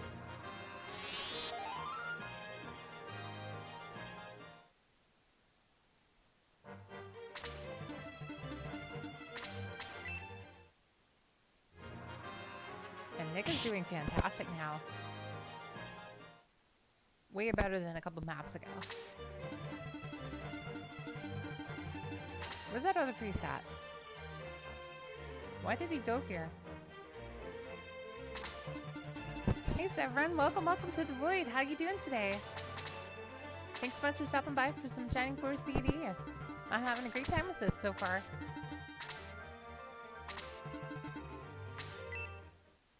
I've only played book 1 and parts of book 2.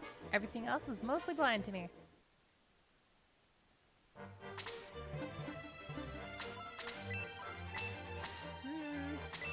Let's go for it, please.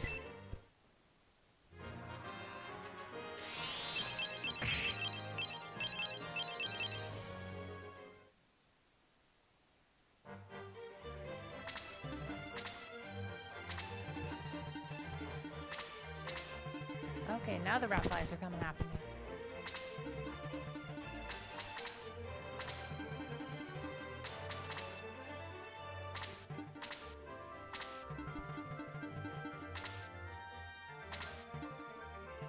That flute is so nice.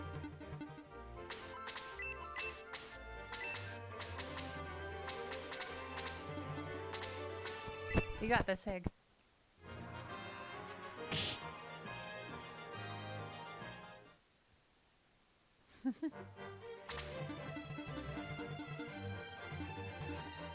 Yeah, you can pretty much just send Nick into the front of it at this point. He's doing pretty good. We can do this with Apis.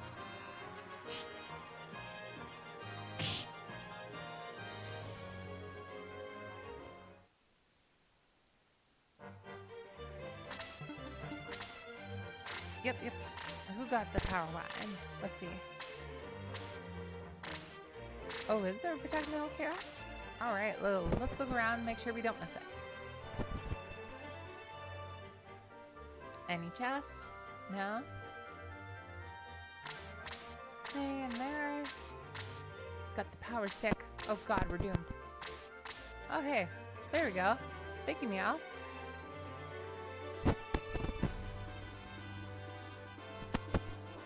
If only Milk, like, defended me against, like, sword wounds and stuff. Can you imagine just, like, being robbed one day and then the robber's just like, what are you gonna do? And then you just, like, proudly proclaim that you drank milk and they're like, oh god, no. You're too powerful.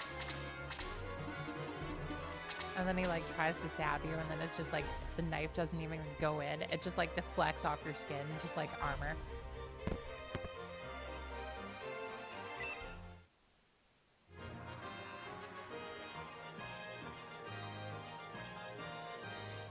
That's awesome, Severin. I think I've played Sword of Haya too, at least a little bit. I haven't played, like... I feel like that's familiar.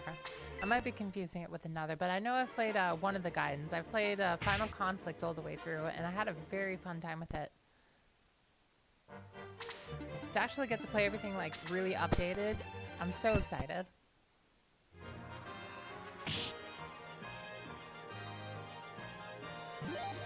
Alright, level 10 Roos. 2 points of defense. Nice.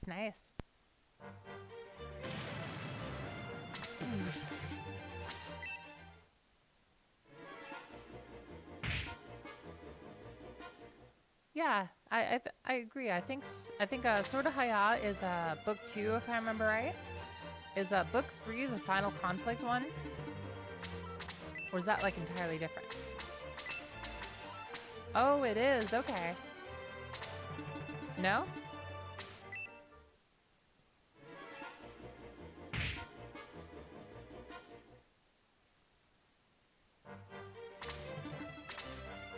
Ooh, really? Book 3 is entirely different. That's exciting. I can't wait for that. Book 4, this we didn't get the entire storyline. Oh, okay. I'm definitely going to look up how to get book 4 so that I don't miss it, because that's definitely something I want to make sure. Oh, book 4 is also new. Oh, okay. So Final Conflict is kind of like its own thing for the most part. Cool, cool. I'm liking this. That is very good to know. Thank you so much.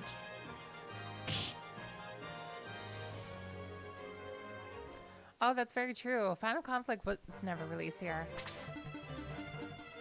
Same with Shining Feather.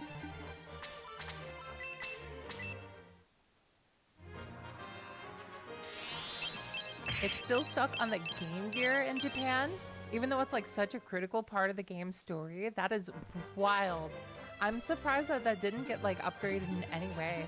Like we've actually got like tons and tons of ports of Shining Force 1 and 2, but like how did Final Conflict like get stuck in there? That's wild. Yeah, I blame Sega for so much, to be honest.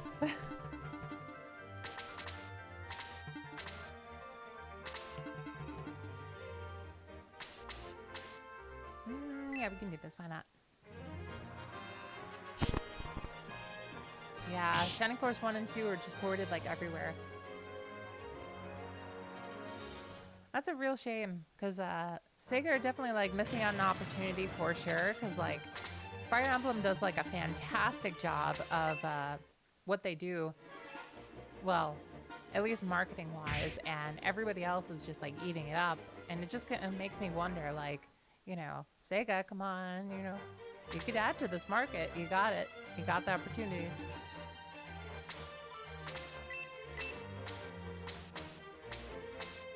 Sega absolutely has no excuse whatsoever. Of course, to be honest, Sega has just had a long history of very bad business decisions, so they just kind of really try to play it safe, which is kind of funny because like they really try and like focus on Sonic, but in reality, like every time they do, it just like the marketing does not work out for the most part. But they do have a lot of like stuff going on with like their older games and different kinds of stuff that is definitely keeping them financially afloat. So it's really interesting. But yeah, they could definitely do better if they capitalize on the SRPG market, I think.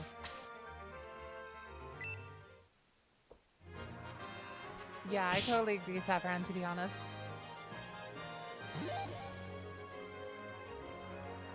They get a whole bunch of like stuff from like feeding off of nostalgia that's keeping them financially afloat, but that's not going to do it for them forever unless they like take some real chances, probably. At least this is just what I've seen. I could be wrong, but this is just what I've seen.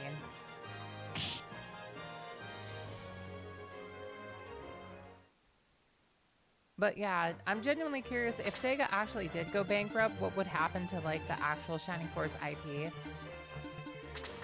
I'm kind of surprised another company hasn't like bought it off of them at this point, to be honest. Especially like Nintendo, since they're like friends with Camelot for the most part.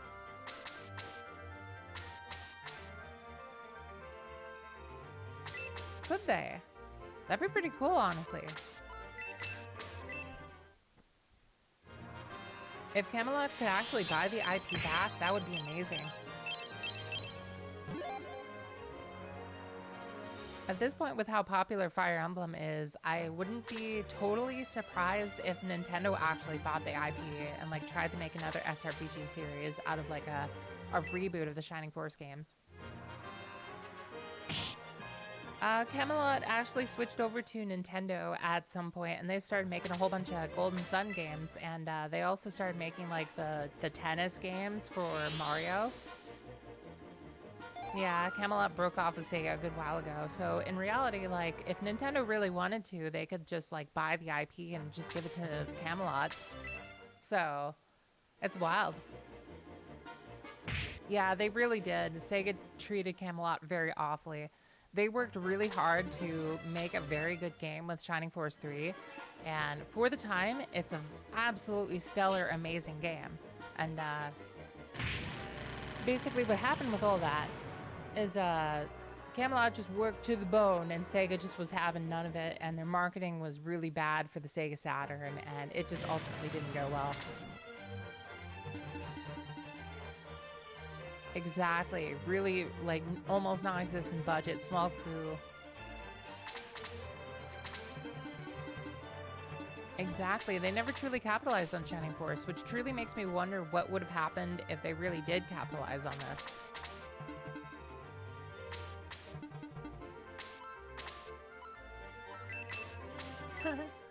Let's do that.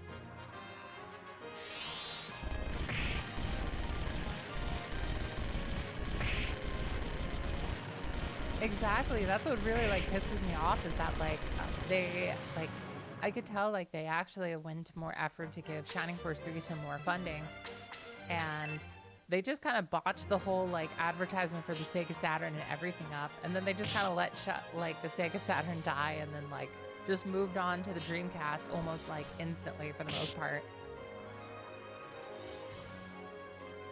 Exactly. As long as it's not anything like Neo.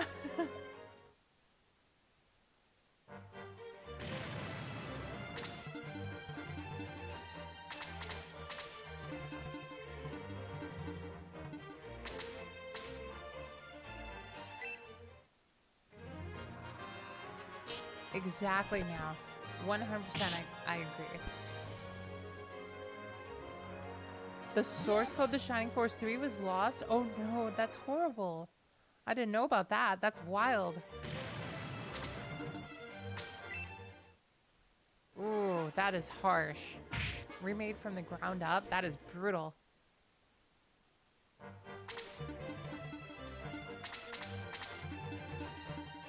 That really sucks the source code for Shining Force 3 got lost like that. That's a major shame, honestly.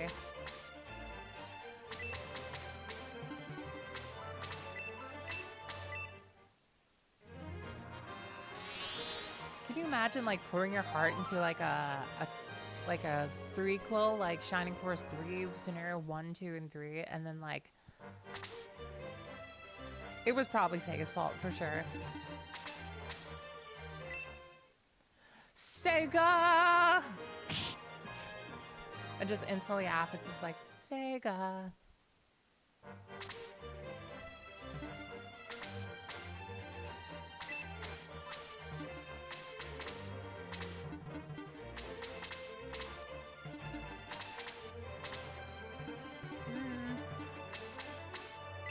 I went up.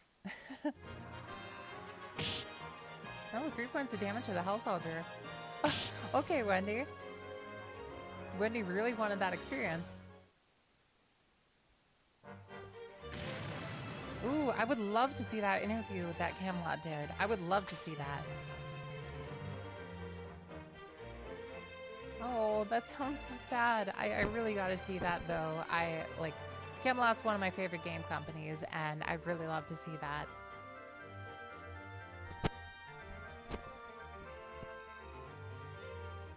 Look, there goes a villager.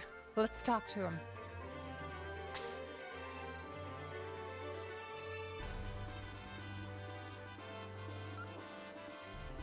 Thank you so much, Meowth. I really appreciate that. Thanks, Claude. You arrived just in time. All those goons were about to wreck this whole town. By the way, I'm Stock. Hey, Mayfair. Over here.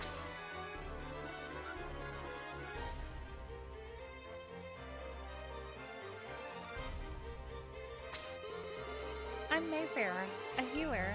My father was Archbishop of Cyprus before Woldal took over. I can't see, but I can heal and use magic. Please take me with you. Woldal killed her father, then blinded her. She barely escaped. He killed my family too. There's nothing left for me here. I'd like to come with you, if you'll let me.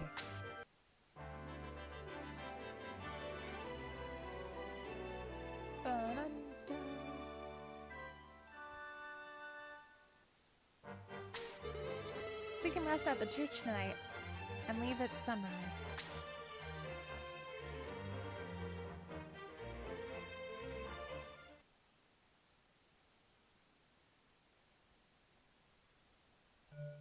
All right.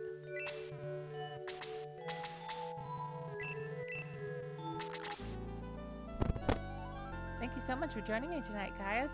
Really glad to have you here.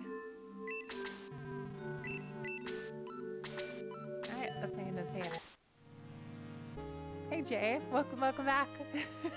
I know, right? I had the same reaction. Like, we have 2 characters that are named Claude.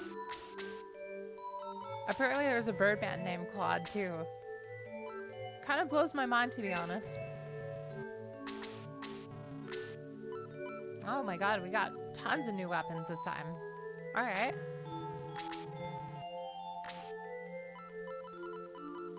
Yeah, it's not the real Claude.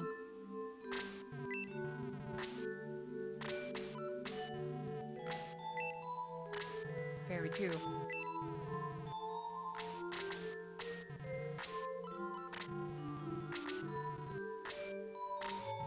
Alright, 36 attack. Nice, nice, nice.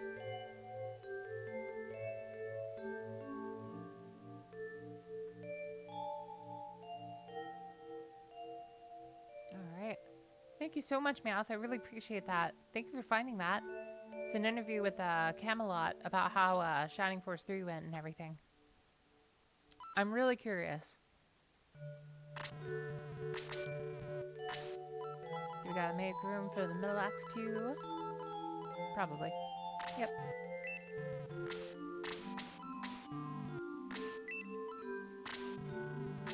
Alright, let's sell that bronze lance. Let's make room for everybody here.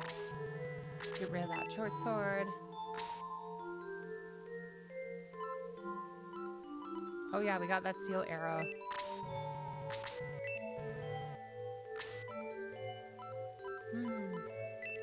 Well, let's sell the short axe since we're going to be replacing it with the middle axe anyway.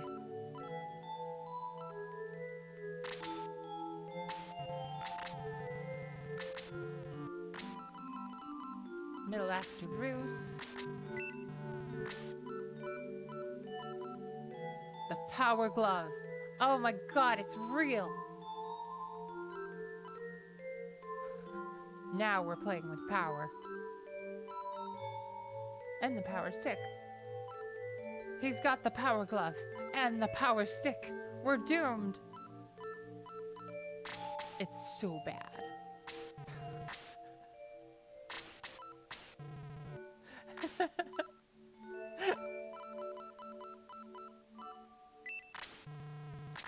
Sell these leather gloves.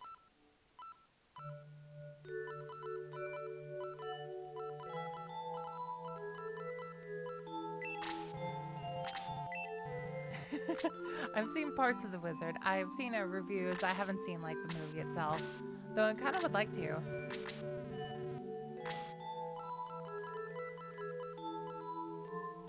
No, don't need middle axe. I need power gloves. There we go. I could do that sometime. That sounds fun. I'd be up for it.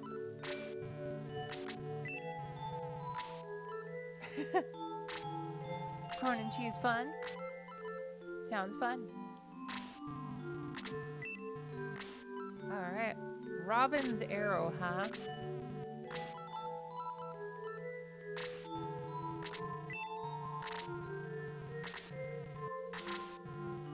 No. Oh, jeez. Well.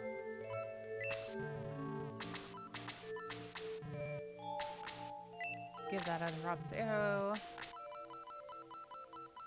35 attack on Shade.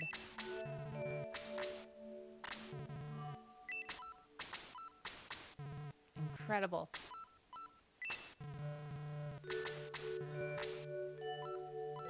And yeah. I think that's it for the most part. Yeah, me too, Jay. I totally agree. I wonder if they have anything in deals. Let's check that out real quick.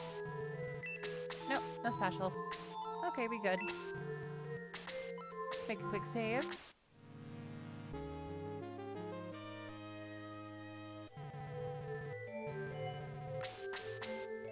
Alright, off we go.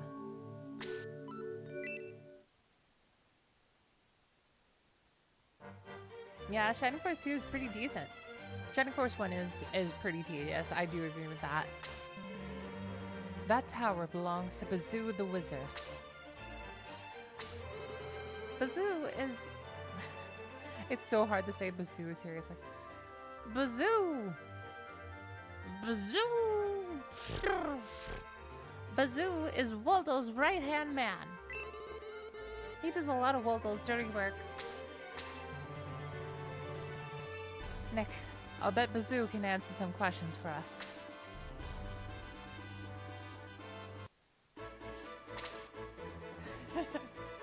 Bazoo, meet my kazoo.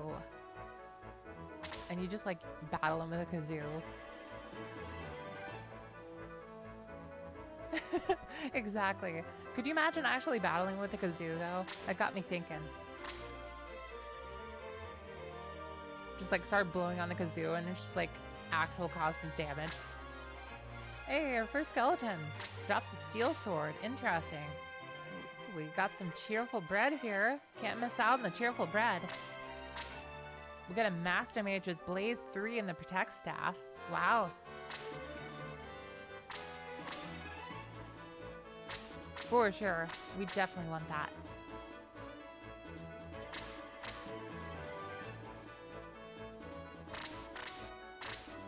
How's your inventory looking? Looking pretty good for the most part.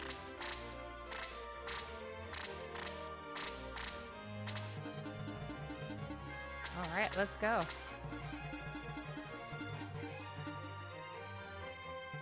I think you may be right, Meowth.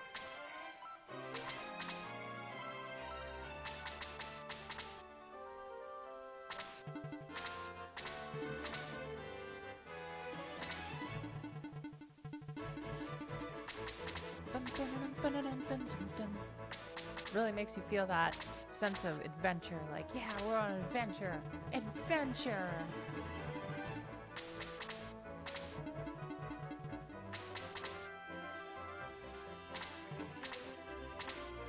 One or two, time for the kazoo. Oh, we actually got some names back here? Okay.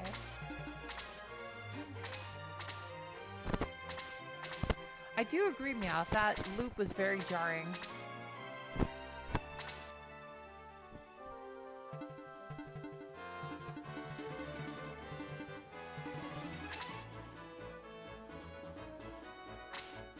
These guys have anything here?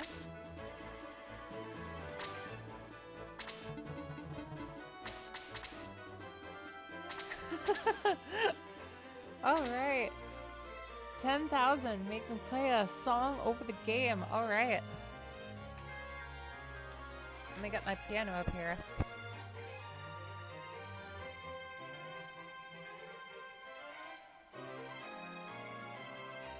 Alright. We gotta do some levels here. Let me get my volume mixer.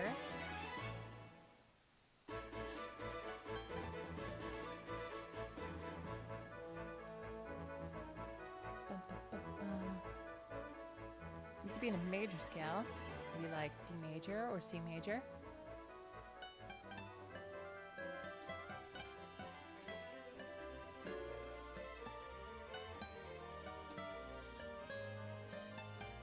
No, not D major.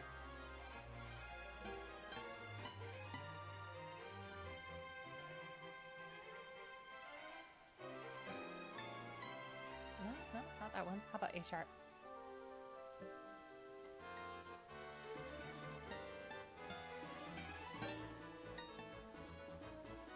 Get a synth out here. Let's take a moment.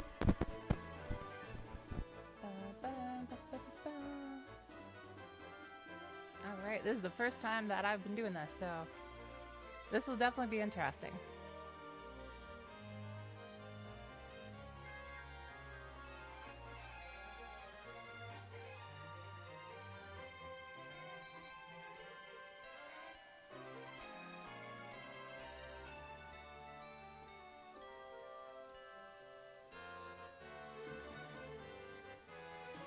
Up the volume here.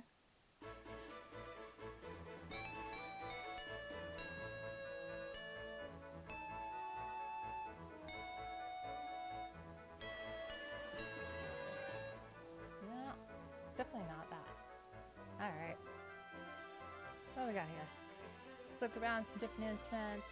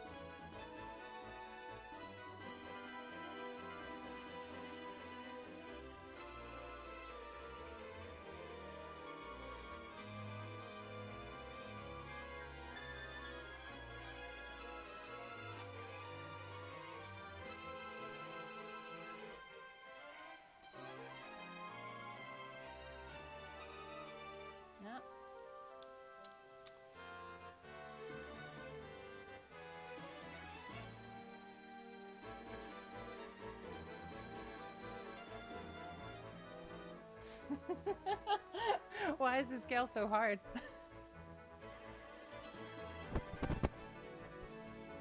Quality may vary. That's a caution on the points.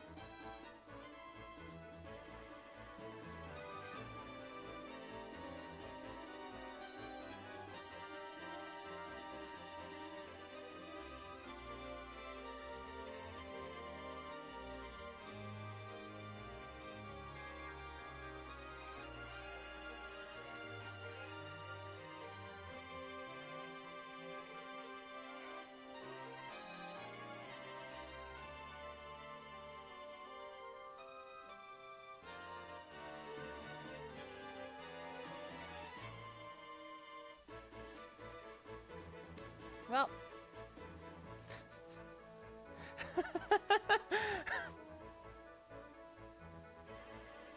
Alright. That's enough for now.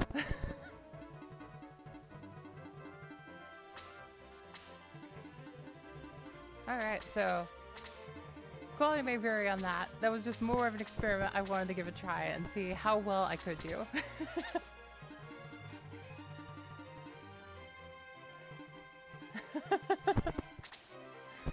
I'll give it another shot later for sure. But yeah, I'm not the best at reading songs per se.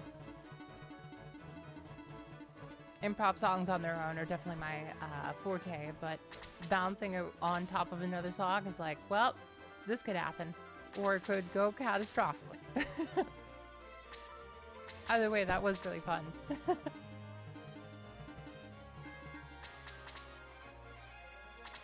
Alright. Let's get the stage music back here, full volume.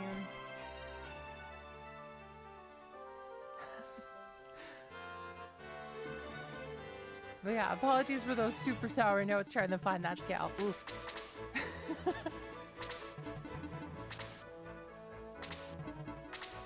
I think it's kind of like mostly an A major.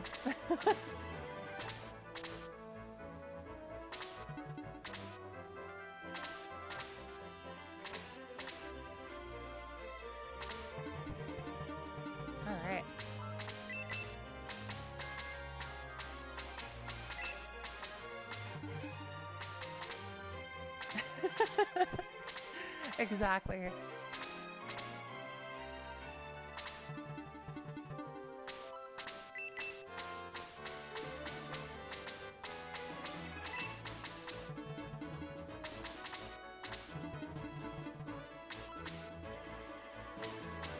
Yeah, I feel that. I'm glad that I got it eventually, though. It's better than getting it eventually than, like, not at all, though. I wanted to make sure that I at least got something there that worked.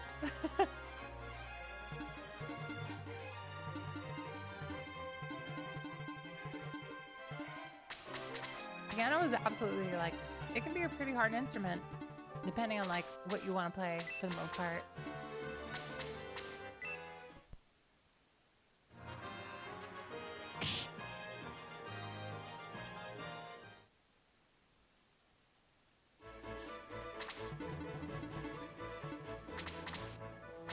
Whoop. Looks like I forgot to equip Shade there.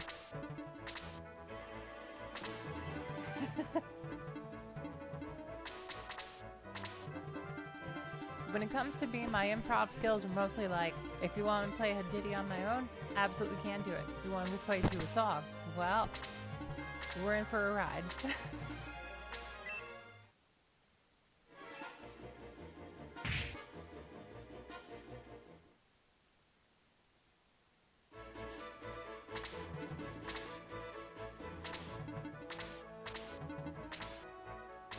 Oh, I'm so sorry that happened.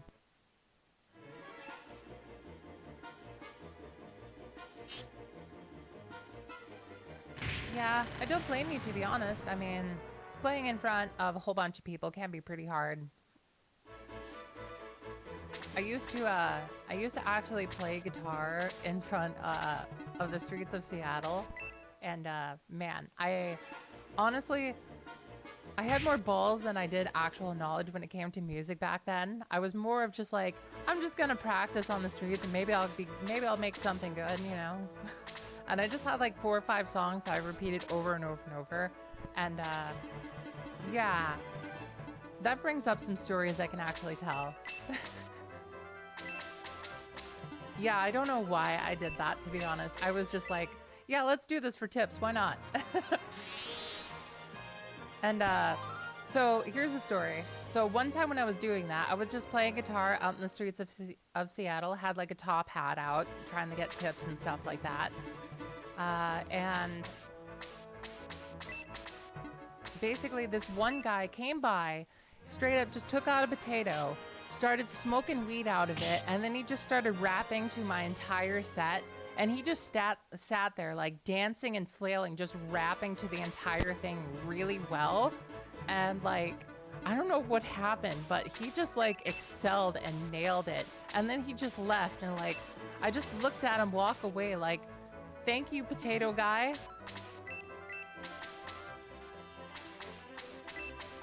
So that's the potato guy story.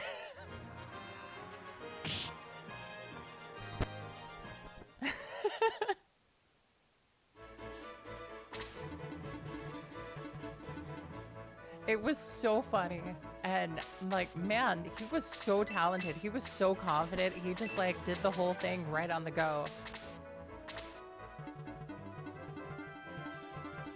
And I just kind of sat there like, well, if he's gonna keep rapping, I'm just gonna keep playing. I'm glad you guys like that story. There's this place in Seattle. I keep forgetting that episode's gonna have 2 rants about that. Oh, but yeah, it's this place called the Ave in the U District in Seattle, is where I did a whole bunch of busking on. It's a really interesting street. A lot of bad things happen there sometimes, but there are some good things that do happen there.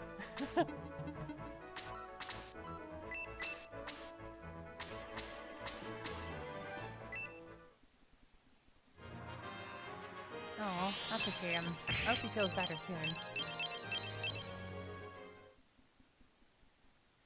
Yeah, I feel that. I hope he sleeps well, though.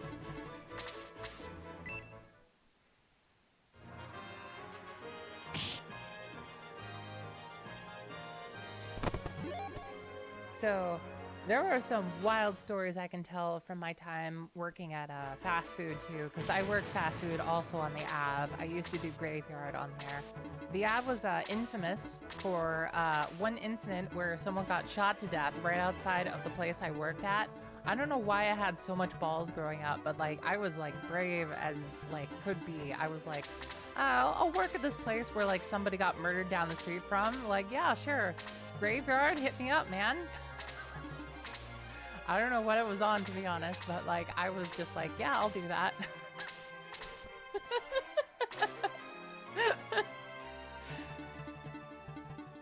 And so like, yeah, I had a whole bunch of coworkers who were just like, some coworkers were really genuinely nice, and some coworkers were like genuinely like terrifying. I had one coworker who would like actually bring PCP to work and like brag about it and like show it off to us. Man, that was like terrifying. But yeah, one day it was a graveyard shift. It was like 6 a.m. Sun was just starting to come up, and me and him were like, I was just kind of looking at the drive-through window, just like, yeah, that was an okay night. That was an okay shift. And then like my coworker just came up to me, just like sat next to me. We're both looking at the sunset, and he just says, "I'd kill a man," and then he just walked away. I was just sitting there like, oh. Like, all right, okay, then, well, that's not okay.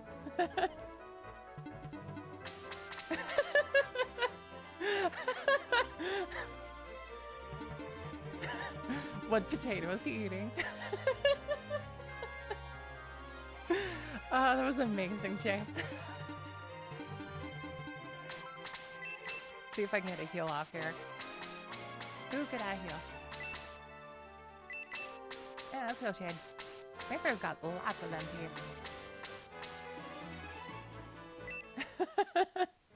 Exactly. I was just like so like weirded out that moment. I was just like, all right, all right. I just kind of sat there and just made sure to make no expression whatsoever.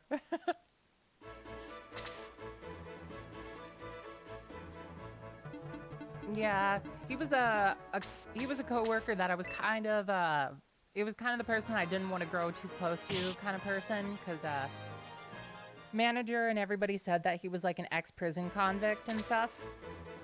And so that was already like, well, I'm terrified. But then he said that and I was like, well,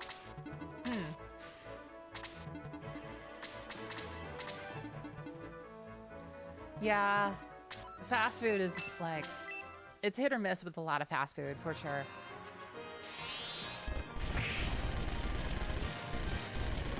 But so there was this one instant where like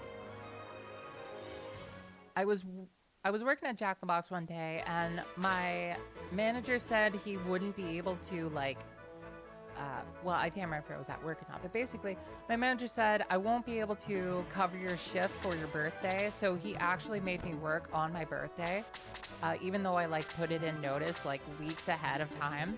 And I was so upset at that for the most part that like my coworker was so nice, like really, really, really nice. My coworker was like, you know what? No, the boss was so unfair to you. You know what I'm gonna do? And she brought me up to the roof, set up like her own custom bar for me, and like got drunk with me for like, I think it was like my 21st or 20, no, it was around there.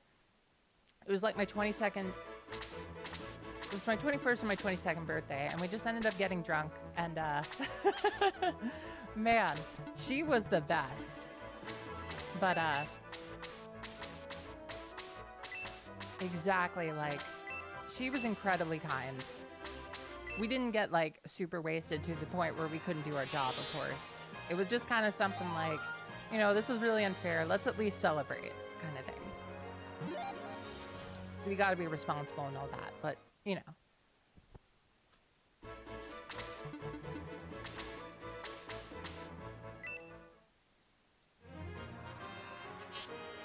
But yeah, I've definitely seen quite a lot. There's some wild stories I have for sure. I like stock Sprite. That looks really nice.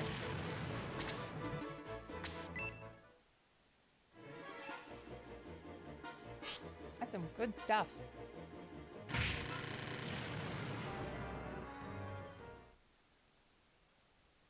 These days, for the most part, I don't get these days I don't drink much alcohol at all for the most part.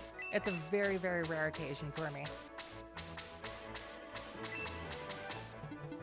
On those rare occasions, it's nice though. All right, Sig. Let's keep you back there if we want. Man, everybody's like pretty well healed for the most part. Might as well get some experience. What are some other stories I could tell you guys?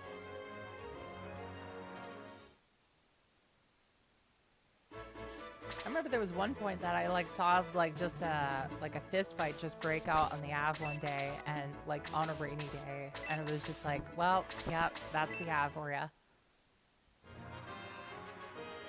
I was like on my way to college. It's just kind of things like that always happen on the Ave. In retrospect, I really shouldn't have moved there.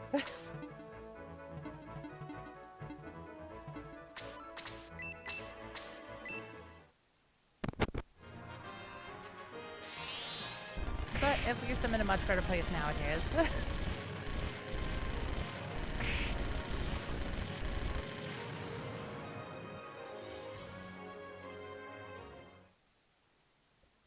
Alright.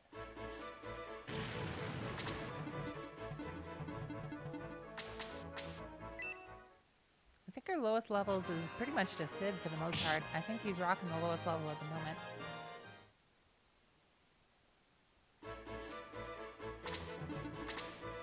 I'm supposed to see just how long this game is. Shining Force CD is like massive.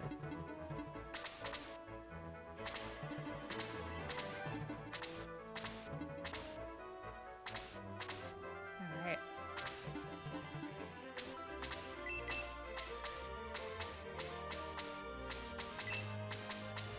Go for the heal here.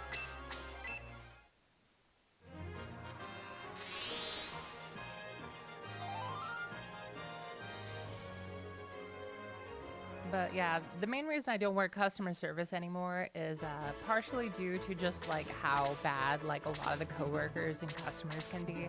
The job itself is like incredibly easy, and like if it had to do with just the job itself, like I'd work fast food like all the time, like that would be great.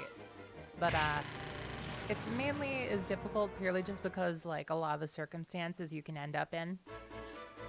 And it's the main reason I wouldn't work customer service again, to be honest.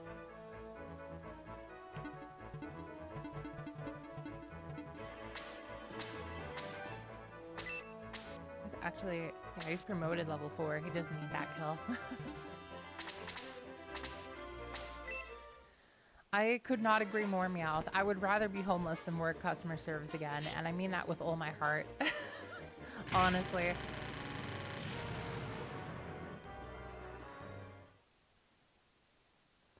Nah, I would rather be homeless than work customer service again. It's way too much. They don't treat you like you're human in food service. It is brutal. Genuinely wouldn't wish it on my worst enemy. Of course, I worked like 4 or 5 years of food service, so I've seen a lot of it at this point. If you're working food service for like maybe a year or two, like yeah, I can see somebody taking it, but like you definitely don't want to do it for long periods of time because it makes you really upset with people.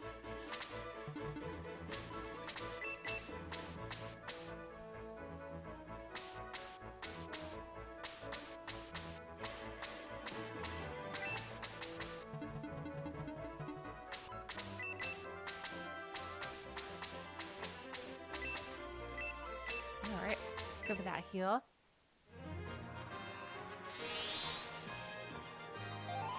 Alright. How's the audio sounding for you guys? Anything off at all? All sounding good? So I want to make sure I have the audio levels back to where they should be. Alright, thank you so much, guys.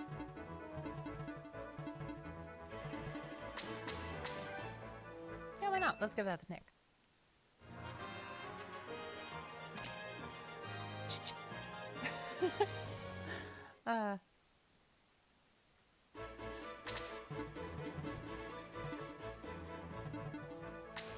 Alright, let's do that. Alright, what are some other stories I can tell?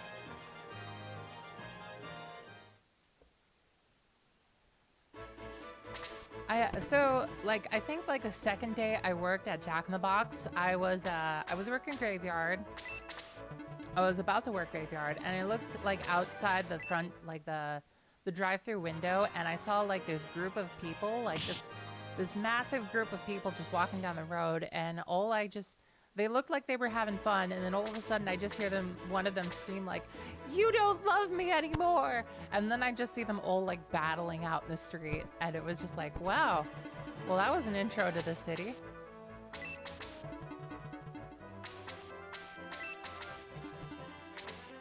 It's wild what can happen.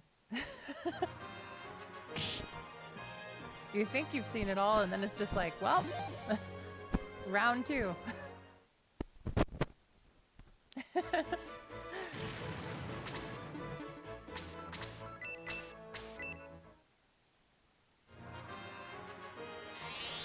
But I've also had this one instance where I was working at this other Jack in the Box place, and we like our drive-through microphone was not working. So we had to like take orders at the window instead of like at the menu where most people did. And we were having like an insanely big rush on Sundays. The basics for drive-through on graveyard shift is like Sundays are either it's super calm or it's just absolute chaos. So we had a rush that was going, I think, for 4 or 5 like hours long. It felt like years, but it was 4 or 5 hours long, and there was like it got to the point where we were like we could hear like the drive-through menu, like the people speaking to us like over the intercom, and we would just hear them scream. Like they weren't even ordering at one point. They were just literally just screaming at us. Like actually screaming bloody murder at like 4 a.m. because they wanted their food so bad.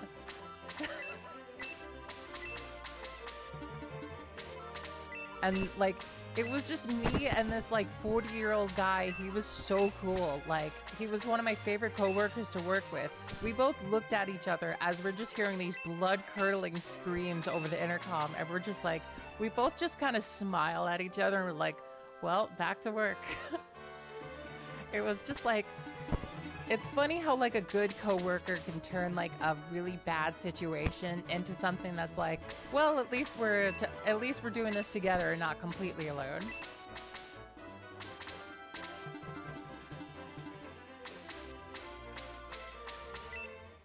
But yeah, when people don't get like their customer service, like their burgers at 3 a.m., they get pretty pissed off.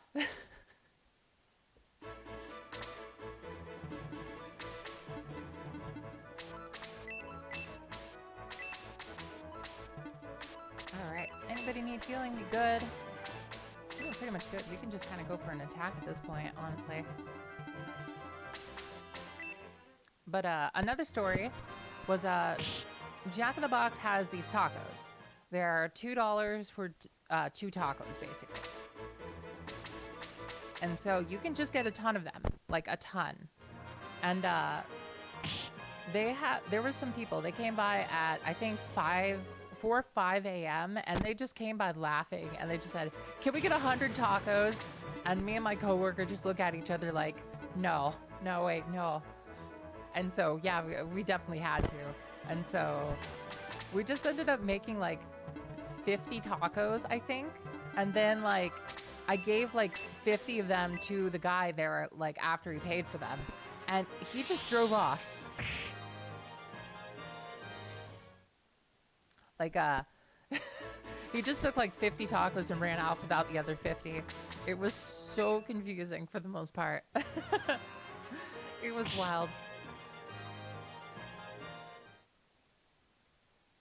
50 tacos. It's like, at least you didn't order 100. I'm glad you didn't order that many per se, but, you know, it happens. If you work at Jack in the Box, it's kind of something that you gotta expect, to be honest. We had a lot of like 20 taco orders. Sometimes we'd have the rare 50. But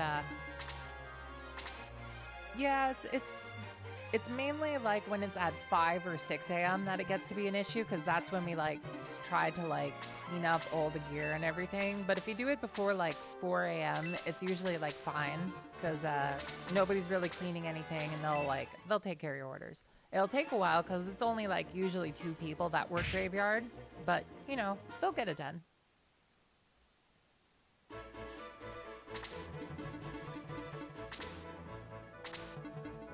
All right.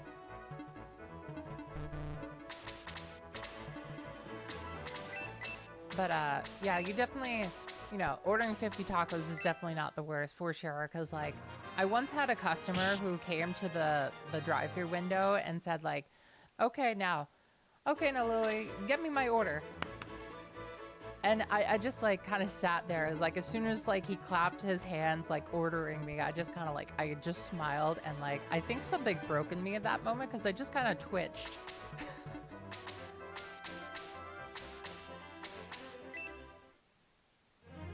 Like I don't think before that point, I don't think I've ever actually twitched like genuinely at anything, but that moment actually made me twitch.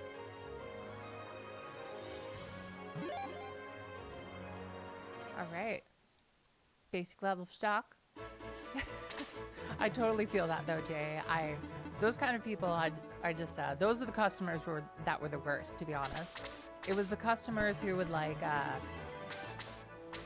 if I dropped like a quarter in between like the car, they like call the district manager on me and try to get me fired. It was those kind of it was those kind of customers that were the absolute worst.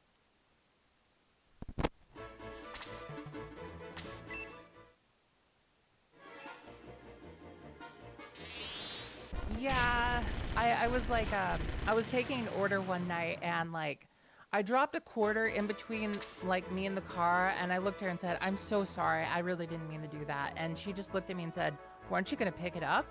And I looked back at her like, I can't do that. And I'm just trying to be as polite as I can because, like, in all honesty, if I had the freedom to say everything that I wanted to, I just would have said, "Oh no, of course not. You really expect me to like get out of like my workstation, go all around the building and like pick up the quarter in between you and the car and like give it back to you?"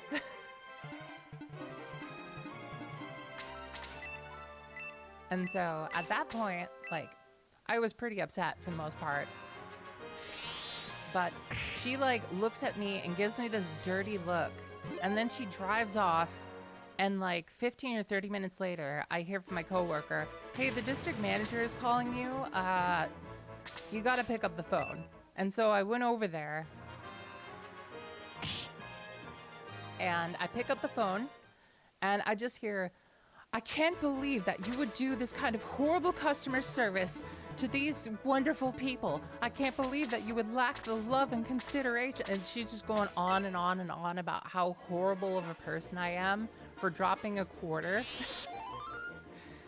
And I'm just kind of sitting there thinking, I just made like so much more money just talking to you and listening to you like rant me out for dropping a quarter. Like, this is a waste of time and just a horrible like example of how much you don't care about your coworkers.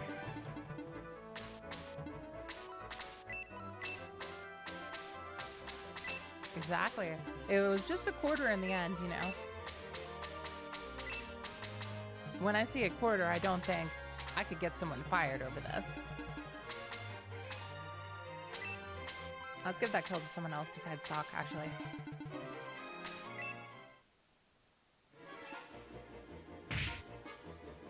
But yeah, that is one of my most wild stories for sure. I think probably my most wild story was when I had to like actually serve like drug addicts. Because there was these... Oh, you're gonna head to bed now? Oh, okay, thank you so very much for sticking around and hanging out with us. I really appreciate it.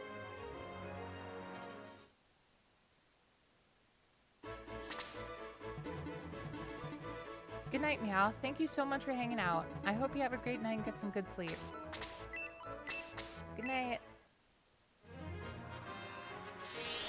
Alright.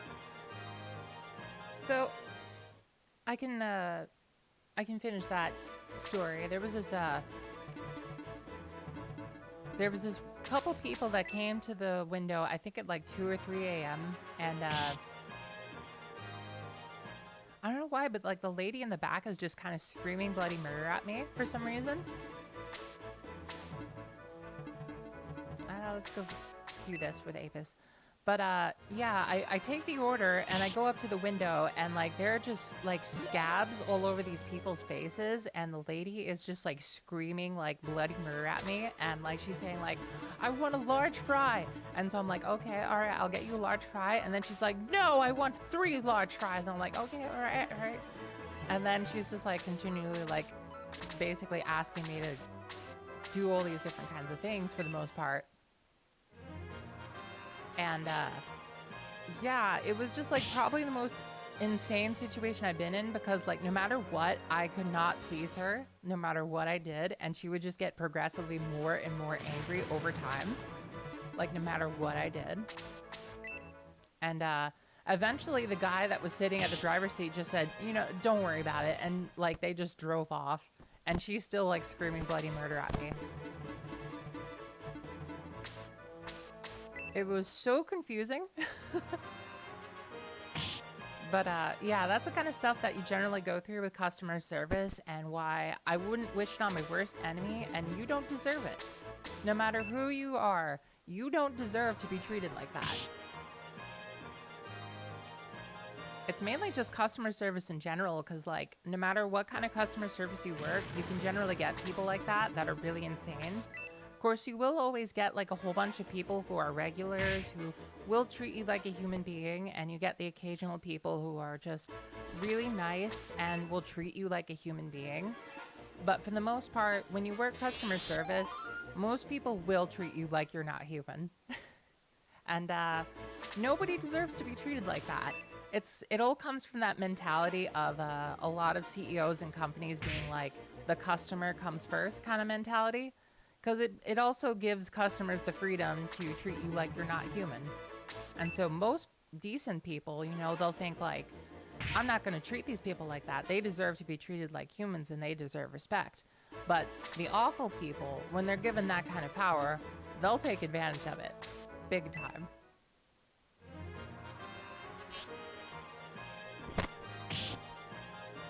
And so that's why I'll always say, don't work customer service. You can do better than that.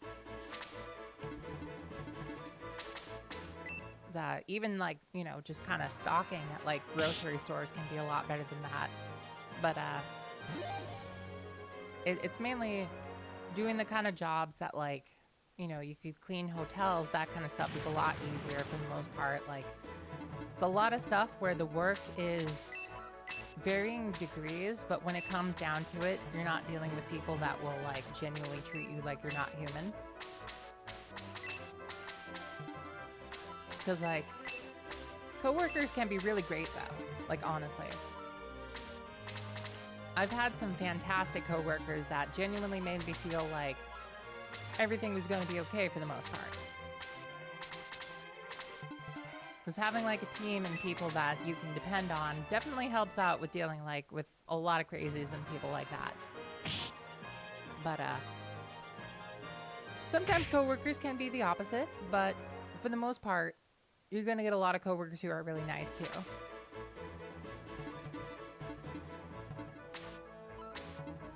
But yeah, that's my experience working customer service.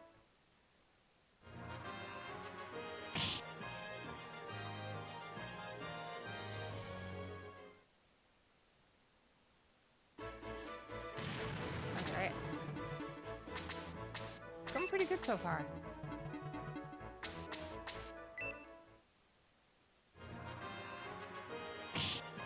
Oh, that skeleton sprite looks so different.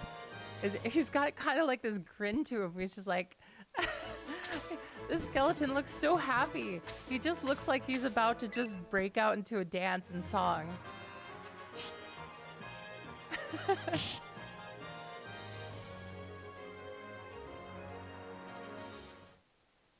Nice, 43 experience.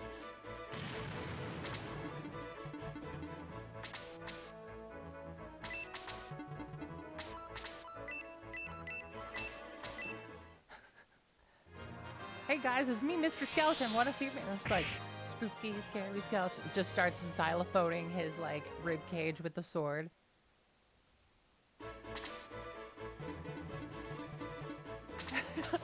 Indeed, the one and only. Whoa! Wow, Bruce, you are incredibly strong.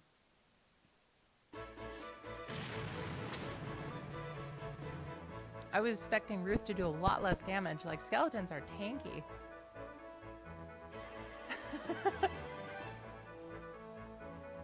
Well done. Now, let's go have a little chat with Bazoo.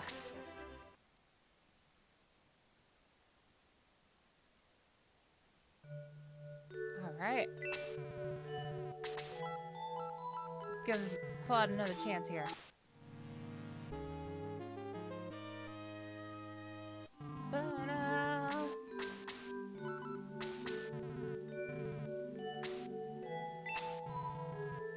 Oh yeah, we gotta give Nick that steel sword.